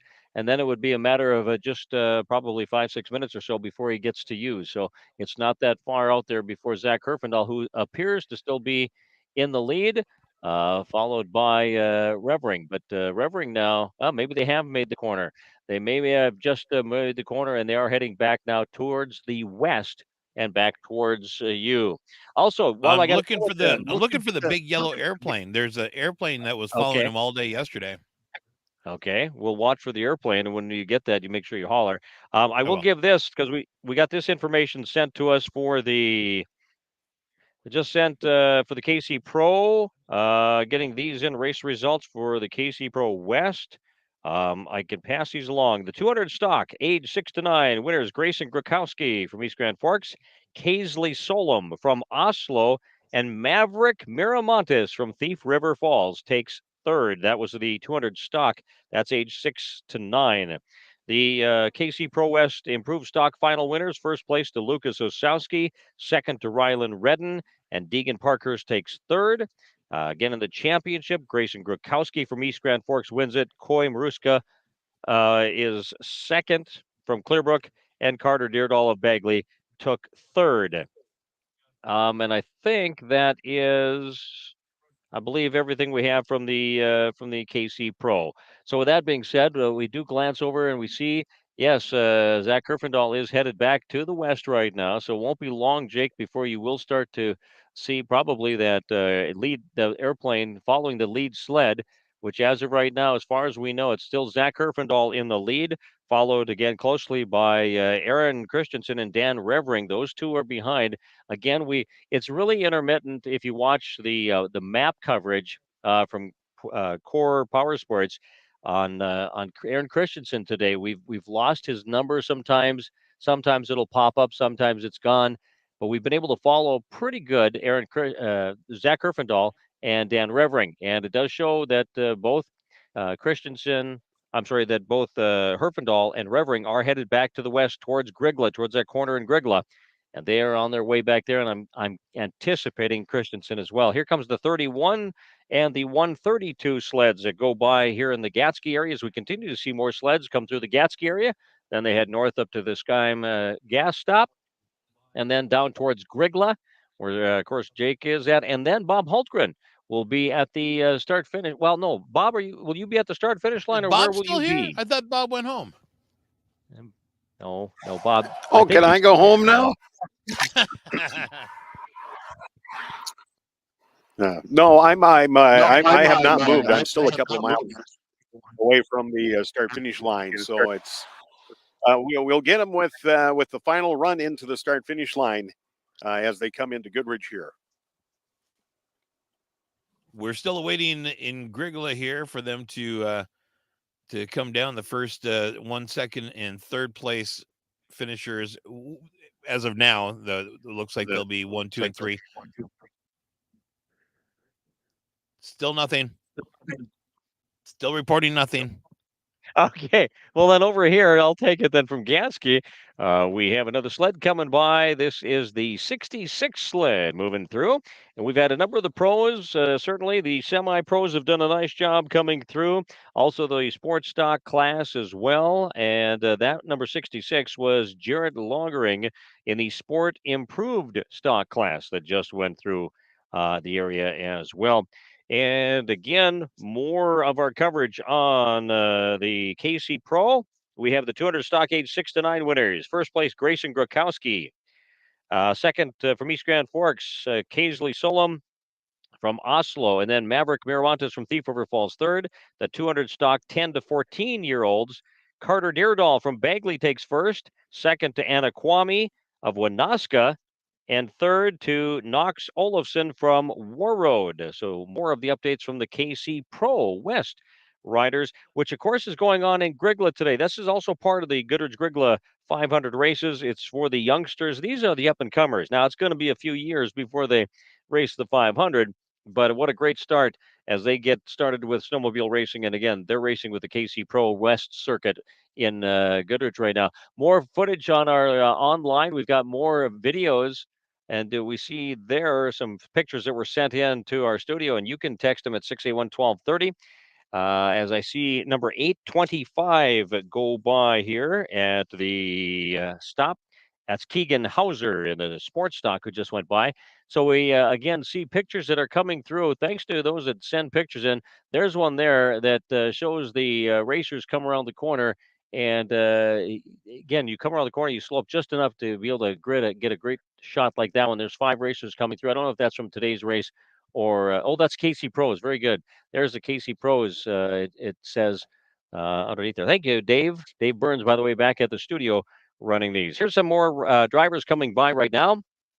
The 36 sled and the 216 sled going by. 216 Luke Omang that just went by. More sleds continue to come through the area as we are watching the leader, Zach Herfindahl, still hold on to the lead. He's ran strong and he has ran well. Second place between Dan Revering and Aaron Christensen. Those two are fighting for second. We will find out in just a little while who is in second place as they continue to head west towards the Grygla stop.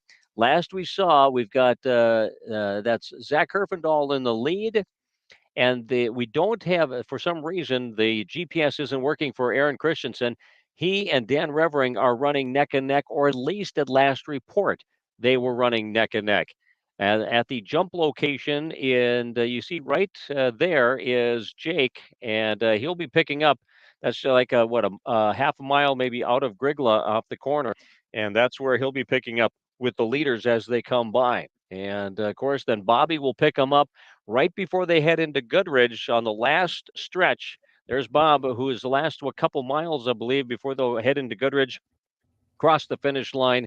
And will Zach Herfindahl win his fourth in a row of the Goodridge-Grygla 500? No indications he won't as of yet. We've seen Revering and Christensen move up a little bit. They get a little bit closer, but then Herfindahl seems to get that second effort, and he moves it and opens it up even more. Our coverage courtesy of the Jay Swanson Agency, also by the Black Cat, by Broadway Station, Northern Air Duct Cleaning, by Four-Town Grygla Sportsman's Club. Also brought to you here on Thief River Falls Radio and Inkstead, Minnesota Radio Network by Machinewell, by Falls Liquors, Papa Murphy's, and by Evergreen Bakery and Evergreen Catering, by Farmers Grain LLC, Davidson Ready Mix and Construction, also by Baker Street Sales, who are serving up at the hall in Goodridge, Carver Performance, the Goodridge Municipal Liquor Store, by Broadway Station, Johnson Oil, North Risk Partners, by the Dairy Queen, Farmers Union Oil of Grygla, also by the Goodridge Trailblazers. There's the Goodridge Municipal Liquor Store. Prior to that, we saw Broadway Station. Those are the watch parties going on. Hey to the gang that's over there. We're getting close. We're getting near the end of day 2 and lap 2, which means not too long we'll be having the rider come across the finish line, which in anticipation, we're all thinking Zach Herfindahl. And so far, he hasn't shown anything different. Zach Herfindahl in the lead, followed closely by Aaron Christensen and Dan Revering fighting for that number 2 spot. Before I send it to Jake real quick, here you go. Here's one more sled coming by the area. And this sled coming through right now, that is the number 442 coming through, the 442.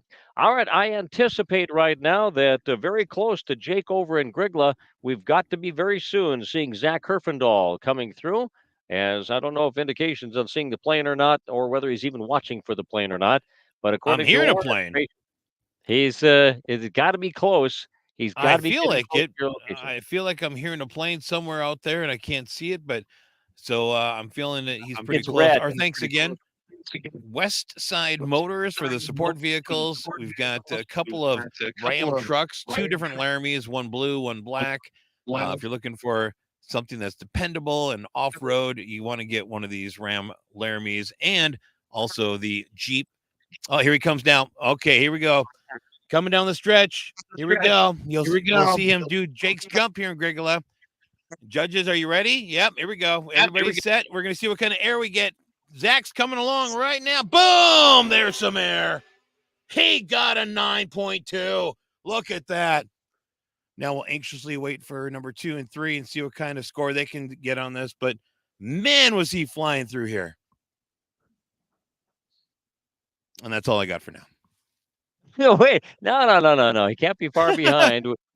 No, here they come. Here they come. No, we got him right now. Number 2. Can't see who that is yet, but he's making his way. You'll see him on the video right now as he's coming across the final stretch. He's looking for some big air too. Judges, look for it. Oh, whoa. Good Lord. That was huge. What number was it? Number? It looked like it was number 10. I couldn't tell. It was hard to tell.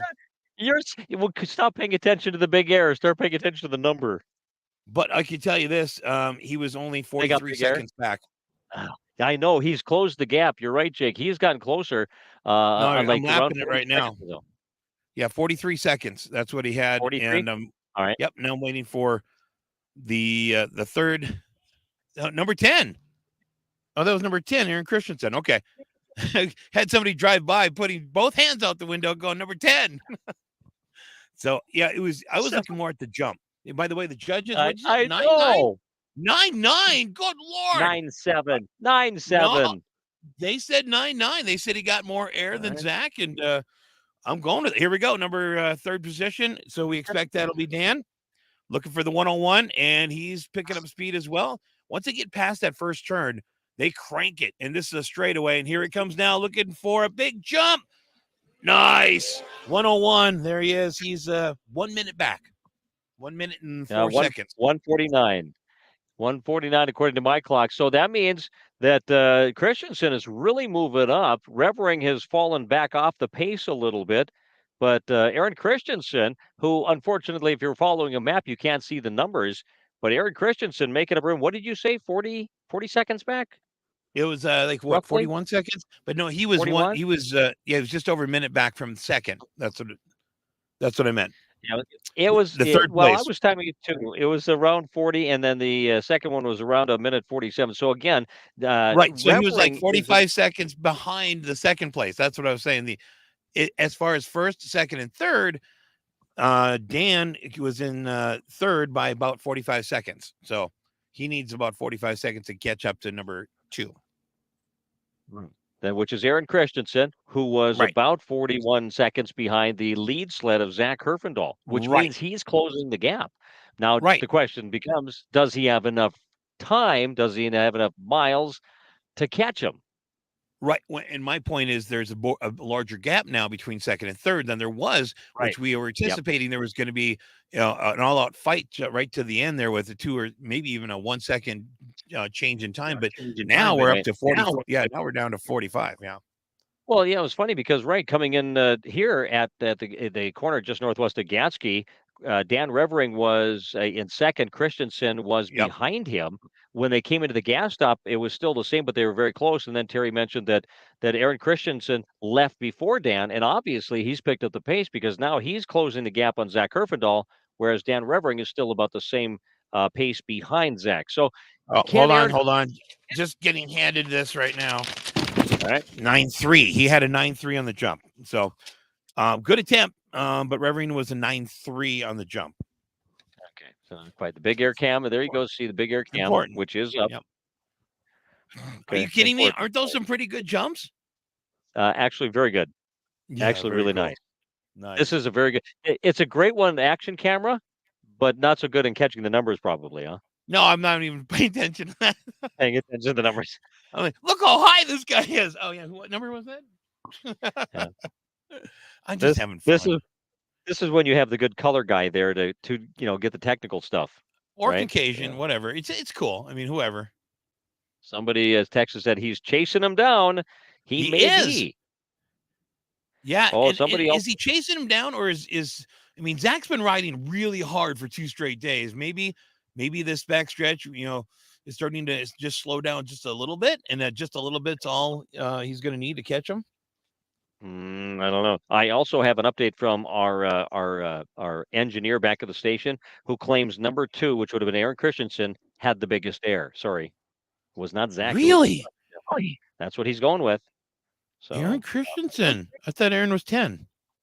He is number 10. Is that who you said 2? Okay. Oh, I'm sorry. Said 2. The second rider. The second rider. Number 10. Got it. I got it. All right. Yeah. No. We had Aaron Christensen at 99. The judges here said 99 on the jump. Yeah. So actually, okay. So very good. South of Grygla. Here's what I have.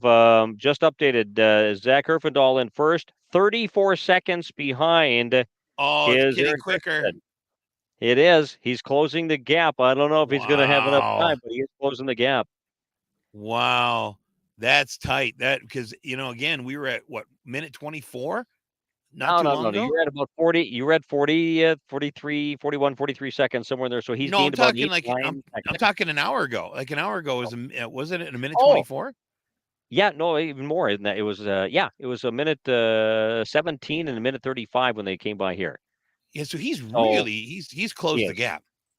He is very much so. Yeah, down to the question becomes now: does he have enough time? Does he have enough miles? Does he have enough gas? Does he have energy to catch Zach? Right. If he starts getting him within his sights, now if you're within 34 seconds, if you're within sight of him, you can start seeing him. Now you start to push it maybe even a little bit more.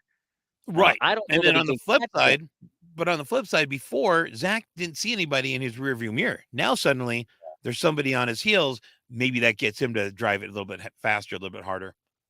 Very possible, and maybe that's why he's always the champion. But Hmm. it is interesting to see that we have a little more competition, at least making it exciting for those at Broadway Station and at the Goodridge Municipal Store, and of course those that are listening online as well. So last report again, Herfindahl leading, 34 seconds back was Aaron Christensen, and Dan Revering was a minute 51 back at the last check update I got. So thank you for Well, those and that know south of Grygla. we shouldn't be too far away from seeing another group of riders coming through if it's the pace is going to stay the same from when they rolled into Skyme for the gas stop. And when we do, judges are ready with their numbers. We are going to see some fantastic jumps. Just a little extra. Just a little extra to the race today. Well, it's and the question then becomes too: can you remember that area for next year? Because that really looks like a very good area for action shots. How could I forget? This is it. This is my spot. I'm going to stay here for both days. Okay, well, we shall see. The Goodridge-Grygla 500 and coverage continues soon, and we'll check the map here. In a few minutes, Bob Hultgren will be able to start to see them in their final couple miles before they head into Goodridge. The question becomes, and we've got spotters along the line. Thank you very much for those that are giving us updates. Oh, I just had a note, Jake. Somebody mentioned, as I have another sled coming by the area here. This is the 123 sled coming by. I had a note here for you, Jake. The message says Jake should go lay down and let them jump over him. That would be fun. No, that's definitely fun. Unfortunately, the later sleds aren't jumping as much. That it would be difficult because the last few ones will make me a Jeremy Redder because they're not getting a lot of height. The last few ones that are coming through. I don't want to get ran over. Okay, it was evidently just a thought out there. Okay, thanks I'm for just saying. the. I mean, some of the big jumps, absolutely, it'd be fun to get a camera underneath there, but. Nah, I could see this becoming a disastrous move if I did it later in the game here. Especially on lap 2 when they're starting to get a little tired. Right. That's what I'm saying. Maybe not give it quite the throttle, and then the old Jakey gets the rib fractures. Wouldn't be good. Wouldn't be good. No, nobody likes the rib fractures. It would be a great shot. It wouldn't. No, of course not. But it would. Great shots from underneath would be awesome, though. Oh, undeniable. The slow great motion shot. Camera. Yeah. Yeah. Just terrible Sunday. Goodridge-Grygla 500 coverage continues here on Thief River Falls Radio, and we're going to take a peek at a couple of places. Of course, Goodridge Municipal Here we Liquor go. Store. We got some more coming down. I'll get some more coming down. Okay, here we go. Here we go. So this will be in 4th place, unless it's a really slow guy from the first round. Here we go. Going to jump for the air. We've got number 28. Number 28 just came through. That's Justin Tate on a Polaris. And coming in behind him, this guy's cruising. This is going to be a good jump. Look at this one. Don't slow down. Don't slow down. Oh, yes, slow down. 17. That's going to be David Brown, Articat, saving his ride, making sure he makes it all the way through the race. All those are both Pro Factory guys coming in. But still some pretty good air. Not too bad. It's nothing north of 5, but still, that's not bad. They slow up just a hair, and you know what? That's all it takes to lose a little ground and lose a little air at the same time. Right, and the first 2-3 guys are they're going all out just to try to get those final seconds. When you get a little further back in the pack, they're like, "Do I want to replace the suspension?" No. I noticed that over here as well on the corner when some of the riders took the corner. I can tell. It's wearing on them. Some of the semi-pros, some of the other ones that are later on. They're just. You can tell their bodies are flopping around a little bit more. You can tell they're tired. I mean, this is grueling race. Heck, I wouldn't have made it the first 50 miles. I mean, these guys are riding 250 miles total today, along with the 250 after yesterday's ride. So that's a lot of miles. These guys have got to be getting tired. Now think about Herfindahl and Christensen getting the air where you were at and how they were still riding at what seemed to be at top level. That's got to be tough. Right. This would be those guys are like the Chiefs in the playoffs. The other guys are all like the Vikings, just getting a draft pick. Jeez. Ouch. Ouch, that hurt. Just All saying, right. like, So, towards the end of the yeah. race there, you just kind of maybe pull back a little bit, going, now we're not getting anywhere. So Yeah, they pulled it. Okay, right. Yeah, they passed it for 4 yards instead of the 10 yards you needed for a first down. You're right. right, That's right. yeah. Let's not go past the first down marker. Let's just stop right here and call it a game. Right. Let's call it game. That's the end of the season. I'm getting tired, right? Right. Um, I got to so work on who my you performance for the NFL honors, so I can sing with I'm Kelly Clarkson on stage. Here I'm comes another one. All right, here we go. We got this would be 5th place then. Yeah, This no, would be 6th. 6. We get 6th place here is going to be the number 160. That's Corey Davis on a Skidoo, and another one here for 7th place right now. Oh, well, he took a chunk out of that. Yeah, that first jump there, which is kind of the. Oh, he's coming in fast. He's coming in nice. Number 5. There you go. Dylan Dorn on a Skidoo. He got himself some air judges. Oh, an 8-2. That's nice. Good. Good. Yeah, not bad. But you can see That's it's dropping very off nice, a your top riders. Yeah. Yeah, I mean, these judges are obviously German. Is that why they say skidoo instead of skidoo? That's exactly what they do. Okay, just curious. They're German. Is it? Did I say skidoo? Skidoo? Okay. 9. Yeah. So they're all they're all bombardier anyway. Whatever. Who are you picking, Kansas City or Philadelphia today? Well, I'd like to do what you just did, where, I really would love for Kansas City to win, but I think the Eagles will pull it out. Talk about betting both sides of it. I'm taking the Eagles all the way. Okay. Well, then in that case, I'm changing mine. I'm going Kansas City all the way then. Oh, did you take the Eagles? No, I'm going Kansas City. No, before did you take Kansas City? I thought you did. Wanted Kansas City. No, what you said was absolutely right. I did him and haw. Oh. Yeah, I would like to see Kansas City, but I think Philadelphia is probably the better team. But right now, I'm going to Kansas City. But you left America in doubt. Nobody knew what you were picking. We were all like, I don't know. I think he wants one of them, but he does. Nobody knows. That's like saying Zach Herfindahl is probably going to win this, but Aaron Christensen could have a shot. Well, or like Bob said yesterday, the fastest one who usually wins. Well, he's right there too. He is right. He was Zach, spot on. Those that are just joining us, Zach Herfindahl is in the lead, but Aaron Christensen's making up ground. He is closing the gap. Last check we heard, he was around 30-some seconds, 32, 34 seconds behind him. But does he have enough time to catch him? Bob, you got to holler when they get closer, and we will pick up with you as I see another sled coming by our area here, too. Coming through is sled number 236 rolling through. I don't know, Bob. Gabby. That's Gabby Hallstrom. Oh, who is it? Gabby? It's Gabby It on the Skidoo. Who worked with us at Thief River Falls Radio? Did a little internship came through there. Yeah, Gabby Hallstrom, 236. Thank you for picking up on that, Jake. Well, I've been watching for her. Okay, well, good. There Unlike she goes. Some people that weren't really that close, apparently. Yeah, evidently. That's our second of our 4 riders coming through the gas area as far as the women's class goes that I picked up on. Anyway, Lydia Stoba came in earlier, and then Gabby Hallstrom, I believe, another one. Zach Herfindahl still with the lead. Has there been any ground made up? That's what we are waiting to hear. If there's anybody along the lines, I've been getting a number of text messages and folks keeping us updated. I haven't seen anything closer, though, than I think it was about 32 or 34 seconds that Aaron was behind Zach Herfindahl. Now, normally we've done this on air, play-by-play. This year we've added cameras to it. Next year we're going to add an actual rider running on the back seat of Zach's snowmobile so we can get a better time. I vote Terry. I was going to say Dave, but okay. No, we need Dave back at the studio. We need him back. He's doing a great job running the show today. Oh, absolutely. Or we can put a big mic on in there, maybe. Yeah. Well, I mean, if you want to put a handicap on the score. That could hurt Zach's chances, though. Right. Although that's what I'm saying, because he's a hugger. He's a hugger, Big Mike. If we could get a GoPro camera out there or something on it, that would be kind of neat. Oh, here we go. We got some more. All right, we have a machine coming.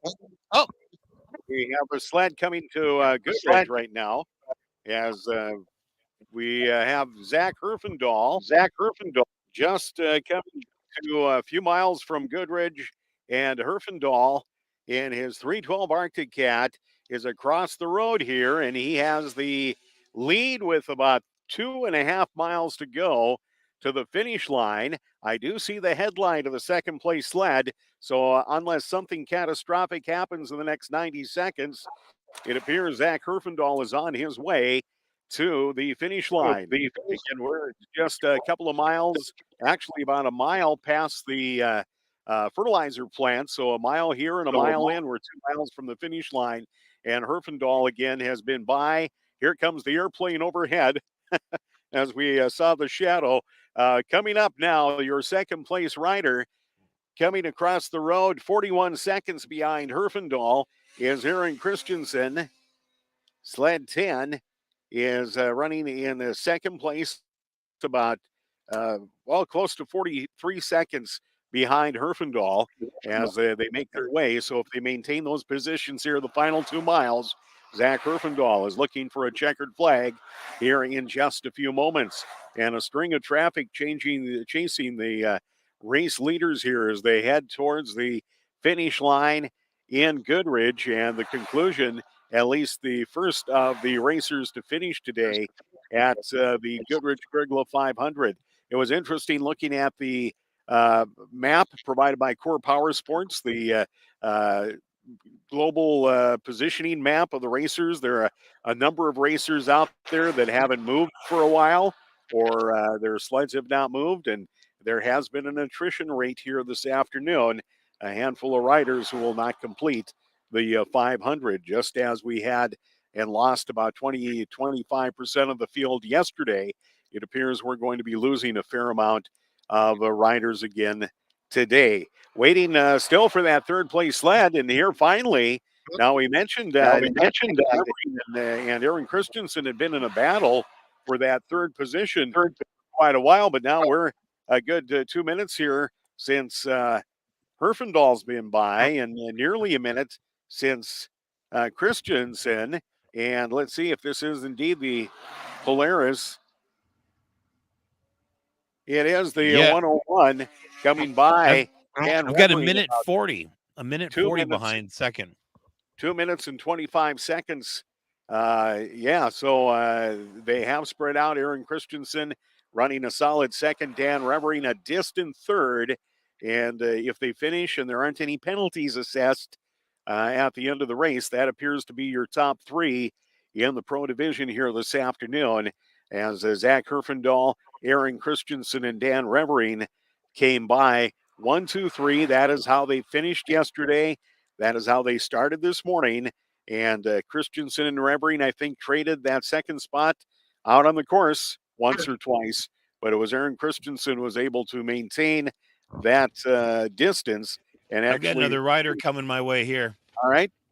If you want to take a quick look at this, well, we've got number. He slowed down. He slowed down. He lost points on that one. Looks like was that 48? Timothy Calic? I think that's who it was. Slow down. Did it get the big air? All right.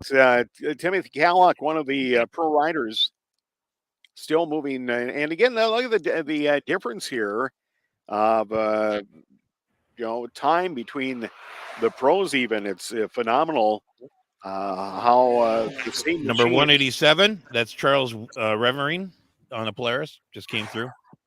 Here comes another one. This guy's gonna get air. Here we go. 128.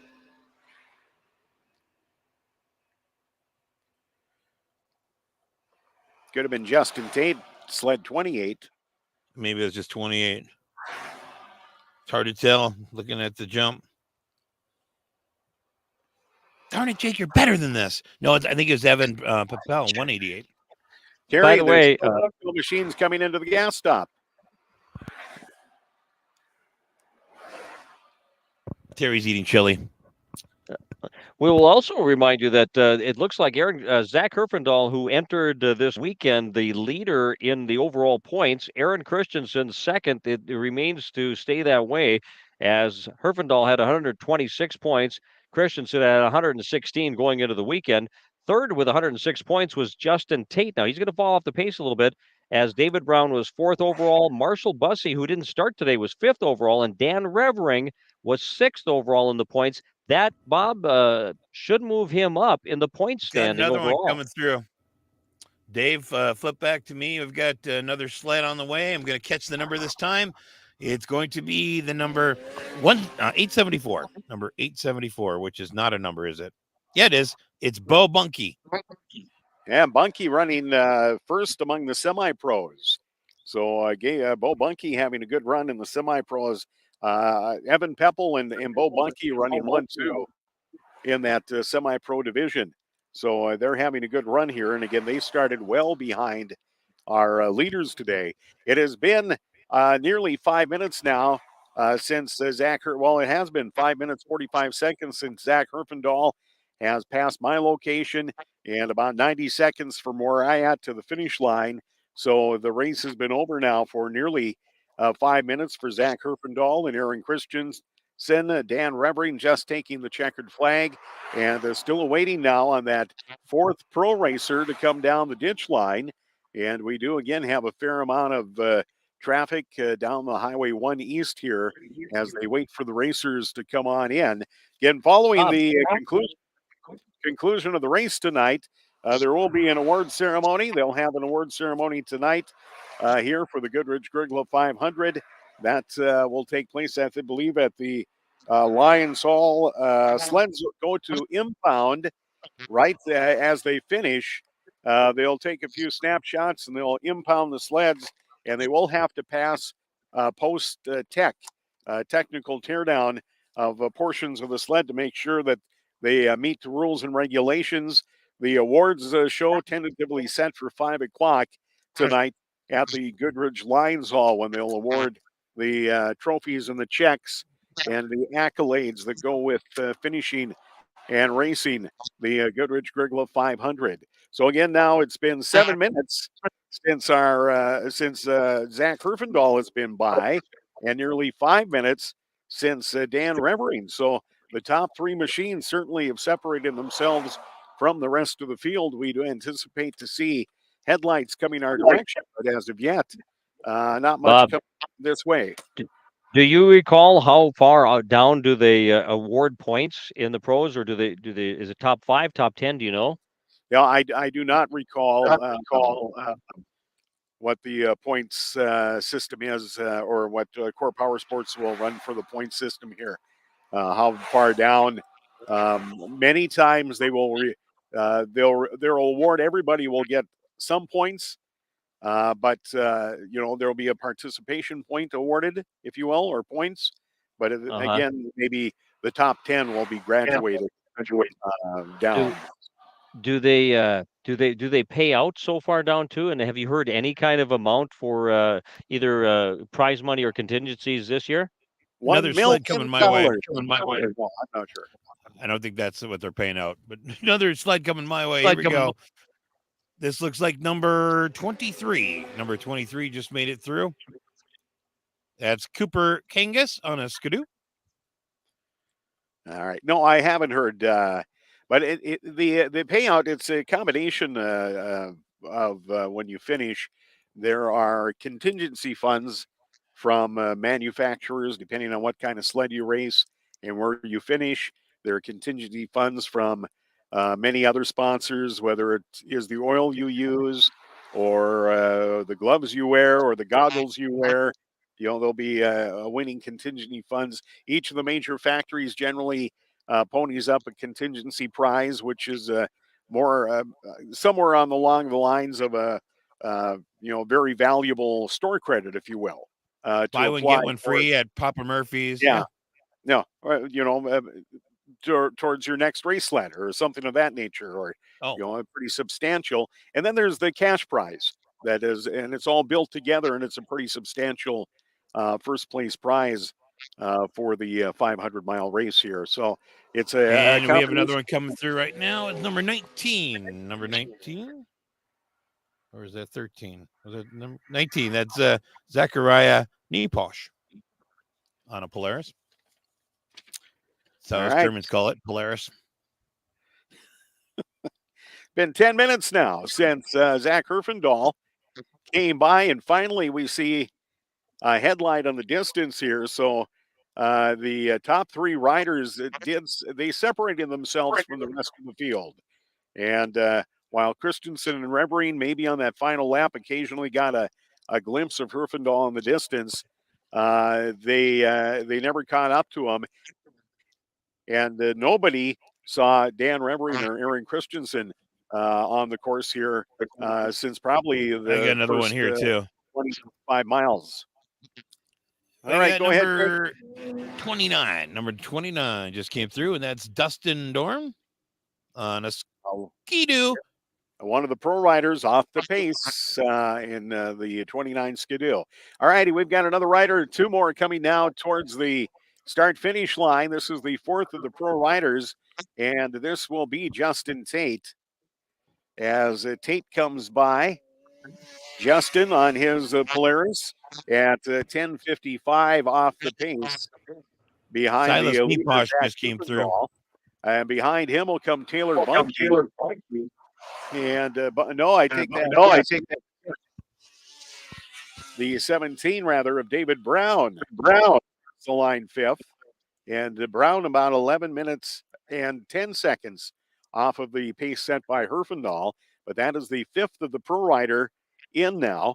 Zach Herfindahl was first, followed by Aaron Christensen, Dan Reverine, Justin Tate, and now David Brown, the top five in the pro class as they come to the finish line near Goodridge. And again, we're 2 miles away probably from the finish line. And yeah, there's always the chance somebody could burn down before they got the checkered flag or not. But that would be unofficially, I think, how they'd be pulling into that finish line here in the Pro Factory 600.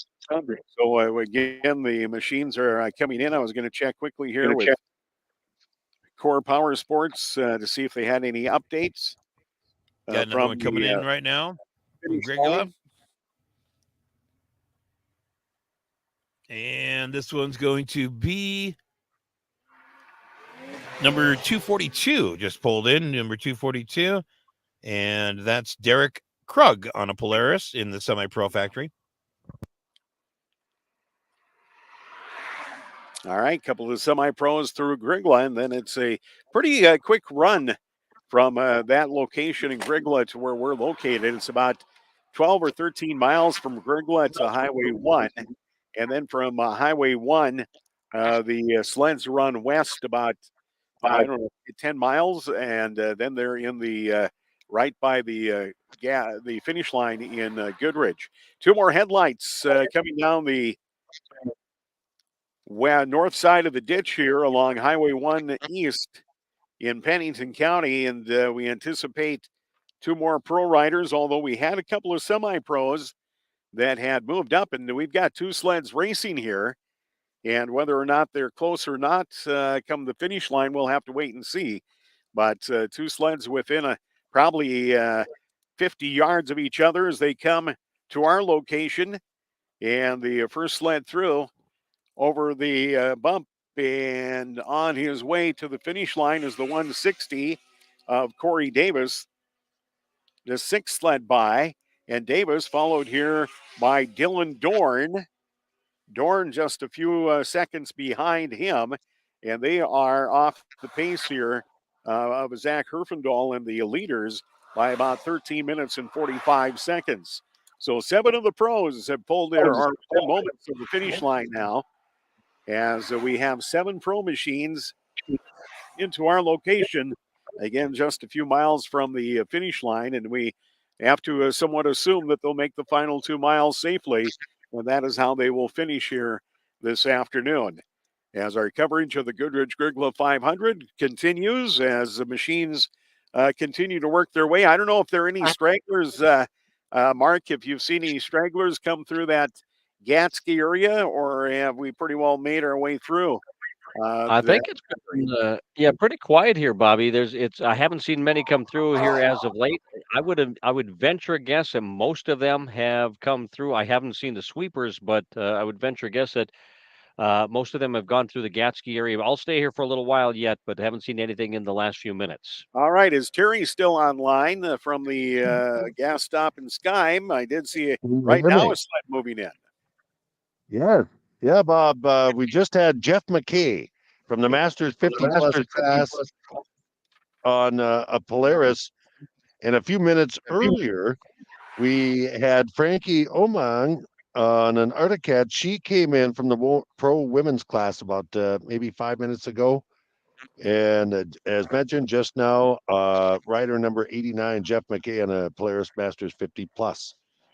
But pretty quiet here at the final fuel stop. But again, those riders just coming through in the last 5 minutes. Has Lydia Solbeck already been through on in the Factory Pro Women's? Yes, that was earlier.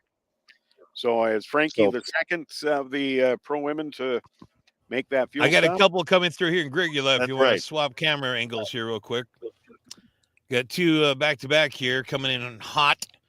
Coming into the Jake's Jump here, we've got number 341 and 55. Number 55?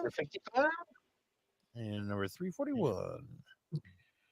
And just an update, guys, real quick. Oh, okay, real quick. 144. You're talking about the women. 144 Unity Gausen on a Polaris just came by the Gatsky area, northwest of Gatsky. She would be the last of the women because Lydia Solbeck went through, as Terry mentioned. Gabby Hallstrom has went through. Frankie Omeng has went through. And now Unity Gausen, the fourth of the women, just went through. As we have another one coming through here as well. This is another sled that I didn't catch a number on. And I got one more that's coming through. So it was a long break here, Bob, but I do have a couple more. So, I wonder if those are the sweepers. Those could be the sweepers. There's no numbers on the sled, and they've got orange. There you go, Bobby. I got the sweepers through the Gatsky area. So the sweepers have been through the Gatsky area, and that would wrap up the race to that point. There are a handful of racers between Gatsky and heading off towards the gas stop in Skyme, and they will be making the turn then and coming back to the start-finish line here along the Goodridge-Grygla 500 route. We do see a couple of headlights about a mile down here. We have more racers coming our direction as we await their arrival here, and Jake will be having more approaching. I've got another one coming up right now. Right. By the way, that 55, that was Ken Murphy on Pro Factory Arctic. This one's 328. So number 328 just came through. Trying to figure out who that is. Probably was 228. I think you're right. I think it was 228. All right. And that would have been Luke Van Lissel. Another sled coming by. I believe it was Charles Revering on sled 187, who just came by. He is running currently 8th in the pro division. And about 18 minutes now since the leader, Zach Herfindahl, came by our location, and Herfindahl finished the race about 16 minutes ago. So, again, we've only had 8 machines out of the 64 that started today, and probably about 50 that will finish. We have have about 8 of the machines in at this point in the Goodridge-Grygla 500 in this running Core Power Sports Goodridge-Grygla 500. Our thanks to our great sponsors for helping us bring you coverage of the Goodridge-Grygla 500, and you can thank them too if you like snowmobile racing and our coverage. Make sure you let the sponsors know that you enjoyed their participation and thank them.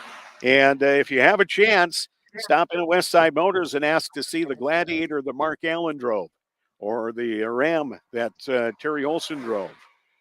Beautiful blue trucks. I had a chance to drive the Gladiator the other day, and I had not driven a Gladiator before, and I was impressed. That one happens to, that's one that's slightly used but looks brand new. So you're going to want to take a look at that. You might want to wait and take a look at the Laramie that Terry's driving until it goes to reconditioning. Just saying, there's a lot of chili there. Yeah, after all the chili. You know, it's funny you should mention that, Jake, because I didn't just eat it outside. I paced myself 5 paces away, so I would make sure to not to get any Okay, chili good. anywhere. Here's what Jake doesn't know about you, Terry, is that you that spilling would be absolutely a crime. So, That's I got right. another rider coming. Here we go. This one's making its way right about to hit the Jake's jump. Here we go. Get some air. Looks like 245. Number 245 just came through. And that would be 245 is somebody who's in the race. Keith Gainforth. Keith Gainforth, yes, on the Polaris. By the way, guys, Gabby Hallstrom on her skidoo just went through on the pro women's, our last of the pro women's riders here at the fuel stop. So all 4 of the pro women have been through the Skyme fuel stop. Is that what you're saying? Yes. All right. Nope. The last one went through here just a little bit ago. That's what I thought. The 144, Unity Gausen.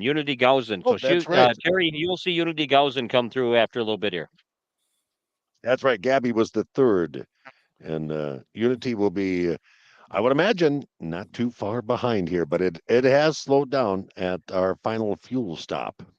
All right, we have a couple of more machines coming our direction here towards the finish line. Again, we're a couple of miles out of Goodridge, not located right at the finish line, but we had no coverage at the finish line, so we're where we got a decent signal here. We could see the first of the semi-pros here as the machines make their way over the final jump, over the approach in the road. And over the road, and away we go. That is sled number 48, Timothy Callock, the 9th of the pros on his Polaris. Callock on his way to the finish line, and about a quarter mile behind him is another sled charging hard. And I am somewhat anticipating one of the semi-pros here to be in the mix. That is the no, I don't know who that was. All right. Could have been Brandon Walter in the 107. If it is, that would be a semi-pro rider. Again, the semi-pros, they'll have to run the times on them. The pros left by time. Here comes a machine hot over the jump. This sled moving fast here. That is the 188 of Ethan Pepple. I think that is our first semi-pro. So Pepple, who is leading the semi-pro. I think you're right, Bob. Walter was in front of Pepple most of the race. So yeah, so Walter and then Pepple, the first 2 of the semi-pros coming through. And another machine now making its way. We still have a handful of pros who have yet to complete day number 2. I got one of mine too. Here we go. Coming up, right about to do the Jake's jump. We got number 12. No, 122. Number 122. Or is that 127? Oliver Olson on an Arctic Polaris is a 122 sled. Let's call it the 122 sled. If there's a Cole 127, no, we don't see 127. We should be good. Yeah, 122 is Oliver Olson. Bo Bunky has come by, and he's headed to the finish line. Bo, the third of the semi-pros to come by us, but Bo was the leader of the semi-pros, and Bo Bunky had a 6-minute, 51-second lead over Brandon Walter and a 9-minute, over a 9.5-minute lead on Evan Pepple. So Bo Bunky in good position here to win the semi-pro division. And that's, again, the timing aspect of it when it comes to the semi-pros, as even though he didn't start up front, Bo Bunky was the 29th sled, 12 sleds behind Evan Pepple, and 9 sleds behind Brandon Walter to lead the line. So Bo Bunky running very well, and it appears Bo Bunky will be your winner in the semi-pro factory division. And now another long stretch before we see we've had 12 sleds come by here, this location near the finish line. Completed the Goodridge-Grygla 500 for 2023. 2020. So we still Bobby? wait. Yes. Yeah, I was just going to say, I might as well wrap up and get out of your hair as the sweepers have gone by the Gatsky area. I don't have anything more to add other than I'm almost out of power on my generator here. Is down to just a few percentage points. So I'll wrap it up by saying thanks to Westside Motors for the use of this Jeep Gladiator. You're right, Bob. Rides nice. It's a joyful ride. Very nice, and that blue is a color that's very eye-catching. Thanks to all of our sponsors and everybody who helped us with the coverage and sent me messages. I appreciate it because you helped me make my coverage a little bit better to add to the guys as well. So I'm going to sign off from the Gatsky area. I'll turn it back over to you guys to finish up this race, but a great Goodridge-Grygla 500 race this year, Bob. All right. Thank you, Mark. And thank you for the coverage and the workmanship yesterday when most of us had a tough time getting on the air. Mark was able to carry the ball for us, and hats off to Mark Allen and his coverage of the Goodridge-Grygla 500. And thank you again. And thanks to the folks along the way who fed Mark information and to Lisa and the crew at the Evergreen who fed him, period. Because Mark's guy he didn't get his lunch today from the Evergreen. Oh, because, that's right. Well, did we tell Mike we put it in the fridge so he can? yeah. Big Mike can enjoy some. I mean, I'm just saying you don't want to make Mark feel bad because it was so delicious. Yes, it was. Thank you, Lisa. So good, man. What I got to kick off, of course, is we're five guys going out to do races, and everything was so decorative. The neatly tied bows on the bag of popcorn or the puffs, and it was. You saved all your bags, right? You could use them for Christmas. Yeah. Oh yeah, I could. We have another machine gotten to the caramel corn. Yeah. Coming to the finish line here, just a couple of miles from the finish line. And this is a pro rider making the final turn. I believe this is, better double check. And I'm going to miss the number. Too much traffic on the road. So I'll miss that number coming by. So unfortunately, we're unable to pick that rider up as he came by, but he'll be in the finish line here in a couple of minutes. We have another rider down about a quarter of a mile down the road. And again, Terry and Jake, go ahead and just yell out when you've got sleds approaching here. We've got about 13. Well, they keep approaching the same time yours approach. And so I'm trying to get, I just had one come by the exact same moment. I'm like, all right, well, there we go. We have another one coming by. The finish just a couple of miles away here. And this is an all black sled. And making the turn is the 19.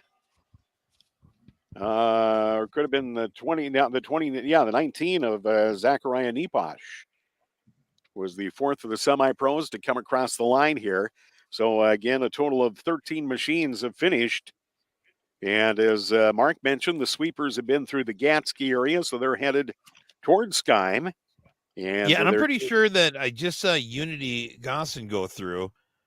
Just came through a second ago, but I know she went through with Mark, and Terry probably missed her when he was putting some cheese and crackers into his chili. Oh, I wished I had crackers. I think that was Unity 144 that just came through.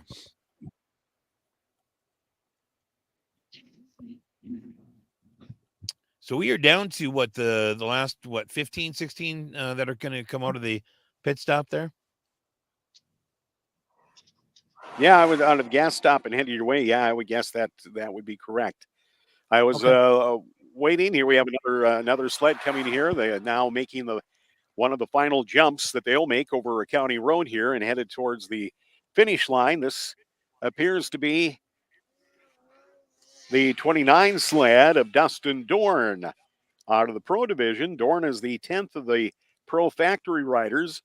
And right behind him, probably a half a mile behind, we have another sled. So 10 of the pro factory riders have been by now with 2 miles to go to the finish line. They're celebrating the victory of Zach Herfindahl already back at the start-finish line. Got another one coming my way. Here we go. This one's going to go for some air. They're going. Nope, they slowed down. It's number 244 that just came through. And number 244 is Chance Ogley on a Polaris. So Chance has been through that the Grygla area, and Chance races in the sports stock division. Started 39th this morning and has been through and is still on the race. And again, the attrition rate will lose a fair amount of sleds today that will not finish this race. And it is, we haven't heard any horror stories of broken bones or terrible accidents, but again, we've seen a few machines go down both yesterday and again today. Looking off to the east, I see another headlight coming. We have a fair amount, again, probably four factory riders and 10 semi-pro riders who have yet to come, and our first of the sport riders should be headed our direction here relatively quick. And this final turn is, again, it's the final day of the Goodridge-Grygla 500 and completing 500 miles of snowmobile racing action today. I missed the number. The last number was a 4, but it was like a white and another color sled just went by on the back of a pickup truck. So I'm not sure whose it is, but the last it was a 4, and then it was a white sled, like a white and maybe light blue. Okay. Yeah, I'm not sure who that would be. Just had Derek Krug on the 242 Polaris come, and Derek Krug is headed to the start-finish line, the 5th of the semi-pros to come to the finish line here in Goodridge. So we, again, are waiting on a fair amount. We have not seen Taylor Bunke, sled number 14. Wes Selby is out. We know that.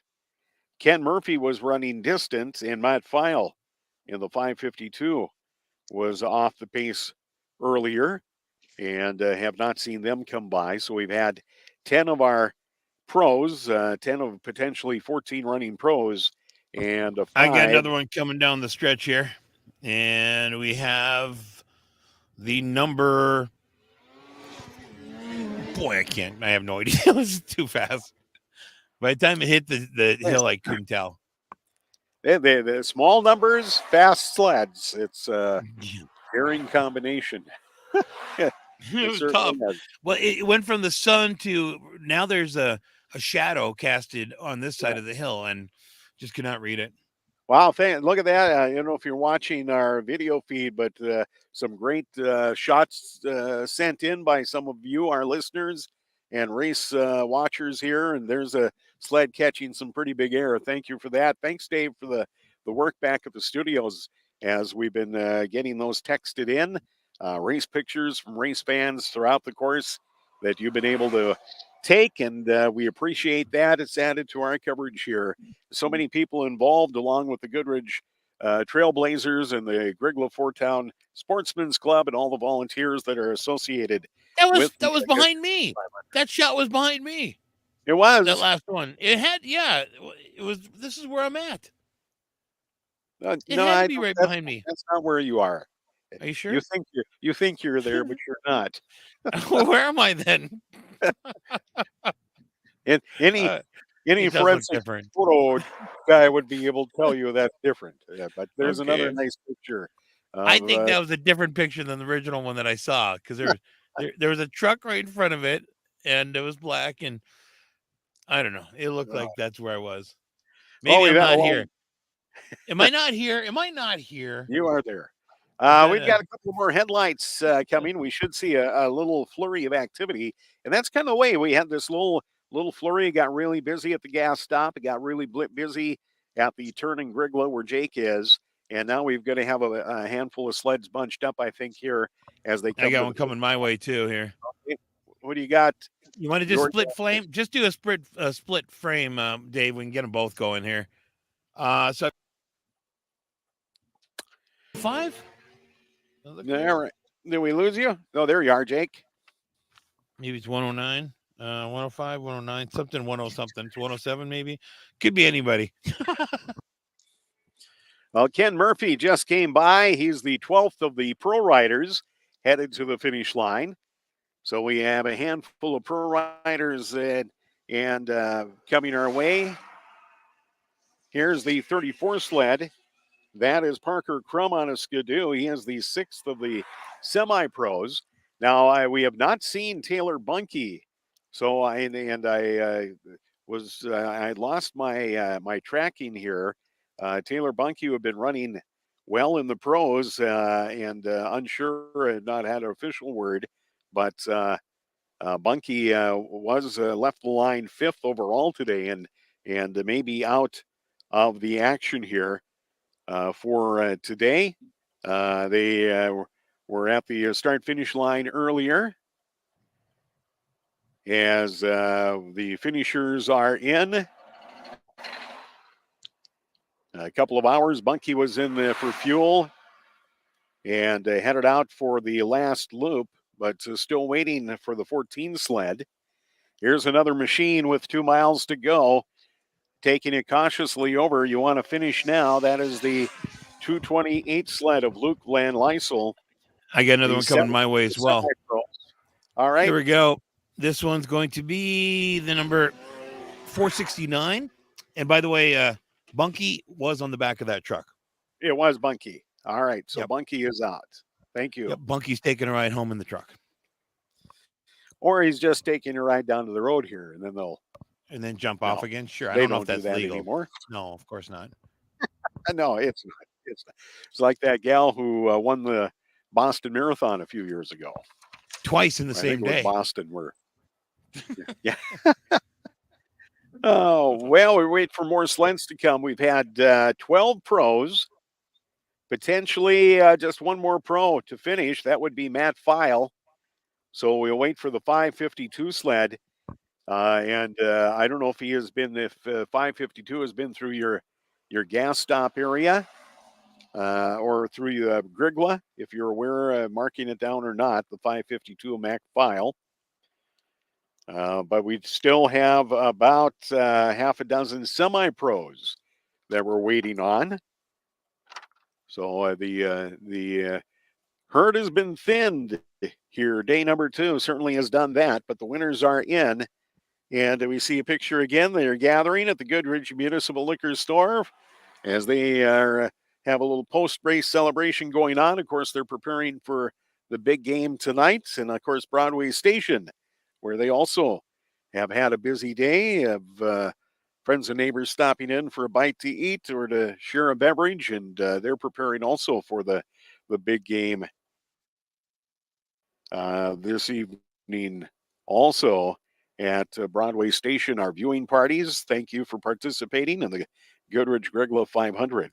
And we thank you for that. Long stretch here with no activity. But again, the machines have landed, if you will. Unofficially, Zach Herfindahl, the first sled in, the 312 Arctic Cat, Herfindahl out of Eagle River, Wisconsin.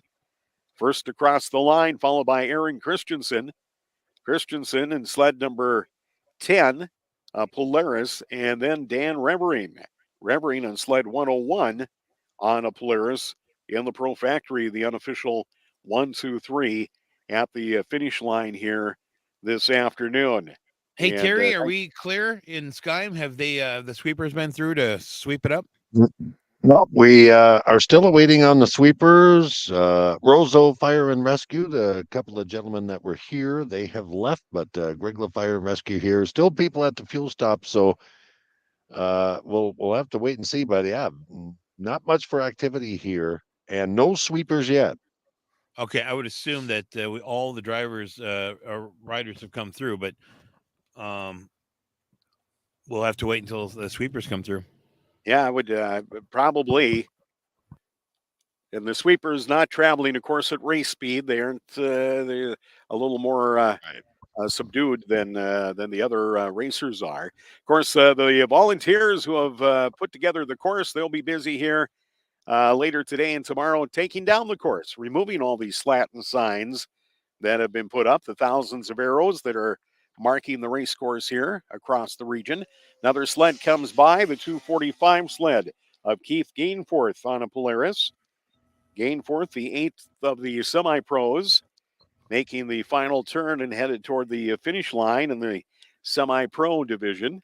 I got a couple coming my way right now. All right. Well, what they should do is put a number on every one of these signs and then have people bring them in and then do a drawing. Whatever sign wins like a prize. It'd save them a lot of hassle. Yeah. Here we go. We've got coming in right now. Not going to take the jump. No, they're saving their cycle. It's 190. 190 just came in, and that would be John Arneson on the Articat. Yep. And then another one slowing her down pretty good. Number two. Number two just came through.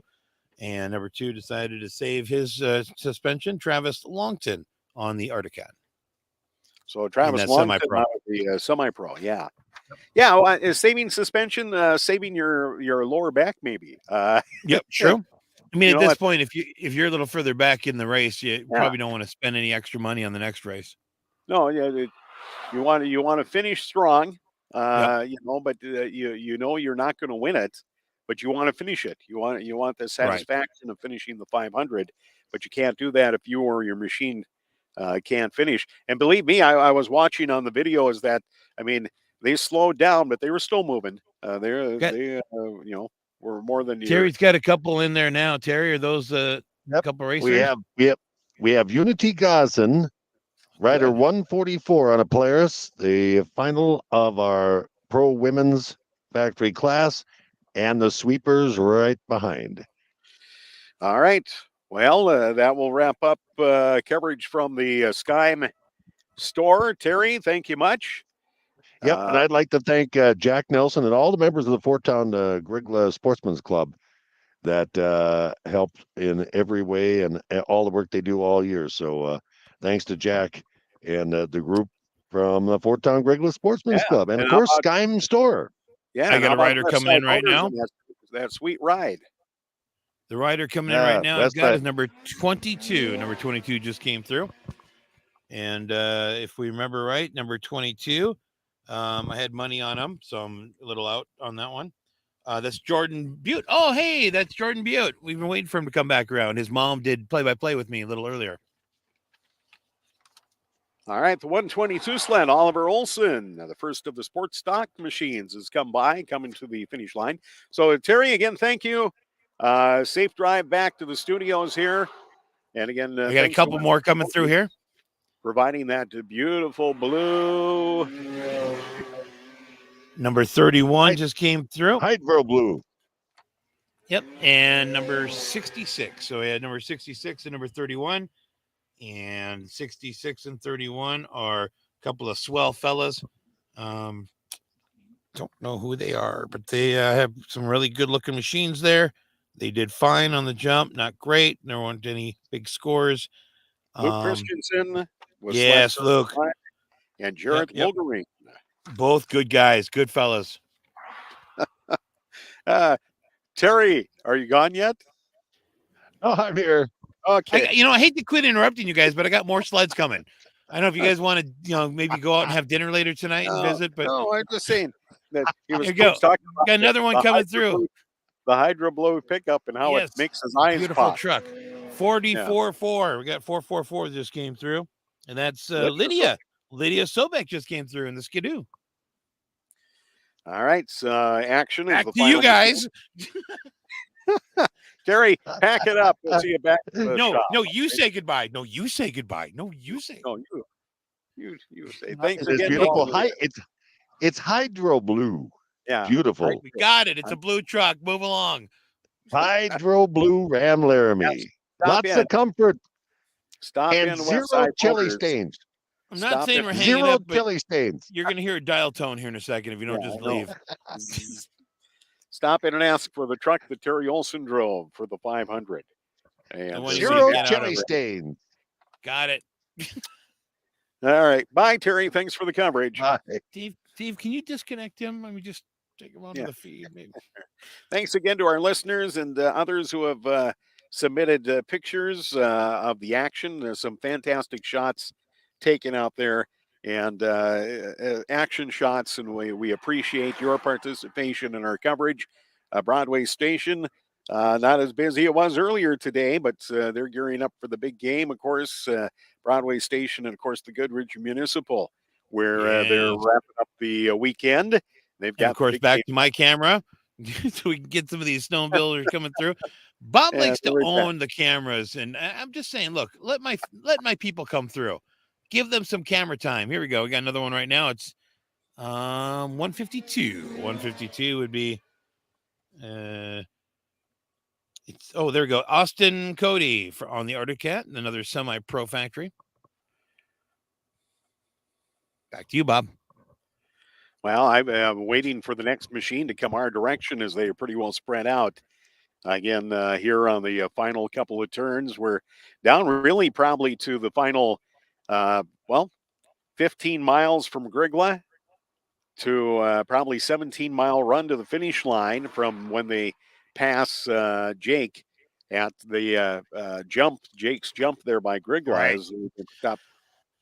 I'm going to talk to the farmer and see if we can build this thing up a little bit next year before the race, before it snows, maybe add another 4 or 5 feet to it.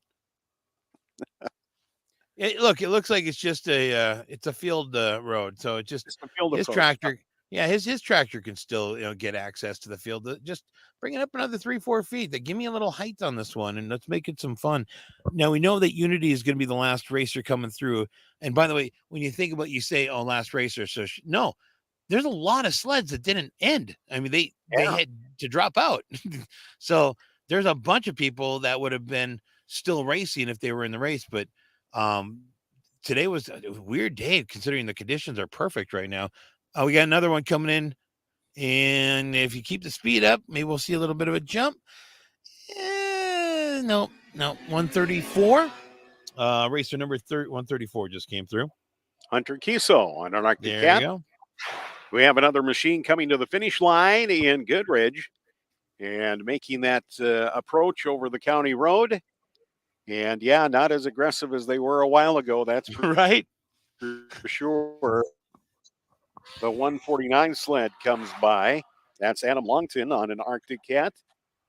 Longton, the 9th of these the are great pictures to head toward the finish line here. Got another racer coming my way. These are great pictures being texted in, by the way. So thank you so much. Some fantastic action shots. Yeah. Okay, we've got one coming up to Jake's jump here. The this year's Jake's jump. Next year, another 3 or 4 feet. Looks like no, was it 132? Missed it. It could be 332, but was it 132? We will never know. Adam Brandt drives the one. That's who it is. Okay. He's probably already in going, that's not me. I'm already here. So just a handful of racers left on the course here, and it won't be long before the sweepers hit the Grygla area. Of course, if you're unfamiliar, there are sweeper sleds, depending on how many racers, usually there are 2 sleds that cover the course behind the racers just to make sure that nobody's left behind. It isn't the issue it was maybe 40 years ago when it could take a long, long time to find a racer out on the course somewhere if they had trouble. But there goes the 14 sled back on the back of the pickup. We mentioned that earlier. Taylor Bunke in the Pro Factory division headed back to the finish line, but not the way he wanted to go in the back of his support truck. So unfortunately for Taylor Bunke, who had a good day yesterday, had the 5th fastest time, but could not finish here in day number 2. We have another machine now coming to our location. Again, we're just a few miles shy of the finish line in Goodridge. And approaching the final jump here, and then they'll go about a half a mile and take a right-hand turn to take him to the finish line here. As we have another machine coming over. That is the 244 sled coming by. And 244 is Chance Ogle, the second of the sports stock machines. The 244 Polaris from Chance. And Ogle is in. Chance from Sheldon, Minnesota. Entered the day in third place in the sports stock class. And we'll have to see how the times iron out for Chance here. As he is one of the first two of the sports stock machines now to finish this race here. And we did have 2, 4, 6, 8 sports stock sleds start the race. Now, for a lot of these younger riders in the sport classes, these are their everyday riders. These are their machines most of the time that they ride or race and ride all the time here. So they maybe treat them a little bit better than the guys who can afford to fix every week. Right, right. Or they have a sponsor that can replace a lot of parts. Yeah. You call up, hey, Jake, I need a ski, and Jake's got a ski for you. You got it. Or a check for a ski for you, or whatever it might right. be. There's a lot of hometown support also, though, for many of these racers. There is an entry fee involved, of course, and an association or a Core Power Sports fee as the governing body for the race. So there are some costs involved along with fuel and, of course, amenities, hotel rooms, and things like that. So it's not cheap to participate in a race of this magnitude. But again, there are a lot of local sponsors who step up in hometowns all over the upper Midwest that throw their favorite racer a $50 bill or $100 bill once in a while to help them continue to race. So a lot of people do that, and that's kind of the backbone of racing at any level is the local sponsorship report, and sometimes just local people who like to help out a youngster in the neighborhood who's racing on the weekend, if you will. We have another headline. The names. Oh, huh? Go ahead. No, Go ahead. ahead. I've got about a mile before. Okay, I was going to say, if you look at the names, you'll also, real quick, understand that this is a family type of thing too. You've got brothers and cousins and uncles and aunts and moms and dads. I mean, there's lots of people and families going back 2-3 generations doing this. Oh yeah, now you talk to Joanne. Yeah, earlier. Yeah, Jordan Butte's mom. Yeah. Yeah. And Jolene Butte and Jolene. I'm sorry, yeah. Joanne. Jolene. Yeah. And she's been involved for a long time. Her kids are involved now, and of course, right. Everybody in the family is involved when mom's involved. Here comes another Arctic cat across the line and starting to spit up a little dirt. The 41 sled comes by, and sled 41 here, that is Elliot Clark. He is the first of the Expert 600 limited machines to come to the finish line here. So we have a couple of those left out on the track. We have our Masters 40, I believe our Masters class yet to go. So we still have a handful of machines, and we're still waiting again for the sweepers to move through that Grygla area. Again, some great shots of some of the sleds that made their way through the course. Absolutely. And, always exciting to see the air that they get. I can only imagine the speed. And, yeah, this is the type of pictures that we're getting are not just somebody shooting their phone out the window. I mean, some of these are obviously a very talented photographer. Yeah, and not only that, but you're shooting a machine that's traveling 100 miles an hour or close to it.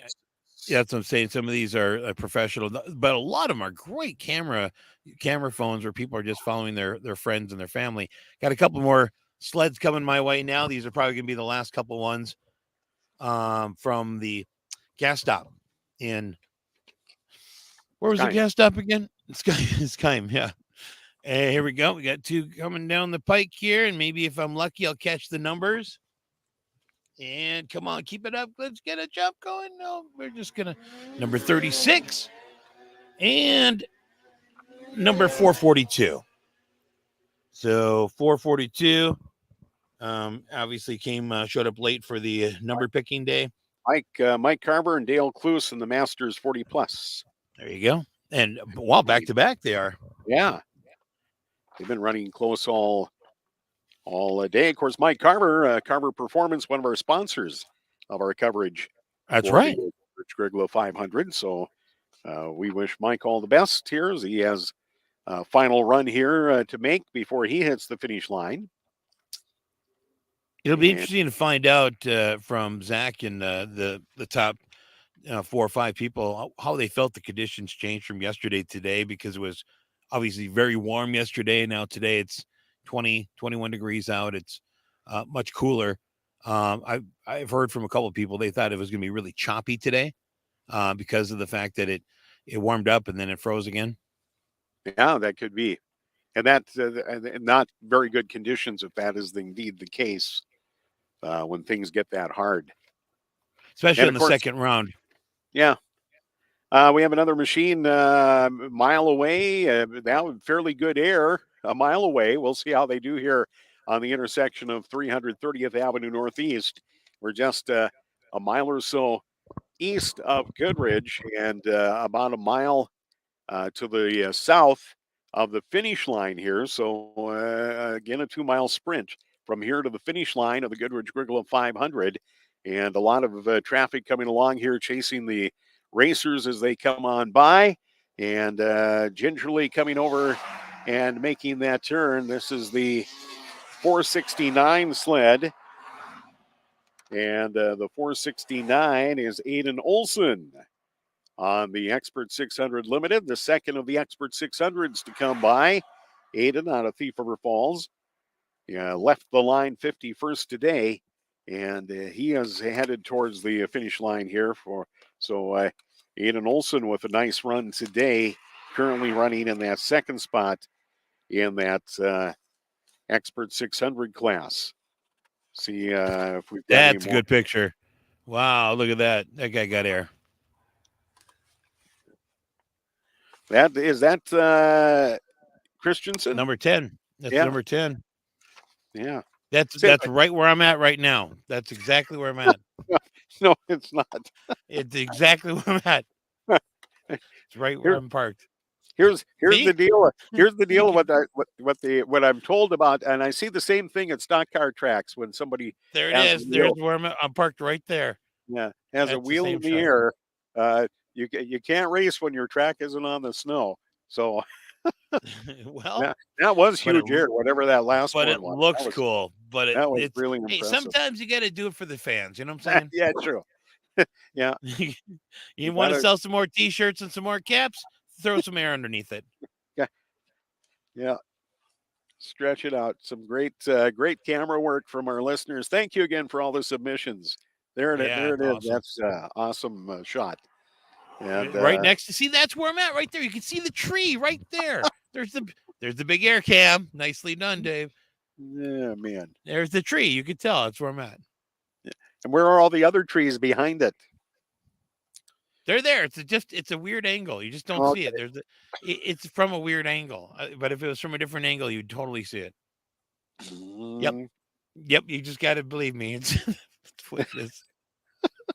They get right there. See, you can see the truck right in front. There's the truck. All right. Okay. I don't know if there's any more people coming.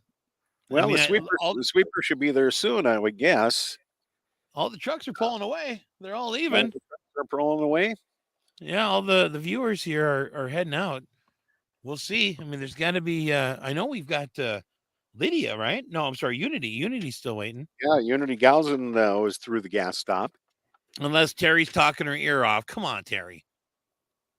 Or talked her into a bowl of chili. Yeah, that's true. Yeah, he does like to sell the chili. Thanks again to Lisa and the crew at Evergreen Bakery and Catering. Yes. Thanks for the sugar high. Oh gosh, I haven't eaten so well in weeks. I napped during the first half an hour of this broadcast. It's so good.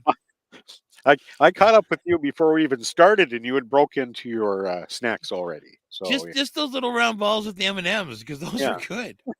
I mean, how do you? Yeah, I looked at the bag. I'm like, oh, those are gone. Those are done. Forget about it. They're not making it to the race time. So, thank you much, Lisa. We appreciate it. And it was delicious. And again, for all your catering or If you're looking for a breakfast or lunch, stop on in at Evergreen Bakery and Catering in Thief River Falls. They're just the south meatballs of and Siddiqui. the meatballs and the mashed potato were the best I've had ever. Oh, I thought the sirloin was top notch. Do you think Terry knows we're kidding? Like, what meatball? What are you talking about? What? No, but the sandwich, seriously though, I mean, Oh, my gosh, sandwiches are awesome, so what was that? good. Turkey on a cranberry. I think it's called Paradise. It was a Paradise sandwich. Paradise But it was sandwich. so It was yeah, it was so delicious. good. It's what I would order if I was in the electric chair. It was like my last meal. I want to get the evergreen sandwich, please. Well, make a note of that. Thank you. Not out of the realm of possibilities. Sure, I hear you. Yeah. You can tell it's toward the end of the race. Right. Yeah. Just waiting on our last couple of drivers, or maybe one. I'm not sure where we left off in Skyrim. I think we're down to one or two, and then the sweepers, and then they'll make their way to Goodridge, and we'll be done with today's race. I see one. Here we go. I got one coming my way right now. Making it around. So basically, where they come through a field, and then they make a turn, and then they have a straightaway for about 50 to 100 yards, and then they turn around by these trees, and then they've got a straightaway to where it's Jake's jump for another about 100 yards to make the jump, and then they've got another about a quarter mile until they have to turn again. So coming down this final stretch now. Here we go. Nice and easy. Just this is going to be a good one. No, they disappoint at the end. Number 354, and that is Frankie Oming. Frankie Oming, yeah. So that I think there's just one left. It's Unity. So we have, I see 1, 2, 3 machines coming towards me here as they chase towards the finish line in Goodridge. And again, we are expecting some semi-pros and perhaps some sports stock machines. There's some side-by-side racing. How about that? You race 498 miles and you pass somebody, right. And that's what they're racing hard, getting to the road first here as the machines come up. Oh, wow. Over they are close. It's the 109, followed by I don't know who in the 190 machine. The 190 is John Arneson coming by. Arneson. And the 109 sled was Aiden Leonard. Leonard, the 10th of the semi-pros.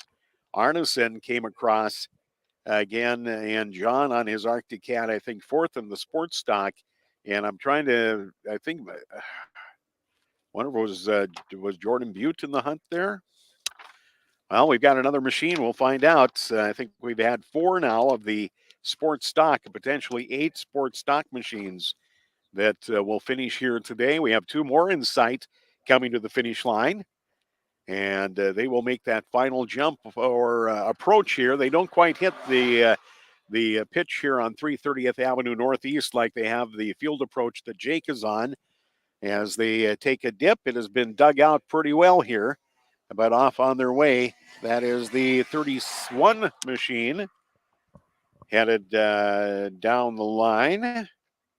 Luke Christensen. And Christensen followed here by, and I can't read the back of the bib, I believe it was Travis Longton on an Arctic Cat. Sled number 2, they would be the 11th and the 12th of the semi-pro factory riders to head to the finish line here. About a mile to the east of us, I see another headlight here. And again, some great action shots of the race from our listeners. Thank you one and all who participated, who was able to text in a picture. And if you're just tuning in, you're wondering why we're still doing the race. You figured it's going to be done around 1:30. Well, we had an hour delay today. This morning, there was a lot of fog. And so for safety's sake, they decided to wait, and they got started just after 10 o'clock. So the race has been running just over an hour behind. And here we go. 2 more sleds coming. They can see the finish line, or will be able to see the finish line soon, as 2 more machines make their way here over the county road. Skidoo comes by. The 444 Skidoo of Lydia Sobek, the first of the women's racers. And behind them is sled number 2. And that, again, Travis Longton. So it was not Longton, the 13th of the semi-pro riders who have come by. And so Lydia passed him because Lydia came through here after he did. Yeah, and Longton was not as hard on the throttle as took it gingerly over the embankment here. And those are the stories we don't know. You can get unseated from your sled and then have to chase it down, and land on your hind end, and the rest of your afternoon's ruined. You finish, but you're hurt all the way. And, or you're running hot, you can't chance blowing your engine. That's all things that we, the behind the scenes stories of how you finish or don't finish a race of endurance. And I've got I think this is my final sled coming down the road right now. If this is, it would be Lydia Sobek on the 444. I'm sorry, no, Unity on the 144. Unity would be on the 144. Are we? No, the 89. Well, where did the 89 come from? Jeff McKay on the Masters 50 class. All right. He is still out. Wow. And talk about it. That was out of left field. No, I mean, they do. They come out of left field. There's a field over there to the left, and that's where they come through. I don't know if we still have the tracker up there and can see there is not a lot of. There's one machines left. Oh, there we go. Yeah, we'll zoom out a little bit.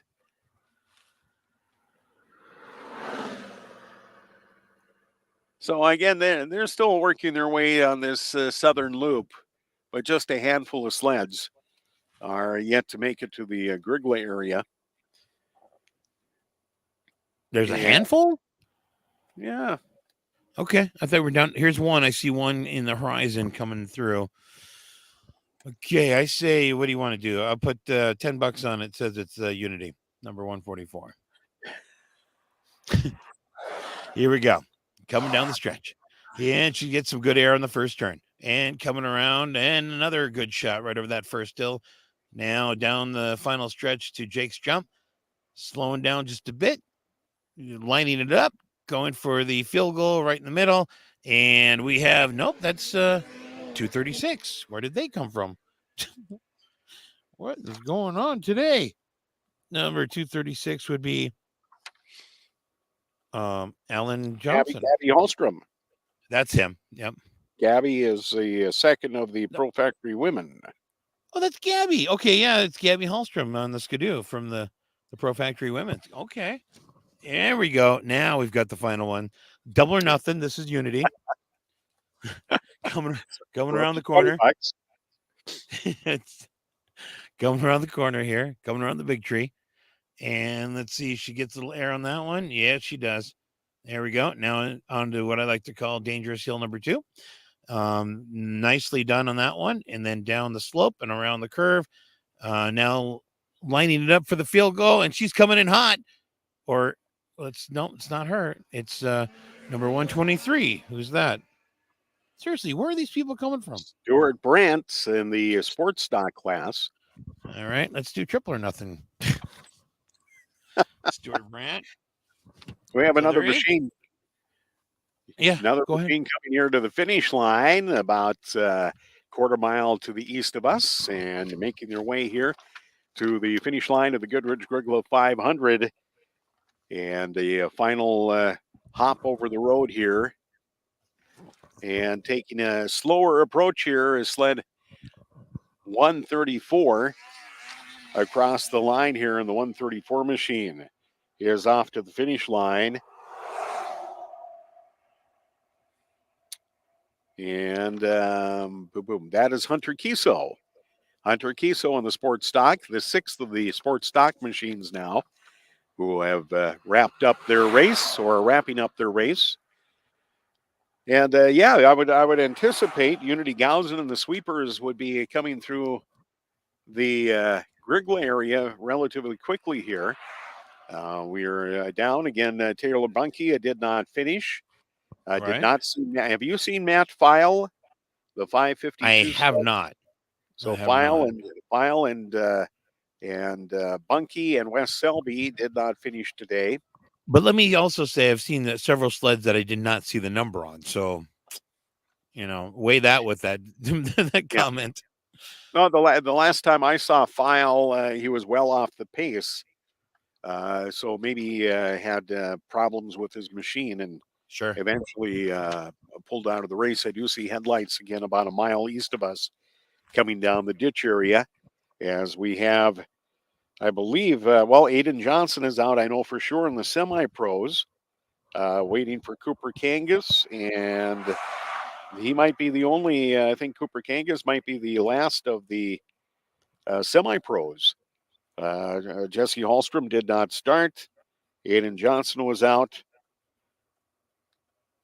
for this afternoon, and I'm saying that too. Kangas may have gotten by, and I may have missed his number in sled number 23 in the semi-pros, but have not seen him come through this area. We do have again another machine, and I don't know. It's just a different speed at this Right. point of the race, and these divisions of racers themselves. It's fast and it's furious, but it is a different pace than is set by those pro riders here as they come Right. up by. And in our defense, who was that? 132. That's Adam Brandt coming by on his Arctic Cat, the 7th of the Sport Stock machines. In our defense, if we were going to compare the Stoneville racing with broadcasting, we would be in the semi-amateur as well. True. Or amateur pro or whatever you want to call it. We would not go pro. Right. We're definitely in that lower division. Yeah, so but doggone it, we try. We speak from experience. Right. Anybody, but we would finish. We will finish this race. Yes, we will. Well, you see the view down the empty highway, Highway 1 here, just east of Goodridge, as we've been watching the intersection here where the sleds come over through the afternoon. And again, we were unable to be where we wanted to. We wanted to be on the start-finish line for you, but there just wasn't what we needed as far as internet access or cell signal access. There is some there, but it's not enough to do what we want to do. Not enough. When it comes to providing some video and high quality audio. So we have had to call some audibles and do the best we could, as close as we could to that start finish line. But what a great day today. We had good coverage and have had good coverage all day. And next year when we plan ahead, we're gonna make some arrangements to get like a temporary cell service put in different locations that'll help us with this. I think we talk to the Chinese and get one of those balloons. Get the weather balloon, sure. Yeah. Get a balloon and just hang it overhead. And sure, I think that'll get the job done. Why not? Yeah. And we're good until somebody shoots it down. Or we get a hot air balloon and we cover it from above. Oh, there you go. I bet we get some pretty good cell reception then. About 200 feet in the air in a Snoopy balloon. Maybe. Still don't see any riders. Yeah, I'm looking. I don't see anybody coming through the field or down that final stretch. It's pretty empty right now. All right. I see a couple of headlights in the distance. And again, we are down to the final few machines that are out on the course here. And we're about, don't have much more to cover here for you this afternoon as the machines make their final turns. But the sweeper should be through that. I'm guessing our viewing parties have switched to Jeopardy by now. Or the 8-hour pre-bowl, Super Bowl pre-bowl party. Absolutely, yeah. I have another machine coming. This one's either putting up some smoke or I think it's smoke or is it snow dust? Hard to tell, but they're coming in hard and fast here. across the ditch area. And the final turn here coming for the 36 sled. And off they go. Right behind them, the 442. And that is Mike Carver and Dale Close. Mike Carver on his Arctic Cat and Dale Close on his Arctic Cat in the Masters 40 Plus division. Both have finished as they come to the finish line here. So again, just a handful of riders remain here for the second and final turn of the 500. I'm kind of surprised the sweepers aren't. They've been through the Skyme area and then a ride straight south to the Grygla area. They should be there soon, I would guess. Unless they stop for lunch. Well, they could have. They could have stopped. I mean, that really at the Skyme store. Chili? Yeah, no kidding. Still nothing. I'm looking through the field and down the road. We do have a couple people still parked here watching. Well, and you've got friends and family, as you talked a little bit earlier. An opportunity to follow your racer at different parts. Just got an update that Fields is out. What was that? Matt Fields Matt is Field out of the race. Is out of the race, so he is out. All right, so all the Pro Factory riders have been accounted for now. Yeah, just looking for unity. And but aren't we all? I mean, in the big scheme of things, aren't we all just looking for some unity? We are. So let's see. I did not see Cooper Kangas. Doesn't mean he didn't come by in the semi-pro sled number 23. Still waiting a couple of the sports stock machines. And, really? Yeah. Okay. So we're hanging out here, but you should be. You're probably good in that. Look, I think if we're still doing this at 7:00, we call it. Just saying. Oh, we're coming up on 3:00. We may be a better shot here. I'm just saying. So, I mean, we have to call it at some point. I'm just saying by 7:00 we pull up and move out. Well, we'll see if we've got any final wranglers here in the next 5 minutes or so. And then we'll call our coverage for the day as we've put another long day of coverage. It turns out with the initial start time of 9:00 this morning, almost 6 hours of coverage today and 5 hours of coverage yesterday of the Goodridge-Grygla 500. And again, some seat time put in by all of us. Dave back at the studios. What a nice job Dave Burns has done at Master Control here. And fantastic, yes. Yeah, Mike Gilbertson, guys rolling with the punches and doing a great job for us here this afternoon too. So thank you.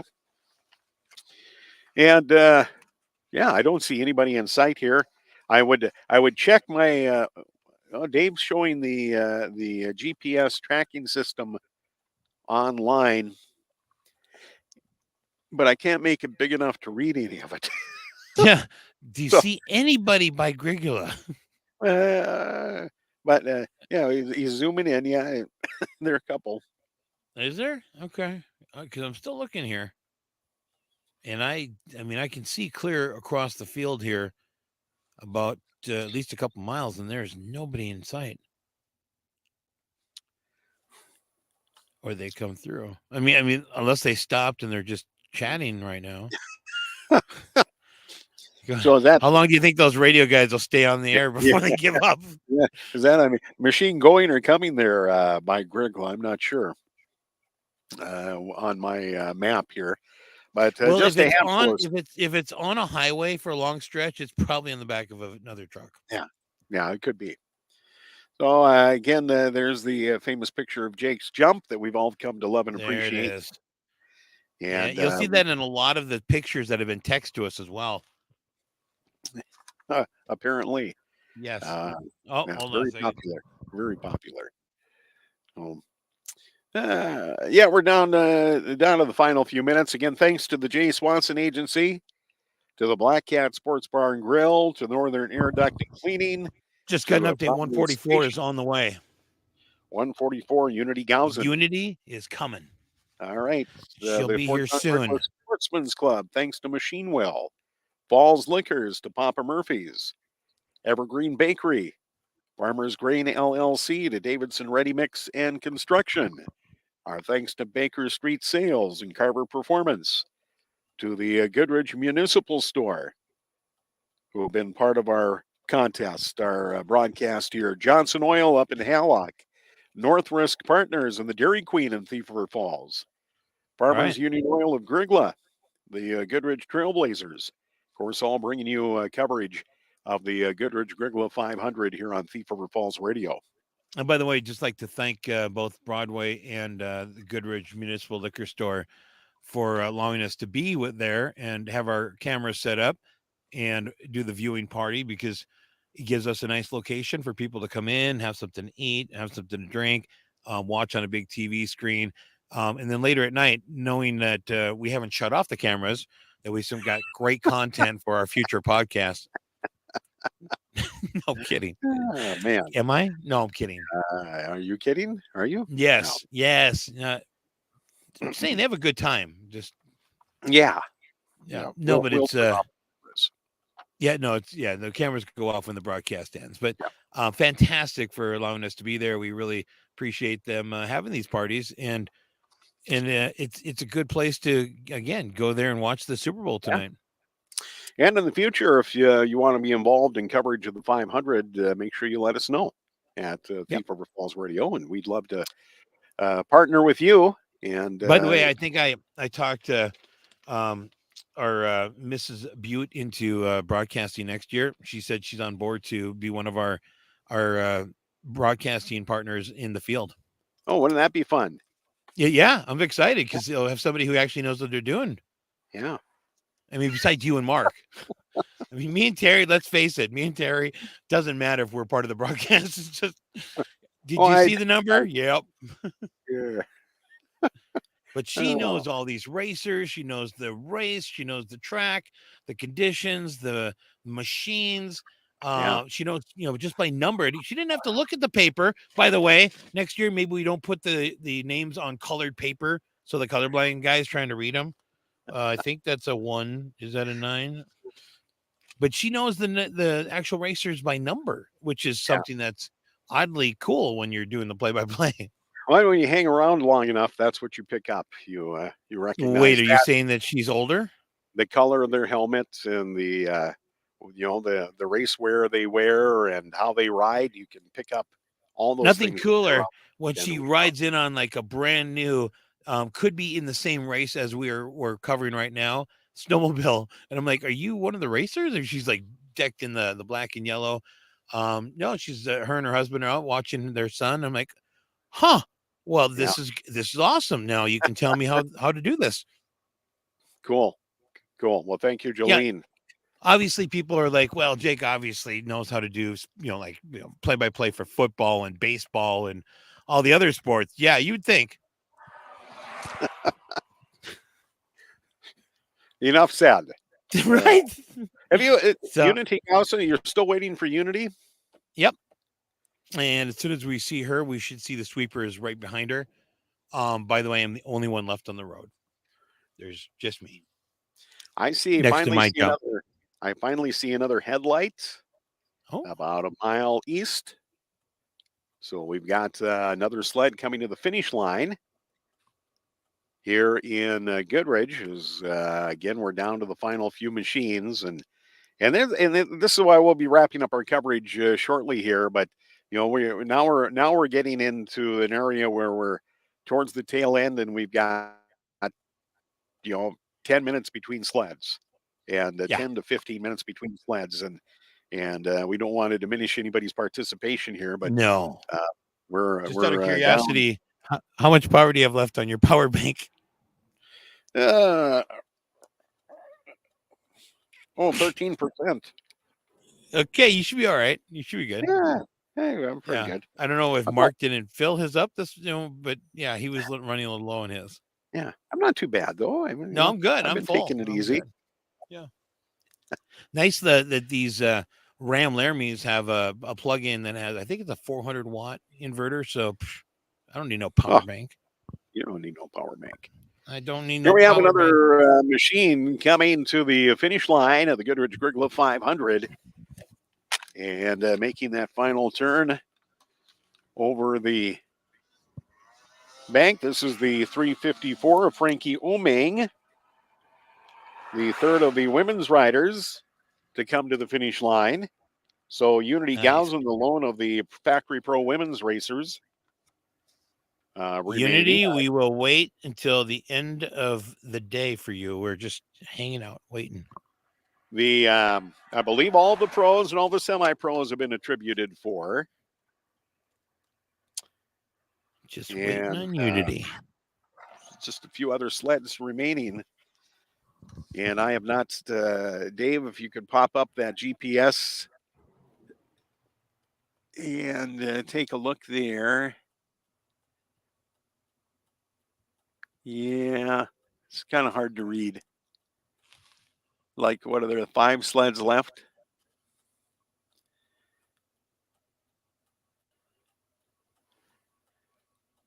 There's one. Brandt. There's 2. And Brandt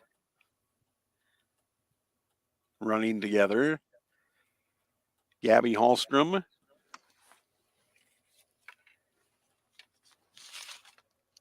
Luke Omeng. Where's Unity? And Jack McKay. And still farther north, we have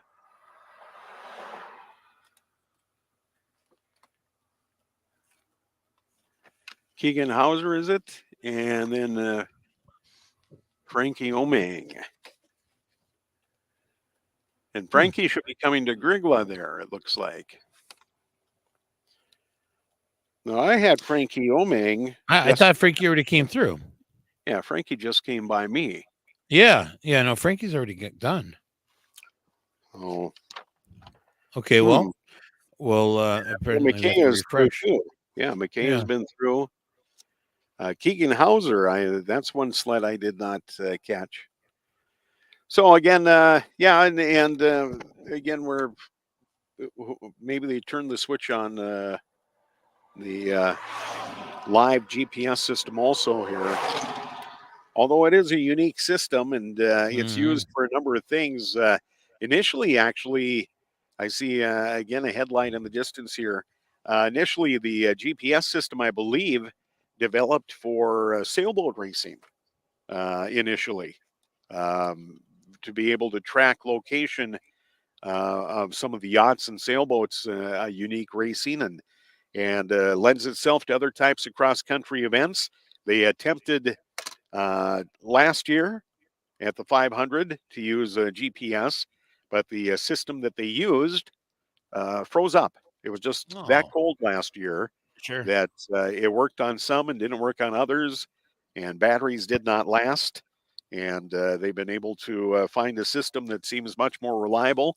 This is their second race. They used it 2 weeks ago at the Heartland 200, and now are using it. And it probably is going to be standard fare for cross-country racing. They've done it now in stock car racing over the last few years with transponders in each of the cars for accurate timing, but it just makes sense on these cross-country or distance races to be able to know where people are at any given time. We have 2 more sleds coming now to the finish line in Goodridge.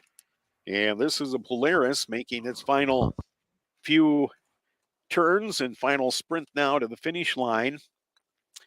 And taking that turn gingerly here is the 89 sled coming by. Sled number 89 is, thank you. Let's see, one more machine coming by here. 89, Jeff McKay on a Polaris in the Masters class. There's the 236 of Gabby Hallstrom coming by. At what point do I try to just drive to where she is?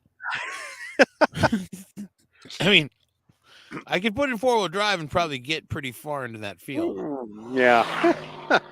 Oh, meet her halfway. kind of guy hanging out waiting for Unity. But most of the racers are in. There can only be one or two Right. that are still out on the track here, and most of the spectators have headed in, whether they've headed home or they've headed into Goodridge. Again, they will have the award ceremony at 5:00 at the Goodridge Lions Hall this evening, as they will wrap up. And again, we have unofficially.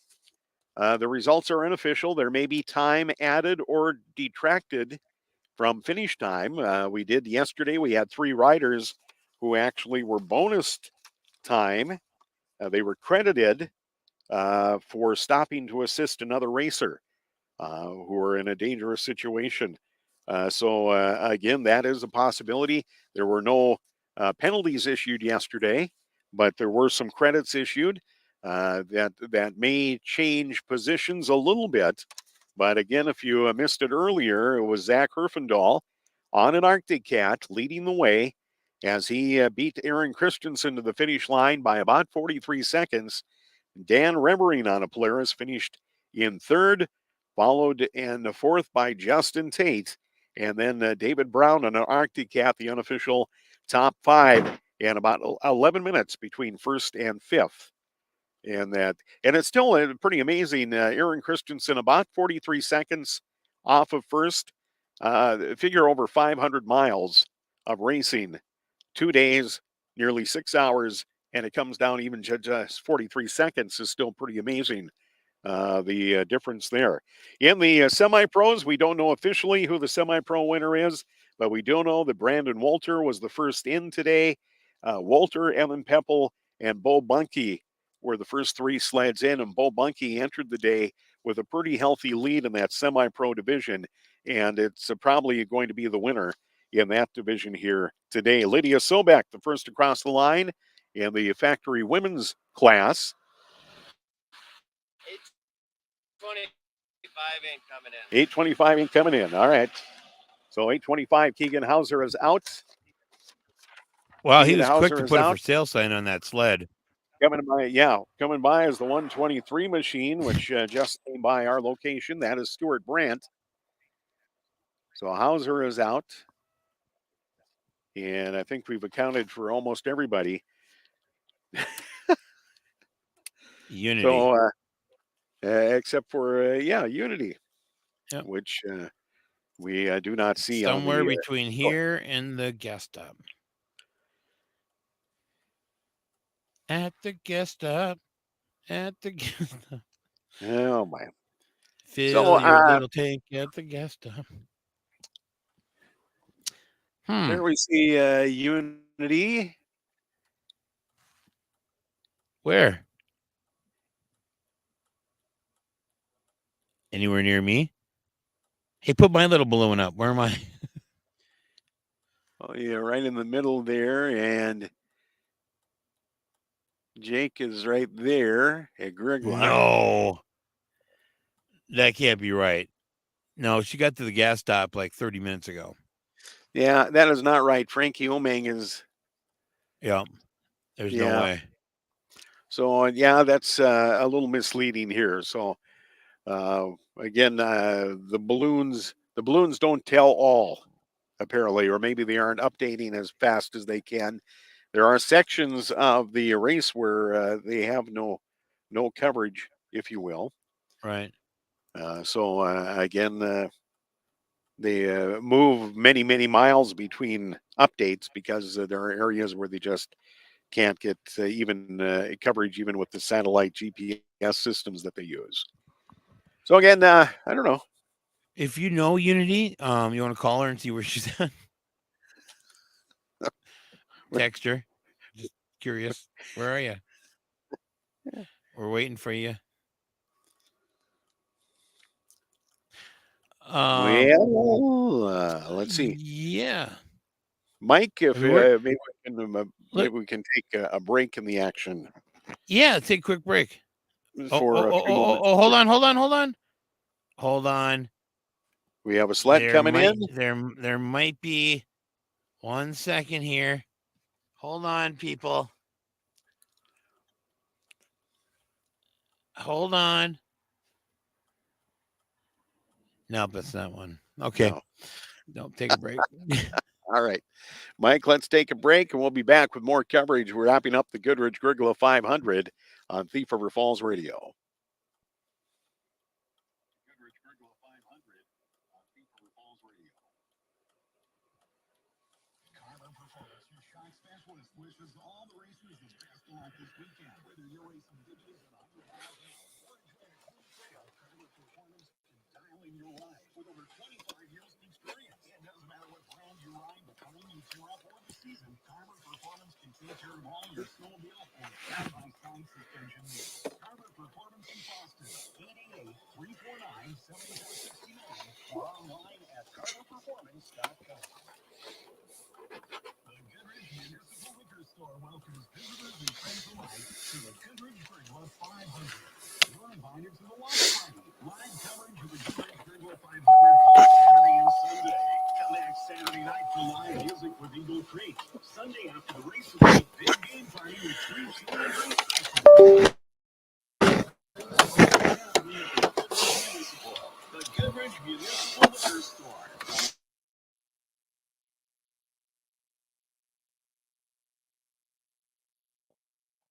Okay, send it back. Here she comes.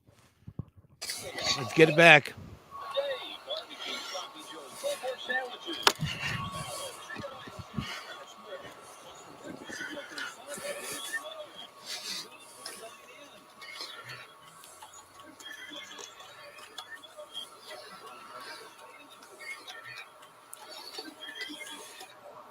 All right, ladies and gentlemen, we have the final sled. We have the final sled. There she is. All right. Yeah, number 144 just came by. That's Unity Gosson on the Polaris to Pro Factory Women. Just came by. Congratulations, Unity, for continuing the race and doing a fine job. This is awesome. It was fun to actually see her come through because for a minute there I was starting to get worried that maybe she broke down somewhere, but she could have broken down, but she is there. She came through, and congratulations. That'd be the final racer for today. Bobby. Well, Bobby's obviously not paying attention. I'm saying right now, that was a wonderful moment we just all shared without anybody knowing. Yeah. I lost my phone. I know you were calling me. Well, I was calling to let you know I see her coming. I was like, everybody, I see her finally, and then nobody was listening. So hopefully people saw that on the video. She did come through. It was great. It was awesome. I was honking my horn. I was the only one standing here cheering because there's nobody else here. But like I said, she could have had a small breakdown somewhere between here and the gas station, and we don't know. But obviously, she's coming through now, so you'll see her not too far from now. Yeah. Well, we again will wrap up our coverage from the Grygla area. Thank you, Jake. Thank you. I appreciate you sticking it out, and you'll be seeing her shortly, and then we can do the official wrap up of the day. Yeah, we will indeed. So again, we'll continue. We'll take a time out from our coverage as we await the final sled here coming our way in the next 15 minutes or so as we bring you the final machine here of the Goodridge-Grygla 500. So let's be back in just a moment on 94 on the Falls.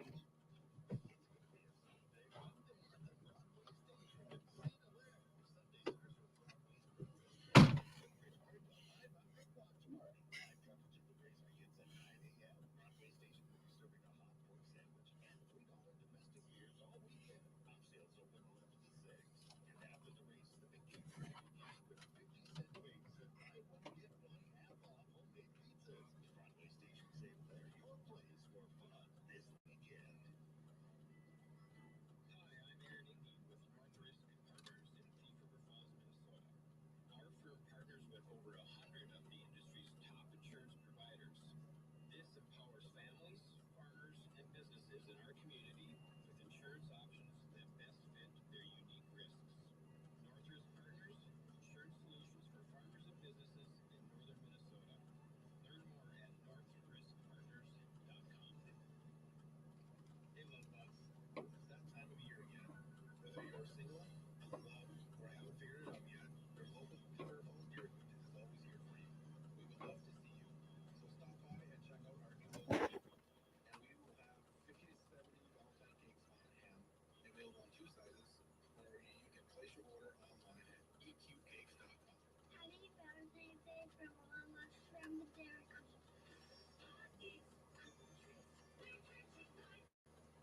Looking for a fresh homemade hot breakfast?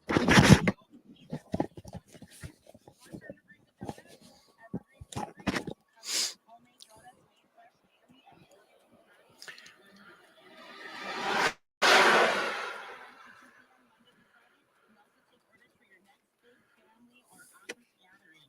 Leave the baking to Evergreen Bakery, located outside of Digikey, Thief River Falls. Evergreen Bakery is your taste for loving it. The Falls, 94.1 FM, a member of the Instead Minnesota Radio Network. Carver Performance, your shock specialist, wishes all the racers the best month this season. For your racing ditches and 100 miles an hour. Performance can dial in your line with over 25 years of experience. It doesn't matter what brand you ride, the training, tear-up, or the season, Carver Performance can take care of all your snowmobile and side-by-side suspension needs. Carver Performance in Boston, 888-349-7469, or online at carverperformance.com. The Goodridge Municipal Liquor Store welcomes visitors and friends alike to the Goodridge-Grygla 500.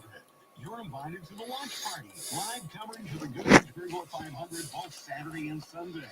Come back Saturday night for live music with Eagle Creek. Sunday after the race, it's the big game party with free chili and drink specials.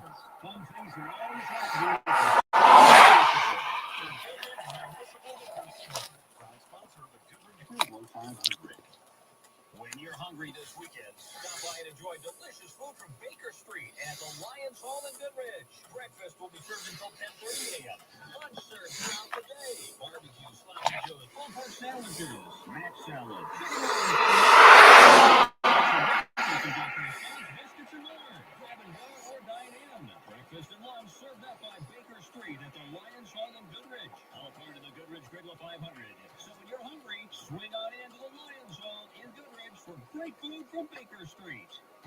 It's going to be a Sunday day at the Broadway Station in St. Hilaire. Sunday starts with Broadway's breakfast and the Goodridge-Grygla 500 watch party. Live coverage of the race begins at 9 a.m. Broadway Station will be serving a hot pork sandwich and $3 domestic beers all weekend. Off sales open 11 to 6. And after the race, the big game party begins with 50-cent wings and buy one, get one half off homemade pizzas. Broadway Station St. Hilaire, your place for fun this weekend. Hi, I'm Aaron Eby with Northrisk Partners. Are we- Thief River Falls, Minnesota. Our firm Are we getting? the industry's top insurance providers. This empowers families, farmers, and businesses in our community with insurance options that best fit their unique risks. What's the deal? Partners, insurance solutions for farmers and businesses in northern Minnesota. Learn more at northriskpartners.com. Hey, love bugs. It's that time of the year again. Whether you're single, Hello? in love, or haven't figured it out yet, Hello? Hello? I'm not sure what's going on. we will have 50 to 70 Yeah, I'm ready. eqcakes.com. Happy Valentine's Day from Mama from the Dairy Queen.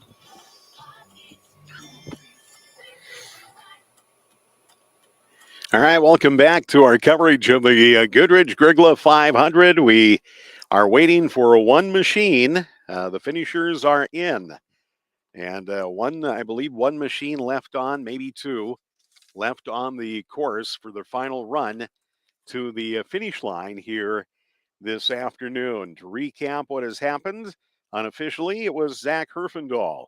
Herfindahl out of Eagle River, Wisconsin, on an Arctic Cat, who left the line first this morning.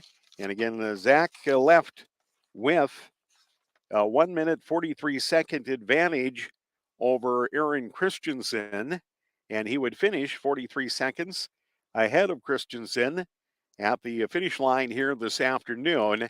So although Christensen made a good run here on day number 2, it appears Zach Herfindahl will pick up the win on his Arctic Cat.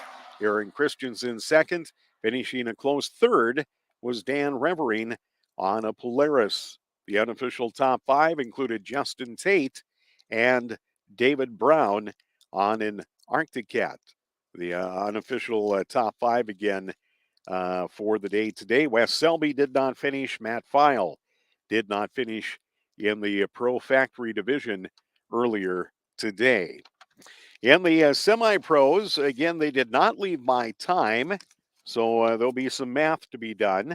But entering the day, Bo Bunkie was the leader after day 1 in the semi-pros. Bunkie had a 3-minute 55 or 52-second advantage on Zachariah Neposh. Bunkie out of Roseau on a Polaris. And Bunkie was I think the third machine in. Brandon Wolter was the first machine. Wolter started about 7 minutes behind Bunkie today. And Wolter was the first in, followed by Evan Pepple. Pepple started the day nearly 10 minutes behind Bunkie. So I think Bunkie may hang on to that semi-pro win, followed by Pepple and by Brandon Wolter. Also a pretty good run here for Zachariah Neposh and Derek Krug, unofficially the top 5 in that semi-pro division. Lydia Sobek first across the line in the women's class, followed by Frankie Omang, Gabby Holstrom, and we're still awaiting Unity Gausen this afternoon. Well, it looked like Oliver Olson was the fast sports stock machine coming into the day. Oliver Keegan Hauser was the leader in the class, and Hauser had about a 2-minute advantage on Olson. Olson was the first in, followed by Chance Ogle, and I believe it was Keegan Hauser who came across the line. In the Expert 600 Limited, Elliott Clark and Aiden Olson crossed the line 1-2.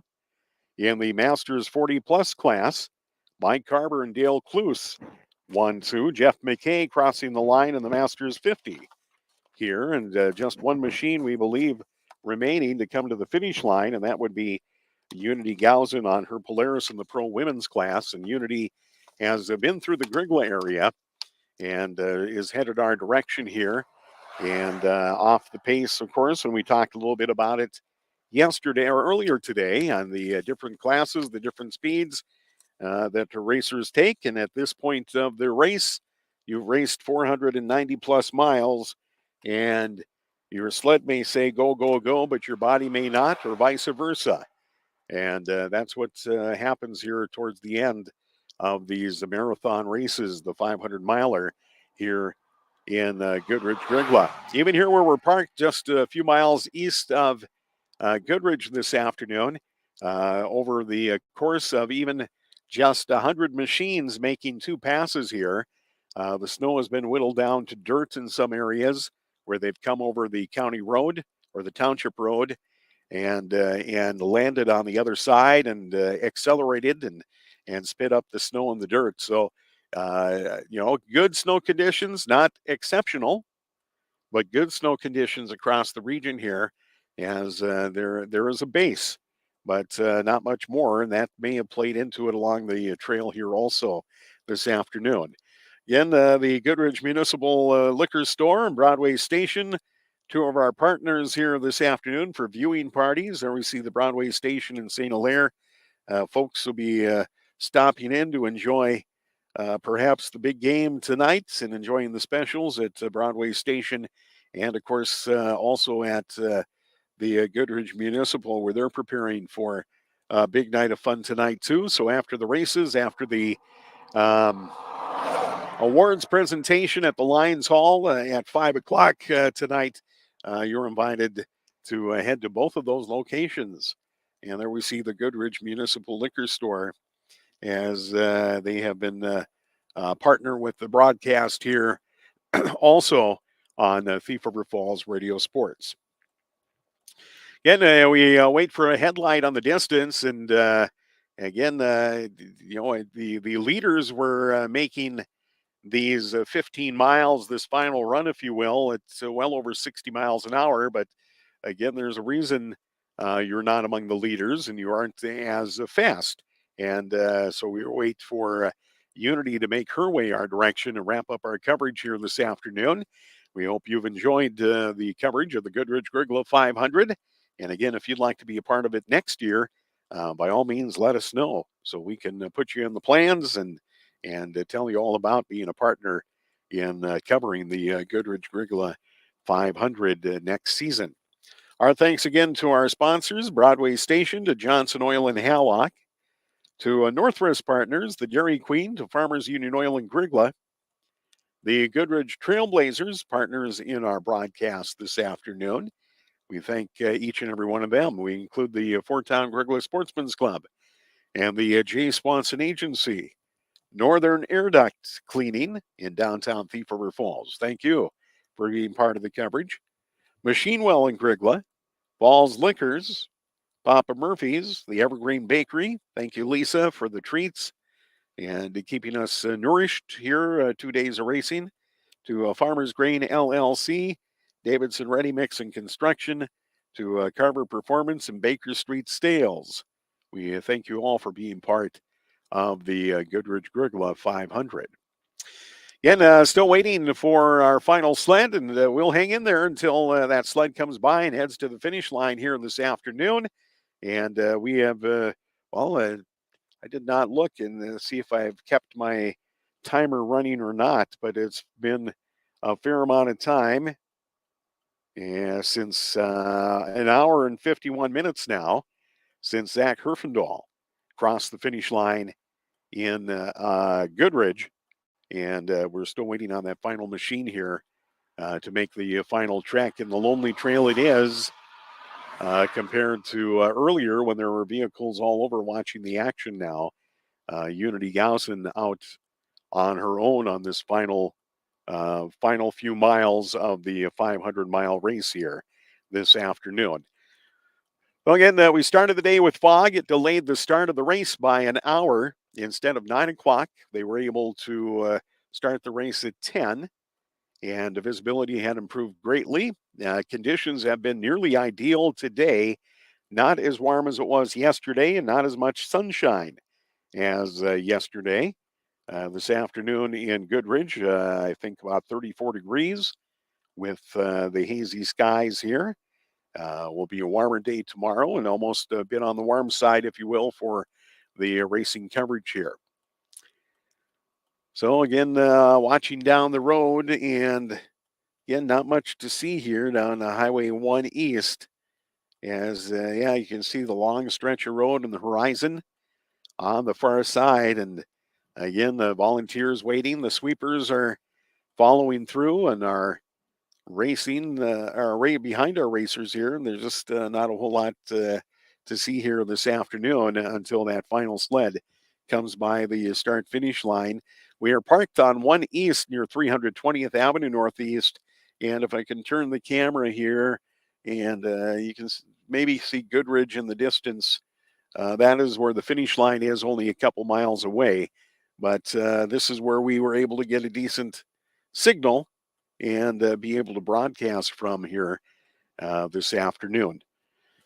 So again, our thanks to Terry, who headed up to the gas stop in Skyme today. Jake camped out near Jake's Jump at Grygla. Mark Allen near Gatsky, bringing you coverage.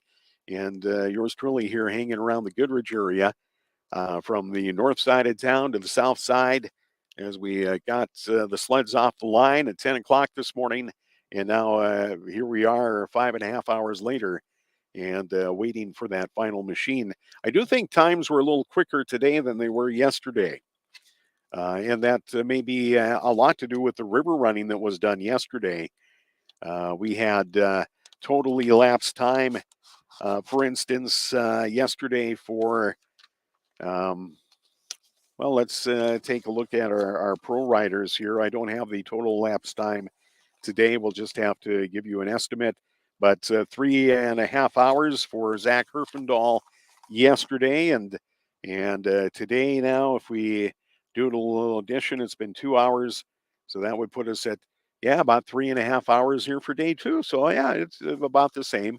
I guess it seemed a little quicker today. There wasn't the river running or the turns that were associated with river running that the drivers had to deal with, but they were able to get up and down here on the ditches and some of the forest roads in northwestern Minnesota. It seemed a bit quicker today than they did yesterday. Again, I think Mike will take one more break here, and hopefully Unity be on our way here, and we'll be able to wrap things up. Coming up in just a few minutes on 94.1 The Falls and Thief River Falls Radio Sports.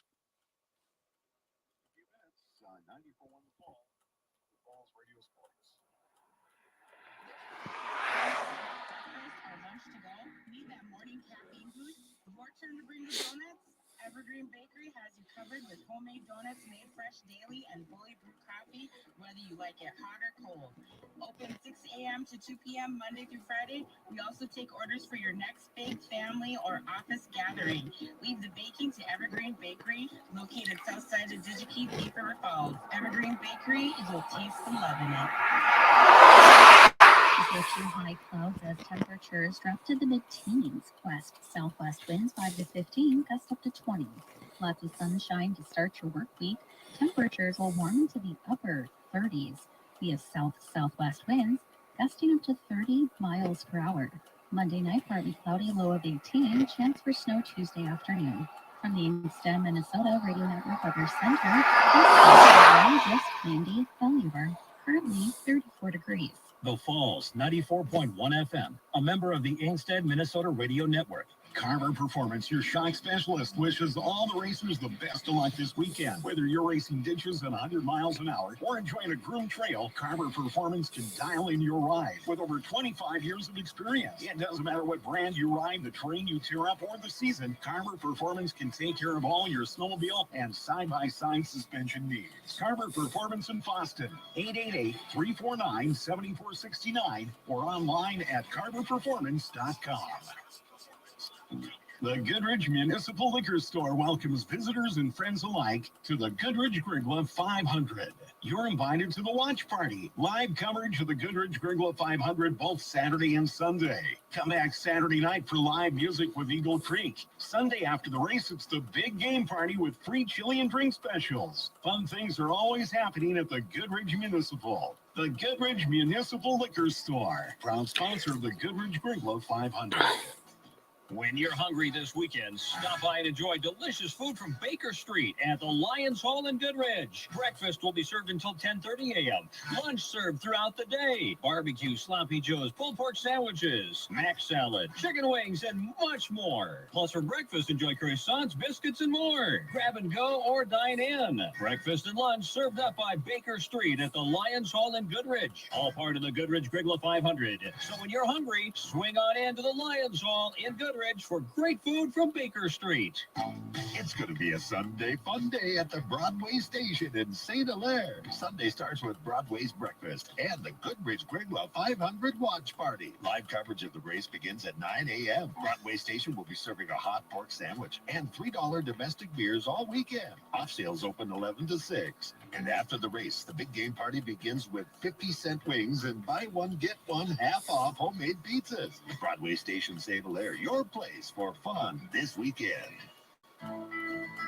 Hi, I'm Aaron Inge with North Risk Partners in Thief River Falls, Minnesota. Our firm partners with over 100 of the industry's top insurance providers. This empowers families, farmers, and businesses in our community with insurance options that best fit their unique risks. North Risk Partners, insurance solutions for farmers and businesses in northern Minnesota. Learn more at northriskpartners.com. Hey, love bugs. It's that time of year again. Whether you're or haven't figured it out yet. I'll take it back after the last ad and the break. We would love to see you. So stop by and check out our new location. And we will have 50 to 70 Valentine cakes on hand, available in 2 sizes, or you can place your order online at eqcakes.com. Happy Valentine's Day from all of us from the Dairy Queen.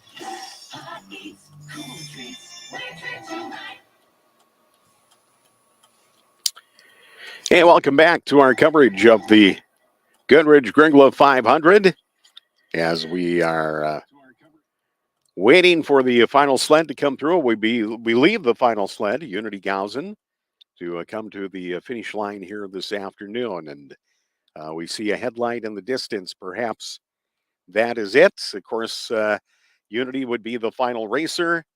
And also coming along, a couple of sweeper sleds from Core Power Sports are expected to be along at any moment also as they wrap up and sweep the course here. A lot of after race things will have to be done here. They'll be picking up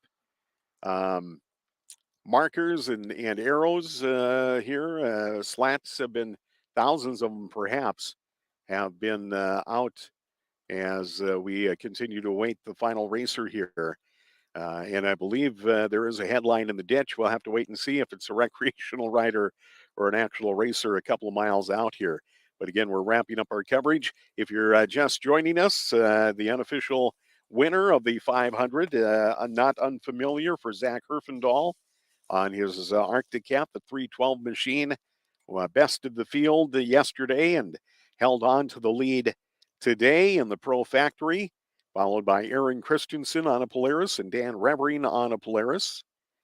Then it was Justin Tate and David Brown on a Polaris. The Skidoos did not fare quite as well. Corey Davis and Dylan Dorn, 6th and 7th. Dustin Dorn finished 10th unofficially, and Wes Selby did not finish. There were 4 Arctic Cats, 4 Skidoos, and I believe 2, 3, 4, 5, 6, 7 Polarises that made the start today in the Pro Division. So we do have a headlight coming our way. We have some chase vehicles along with it, some support vehicles here, and what we believe is our final sled of the day, and our coverage wrapping up here this afternoon. As we'll see, we've got the camera. We have the camera pointed the right way. I think we do. And we'll look here to the intersection here and wait for this final sled to make its way here across 320th Avenue Northeast and just a couple of miles here to the finish line to wrap up this year's 500 event in Goodridge-Grygla. And the sled coming over the pass, and that is indeed Unity Gausen is on her way. So there's your final rider coming into the finish line in Goodridge after a grueling 250 miles today. Unity Gausen bringing it home, and that will conclude our coverage of the Goodridge-Grygla 500. Our thanks to our great sponsors. Hats off to Mark, Terry, and Jake for their coverage along the way. Thanks for listening, everyone. Thanks for the well wishes. Thanks to Lisa at the Evergreen for feeding us. Thanks to Big Mike back at the studios running the board. And Dave, my man, you did a great job. Kudos to you back at Master Control. And something brand new for us in our coverage that we're able to bring on YouTube and Facebook here also this season. So that'll be our wrap. We'll have official results for you tomorrow morning on Thief River Falls Radio Sports. For the entire crew at 94.1 The Falls and Thief River Falls Radio Sports, thank you for joining us. God bless. Have a great weekend. And we'll see you at the next race here on Thief River Falls Radio Sports.